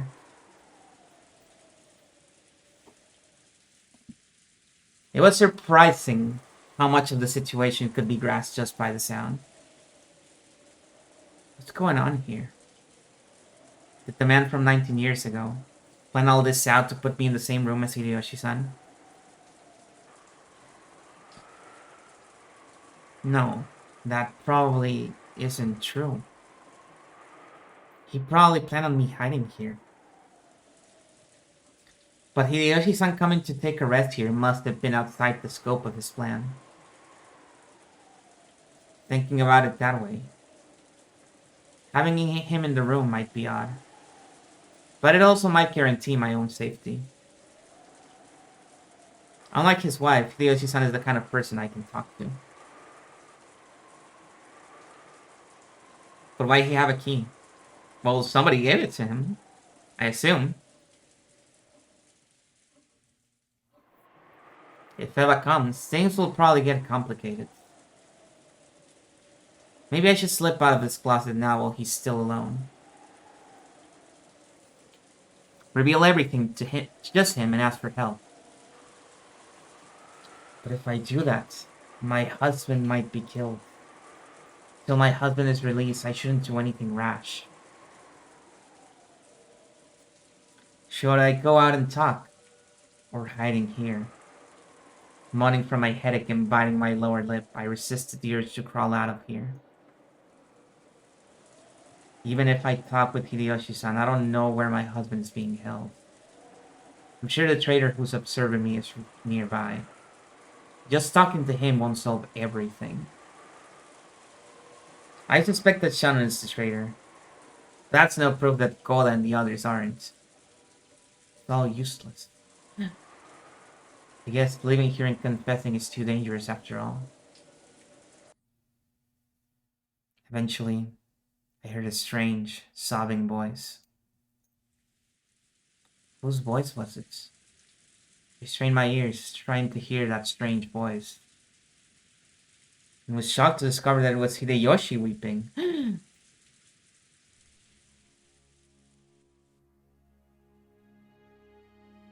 Hideyoshi, who had lost his only son, finally able to shed tears and cry, now that he was all alone like this. Oh, the guy. Thinking that he needed to support Eva in her distress, he acted as though he alone was standing firm.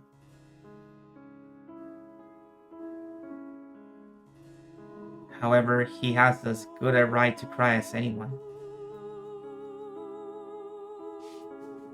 And now that he's found a place where no one can see his tears, he finally let himself do it. And I've lost my daughter. I haven't seen her corpse with my own eyes, so it still doesn't really feel like she's dead. But if the one who carried her off was the culprit, and he had some repulsive motive for doing it, just thinking about it makes it feel as though my chest will tear itself apart. The reason I'm hiding in here now is that I'm thinking more about my still living husband than my dead daughter. But if I were given the chance, I'd be wailing at the top of my lungs too. However, I still cannot let myself do that. It isn't because the man from 19 years ago told me to hide. It's because I'm the final head of the Yoshinomiya family.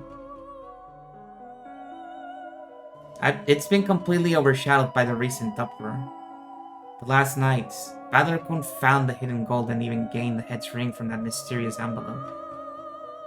At the very, very end, when it's all over, I probably won't be able to prevent his ascension as the head. And when everything regarding the distribution of the inheritance is revealed, the Yoshinomiya family honor and glory passed down from father will plummet to the earth. So, I am the final head. Badler-kun will probably inherit the remaining wealth of the Yoshinomiya family. However, its history and honor will all end with my generation. Therefore, I am the final head.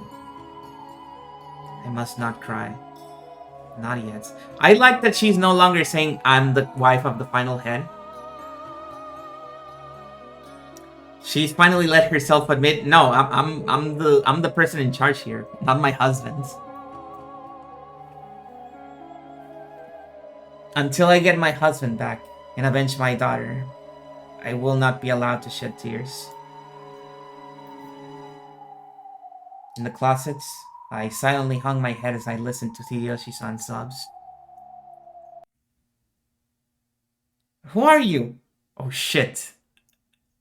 The jump scare. Huh? My heart leapt. I heard a sound that must have been Hideyoshi-san, who had probably been lying prostrate on the bed, bounding to his feet. Did he notice me? How did you get in here? What's that? Wait a sec! Ugh! He was clearly in a struggle with someone. What on earth could it be? No. It doesn't matter who it is. It's probably the culprit, and they're probably trying to take Hideyoshi-san's life. Shouldn't I jump out here and help him? If I can't help him, shouldn't I call for help?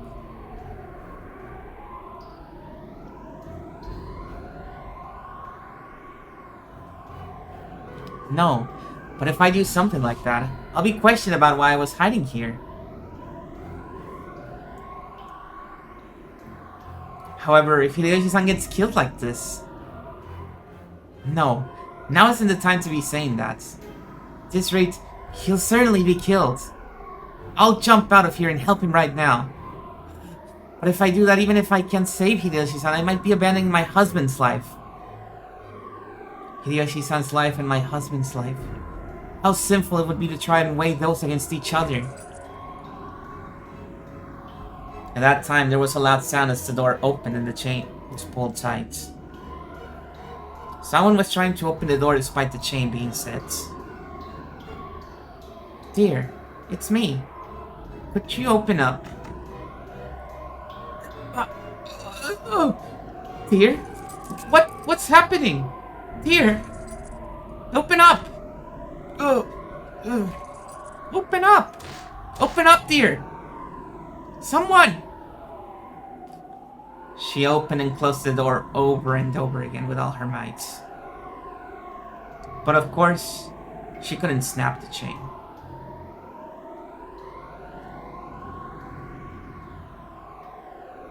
Eva-san called for help in a loud voice and raced through the hallway.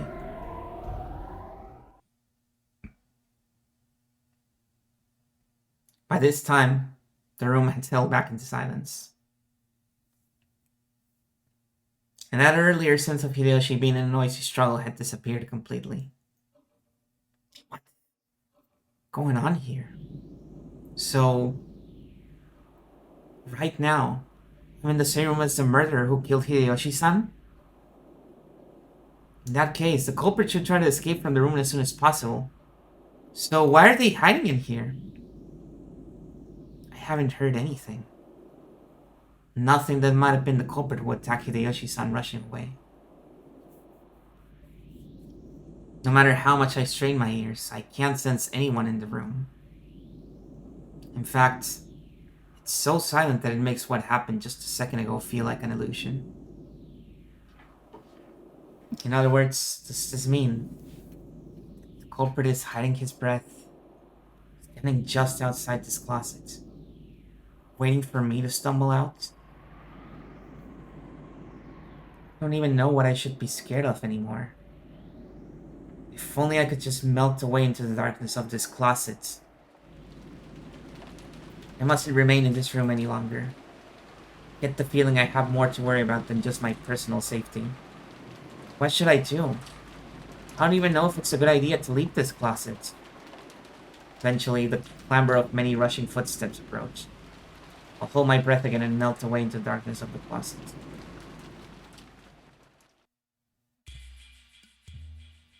Eva dashed back, bringing everyone with her. Koda was gripping some wire cutters to cut the chain with. After trying to open the door again and confirming that the chain was still set, she yelled through the crack in the door. Dear, we're going to open this up. Cut it right now. Yes. Koda struck the large wire cutter, which looked like it could slice off a whole finger, through the crack of the door, and easily severed the chain. Dear! As soon as it was severed, Eva pushed Koda aside and dashed in. The others tried to follow her, but they bumped into Eva, who had fallen to her knees, moaning. So even though they couldn't tell much of what was going on inside the room, they could tell by Eva's moans that they were too late. The hell? Here! Dear! Dr. Nancho, look at my husband, quickly! We'll do it right now. Gotta be kidding me. It's only been about 10 minutes since Uncle Hideyoshi went out saying he wanted to rest.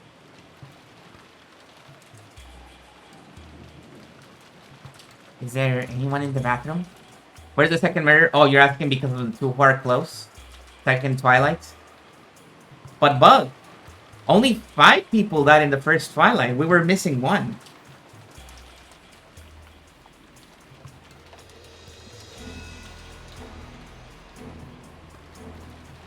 No! There's no one here. Alleged. Oh. What could have happened? Oh. Dear. I'm afraid to say that there's nothing I can do. I heard the sound. New character introduced. Meet Dead Hideyoshi. His corpse was found in the guest room on the first floor of the mansion. A demon stake had pierced through his back.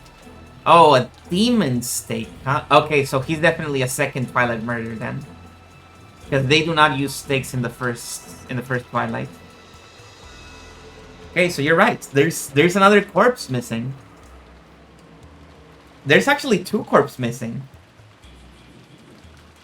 We're still missing that 6th person from the first Twilight, and we need the 2nd person from the second.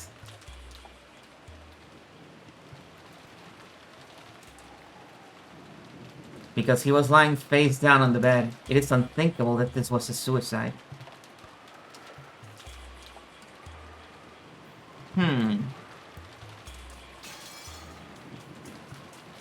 Man just stood up, hanging his head sadly. It was only natural.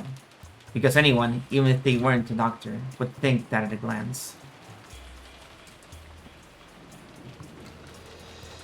Hideyoshi was lying face down on the bed.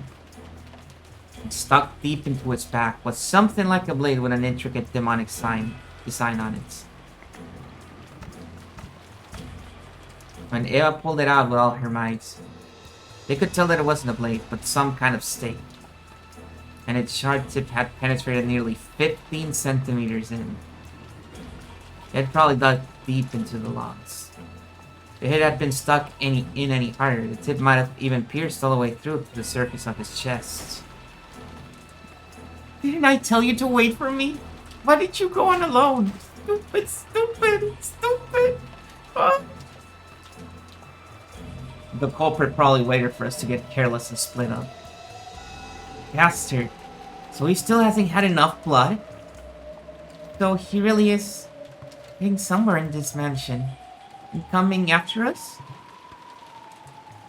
But there's something strange here. The doors and windows to this room are completely sealed.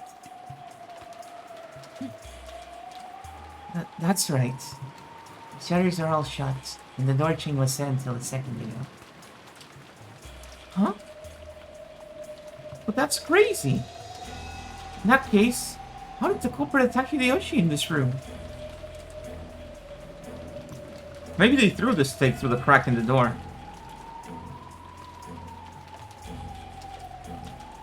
Hideyoshi-san's bed is in a total blind spot from this crack. You couldn't even kill him with a gun. Isn't this starting to sound familiar to you?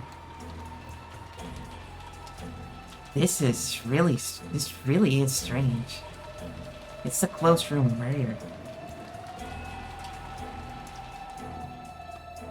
A close room murder. It's a bit too early to be sure about that. Maybe he removed the ceiling in the bathroom and escaped to the space above it, or maybe you can close the shutters from the outside. The shutters. They didn't budge an inch from the outside. I just went and checked.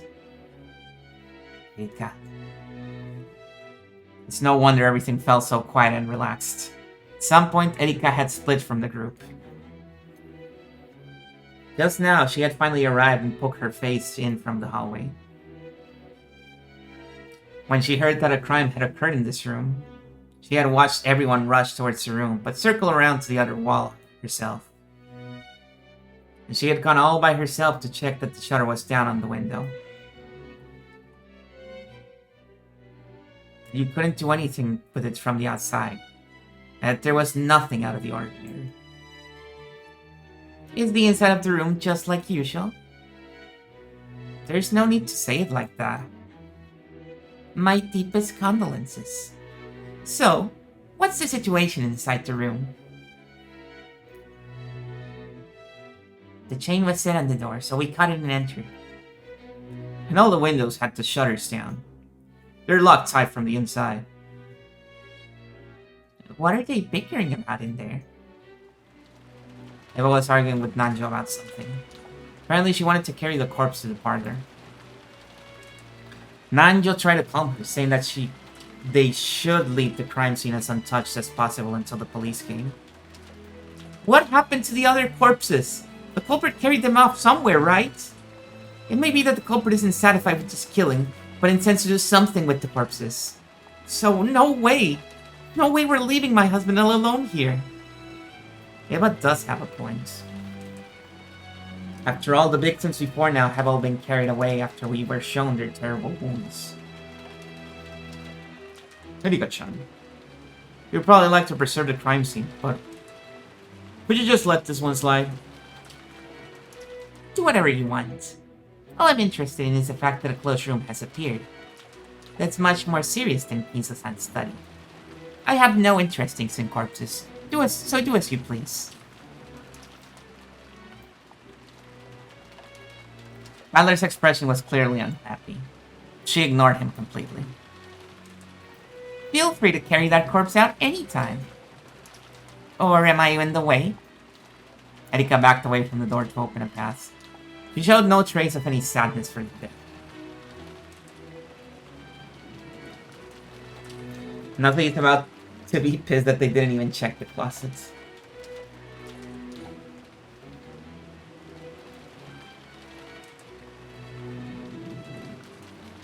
Come on, bro, there's a closet right there. I'm literally being framed right now and you're not falling for it. Come on. Her eyes simply blazed with thoughts of this close room murder that happens. In any event, the great detective had given her permission. Eva and some others wrapped Hideyoshi up in the sheets, and Goda and Rudolph carried him out. The sheets were quickly stained red. It was so painful to see that Shannon and Kumasawa stripped the blanket off the bed to further cover the corpse. Hey, out of the way. Yes, I am out of the way. Let's just go to the parlor. Yes. Dear, dear, oh. Listen up, everyone. From now on, we'll always move as a group. You must not let yourself be isolated. When the culprit attacked Genji, he probably got a master key. It's good that even locking up will no longer make you safe. But even the chain was set. How did they do it? Meet Thin Man. Is that a theory that somebody proposed? It's... Oh, what if the person who did it actually managed to fit through the crack in the door? This person can contort every bone in their body to fit in that gap.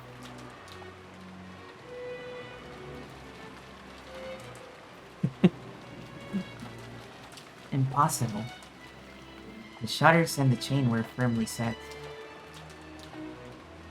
I wouldn't even say that's anti-mystery. That is possible. You could do it. You could become the Escape King, like in Golden Kamui. Oh, but the problem is the head, right? So if you cannot fit your head in there, you can't fit the rest of your body either.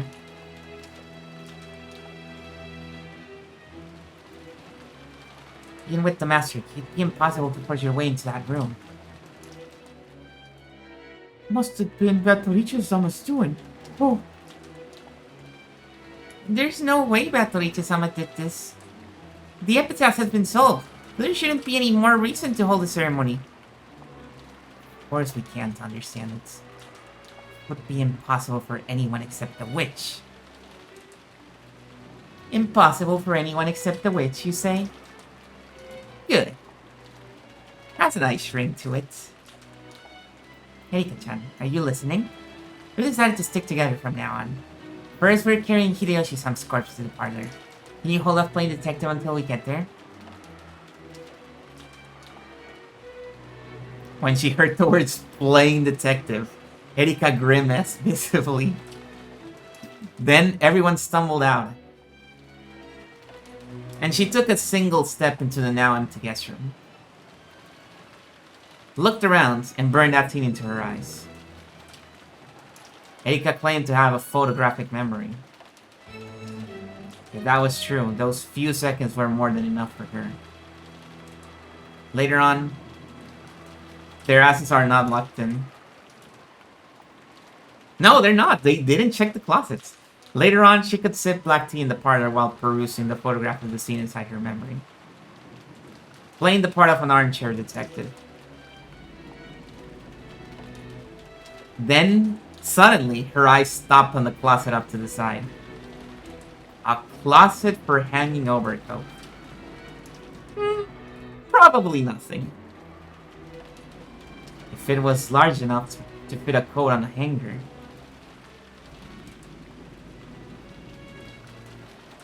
A person should be able to hide in it. Slowly, Erika stretched her hand out towards the closets.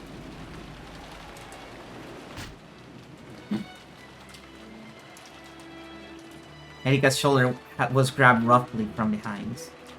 Let's go, Miss Detective. Didn't you ever learn how to stick together on school field trips? Well, whenever I go traveling, someone always dies. That's a reference to Detective Conan, I feel. Hey, what do you think you're doing, brats? Come quickly. Rudolph told him to... Classic Battler.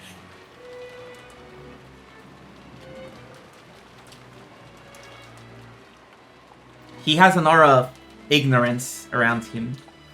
After clicking her tongue and glaring at the closet, Erika followed Battler back to the parlor for the time being. She could have just said it. She could have just said, hey, can we check the closet? I guess she doesn't want anybody to steal the credit from her. The sound of their footsteps finally faded.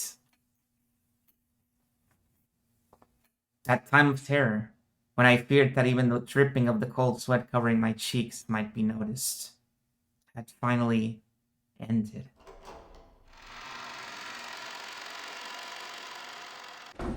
Ah! Oh. When my hand still couldn't stop trembling, I slowly opened the closet door and dashed out into the hallway. It's okay. No one's found me. Still, it's a good thing they didn't lock the door. If they had, I wouldn't be able to lock it behind me after I left. And they'd find that suspicious. Anyway, I should leave this place. Then I'll return to my room and pretend that I was sleeping the whole time. Yes, if I don't get back soon, a new murder has occurred. They'll probably try to tell me about it. And they'll probably do it shortly after they carry Hideyoshi-san's corpse back to the parlor. I can get around the phone call by saying I was asleep and didn't notice. But if they come knocking directly, that'll be bad.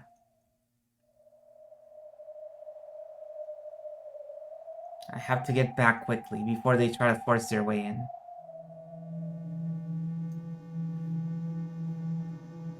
I don't know whether I should run all out noisily, hide my footsteps and walk in secrets, or walk around normally as though nothing had happened.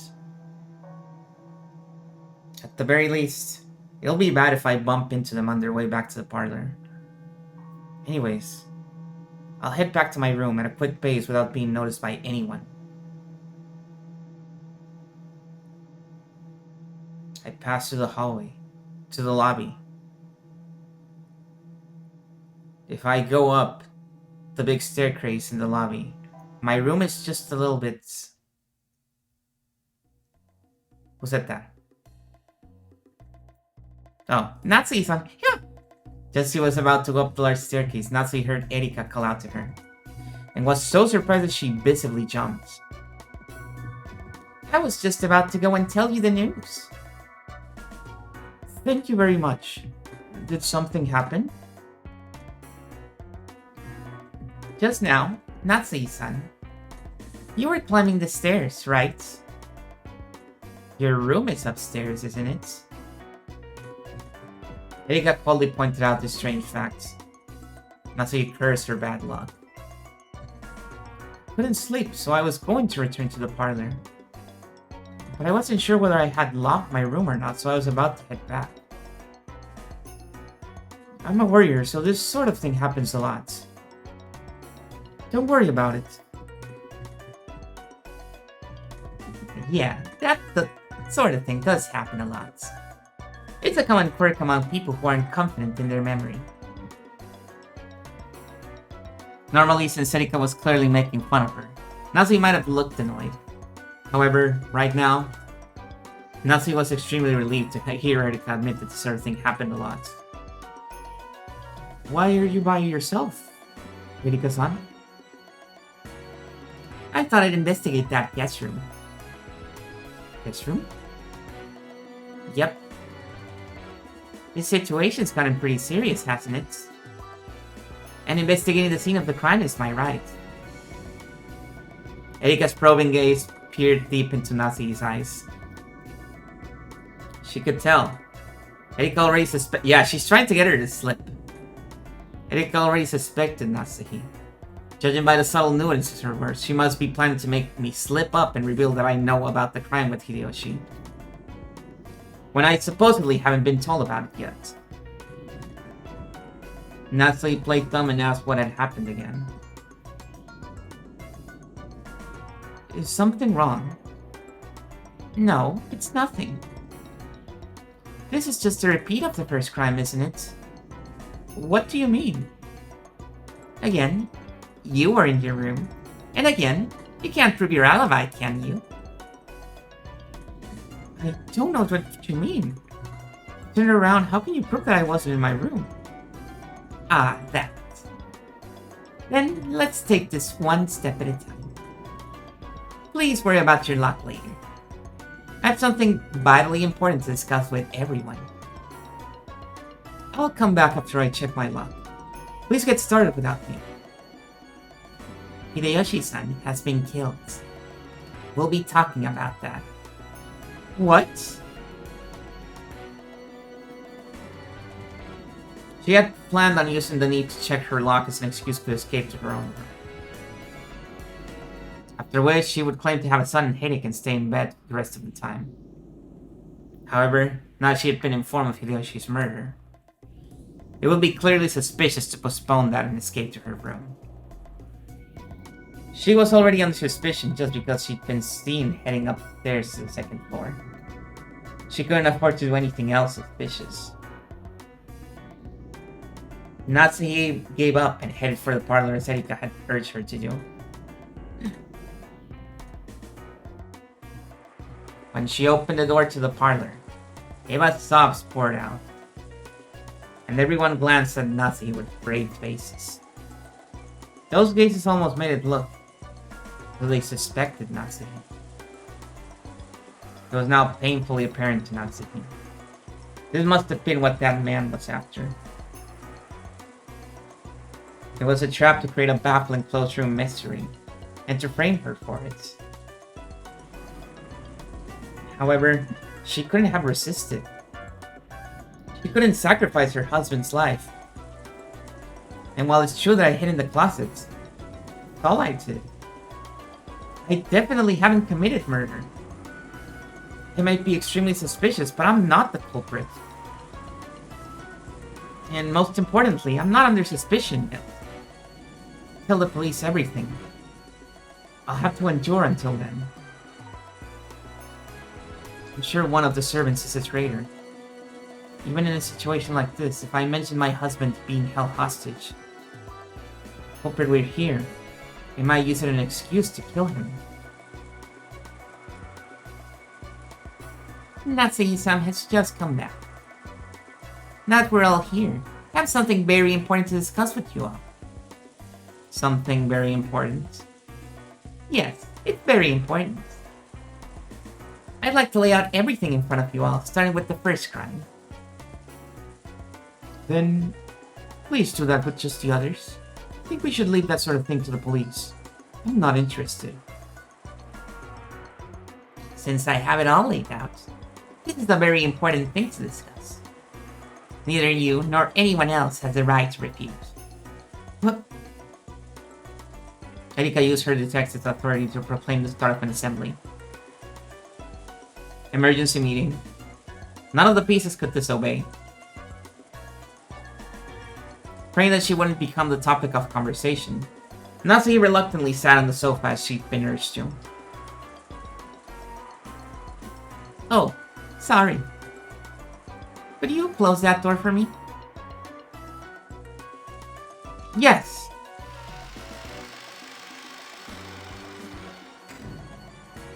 Shannon and Kanon closed the door. So it had been decided a short while ago to lock all doors and windows carefully. Khan unlocked it. That lock, which existed to protect the safety of this room, felt like a lock on a prison cell to Natsuki, one that would hold her in place and prevent any escape. Natsuki still hadn't noticed. Though Erika had gone into the corridor to check the crime scene in Hideyoshi's room, her goal had changed. In other words, from Erika's point of view, the sound of that lock was truly checkmate. Erika said that suddenly. Bertha still had said that suddenly. Oh, fast. Wow, so you figured out the culprit already? We've barely gotten to any of the crimes, right? You could have just let me kill a few more and gathered a few clues yourself. Okay, Lambda. Gather all the pieces. Now we're getting to the most interesting part. Let's both enjoy it to the fullest. Well, let's see. Why don't you show me what you've got? To think she'd lay down the challenge without waiting for the game set at midnight. What a hasty person that Lady Brinkestelle. It is quite an early challenge. To think that she's already managed to obtain a winning hand at this stage. Normally, you can win by just claiming that a witch exists. With Natsuki and Kinso, we've got a lot we need to protect this time. Sounds like this fight will be a pain. That's not a problem at all. I won't let them do as they please with my golden island any longer. Bring it on, Lady Brinkestelle. Furudo Erika.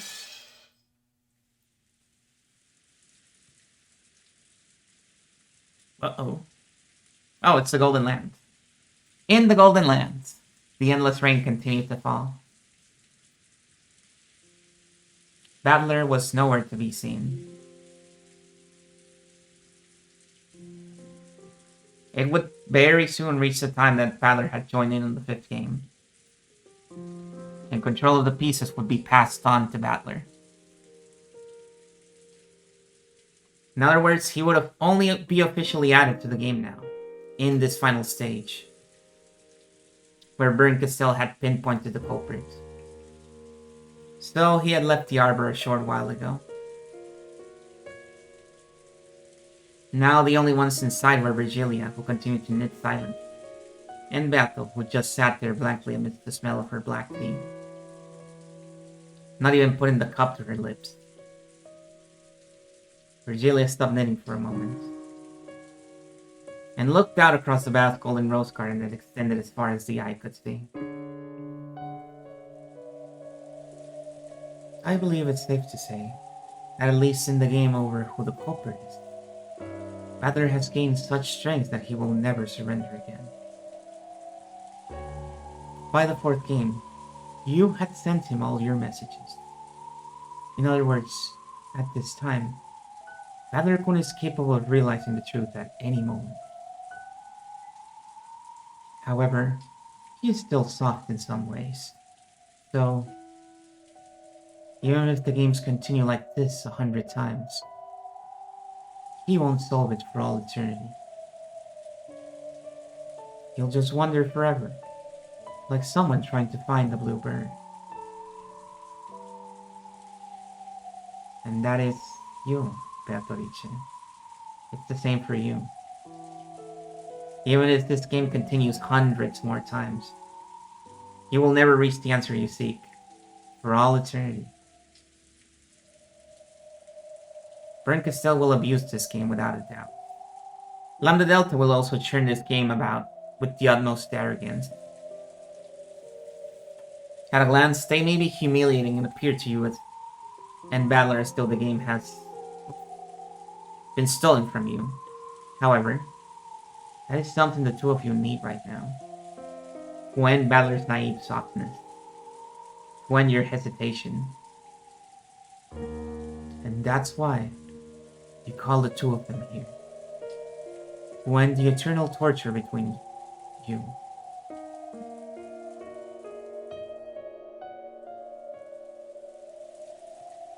Those two will bring you either victory or defeat. But no matter how it goes, that result has already been filled with compassion. You should understand that as well by now. Virgilia faced Beato, whom she had come to adore as a daughter, with cold eyes that she must not have shown often. It was like the gaze of a mother who, instead of scolding, finally urges their child to recognize their mistake.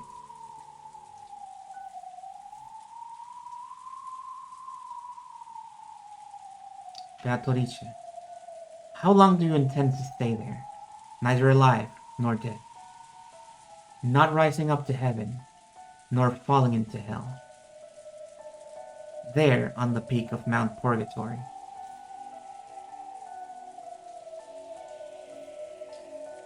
I am Virgilia. I have guided him through purgatory and brought him to you as I speak. And you are Beatrice. You must choose whether to take his hand and rise up to heaven, or grab him and fall into hell.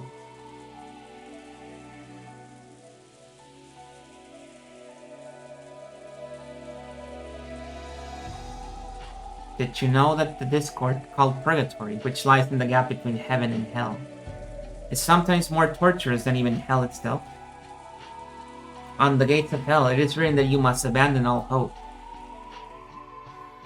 A human without hope can accept their suffering and give up. However, the residents of purgatory have hope.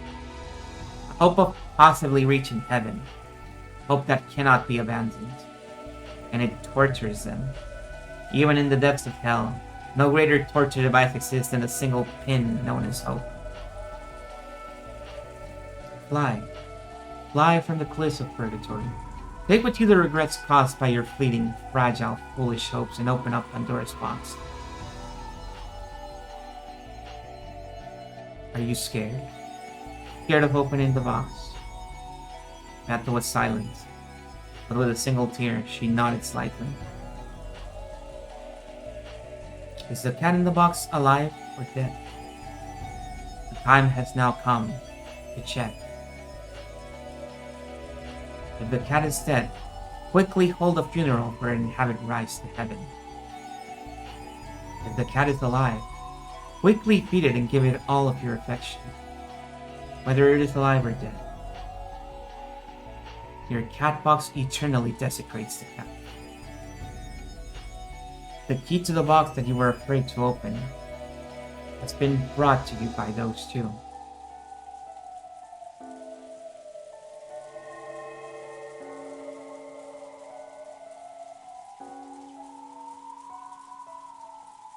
Beatrice, it's time for you to die now. I hope that your heart is stopped by the hand of the person you desire.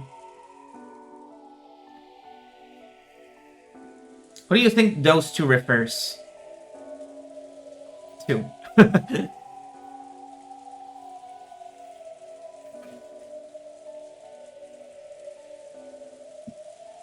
Wow, what a good place to call it. We finally reached the beginning of. We've come back full circle now. Now Battler is in the game again. So next time we will see the result of all this.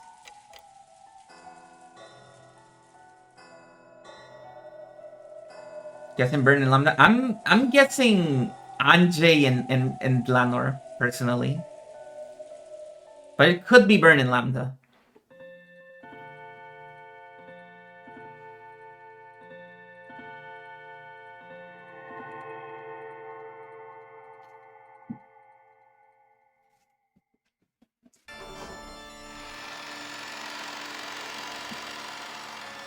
Okay, here we stop. I know we're presenting this crazy new setup, but here we stop.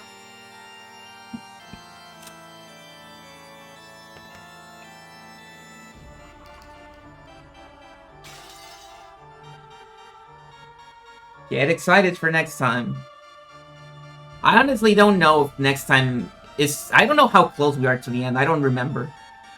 Because they keep saying it's the climax, but I mean, it's the second Twilights. They could just keep going for a while if they wanted to. We will just have to see.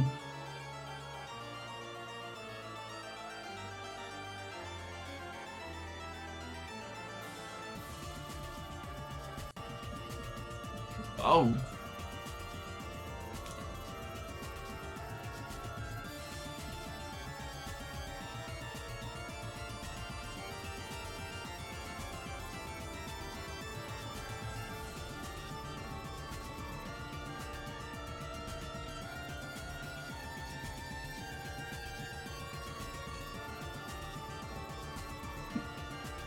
Okay. Let's take a break here for a week, a week-long break. And come back to this later. Next week I'm going to be out of town, but I'm going to be out of town on the days where I don't stream, so it shouldn't affect anything.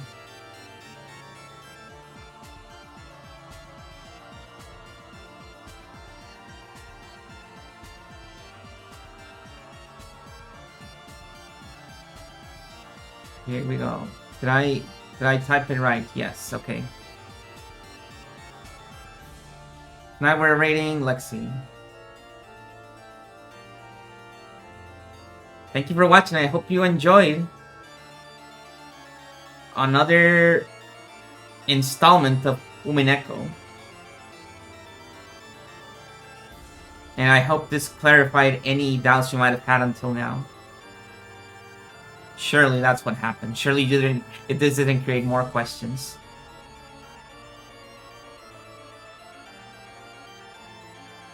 Oh yeah, and Monday I guess I'm finishing Dragon Quest V. I don't know how long it's gonna take me, but it's like guaranteed that I finish Dragon Quest V. For sure. It could be an hour, it could be 6 hours, I don't know. I don't know how long the endgame is gonna take me.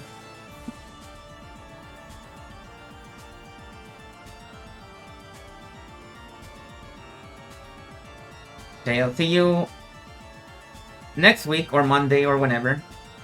I guess both are next week. Take care. Thank you for being nice to me. Good night. Bye.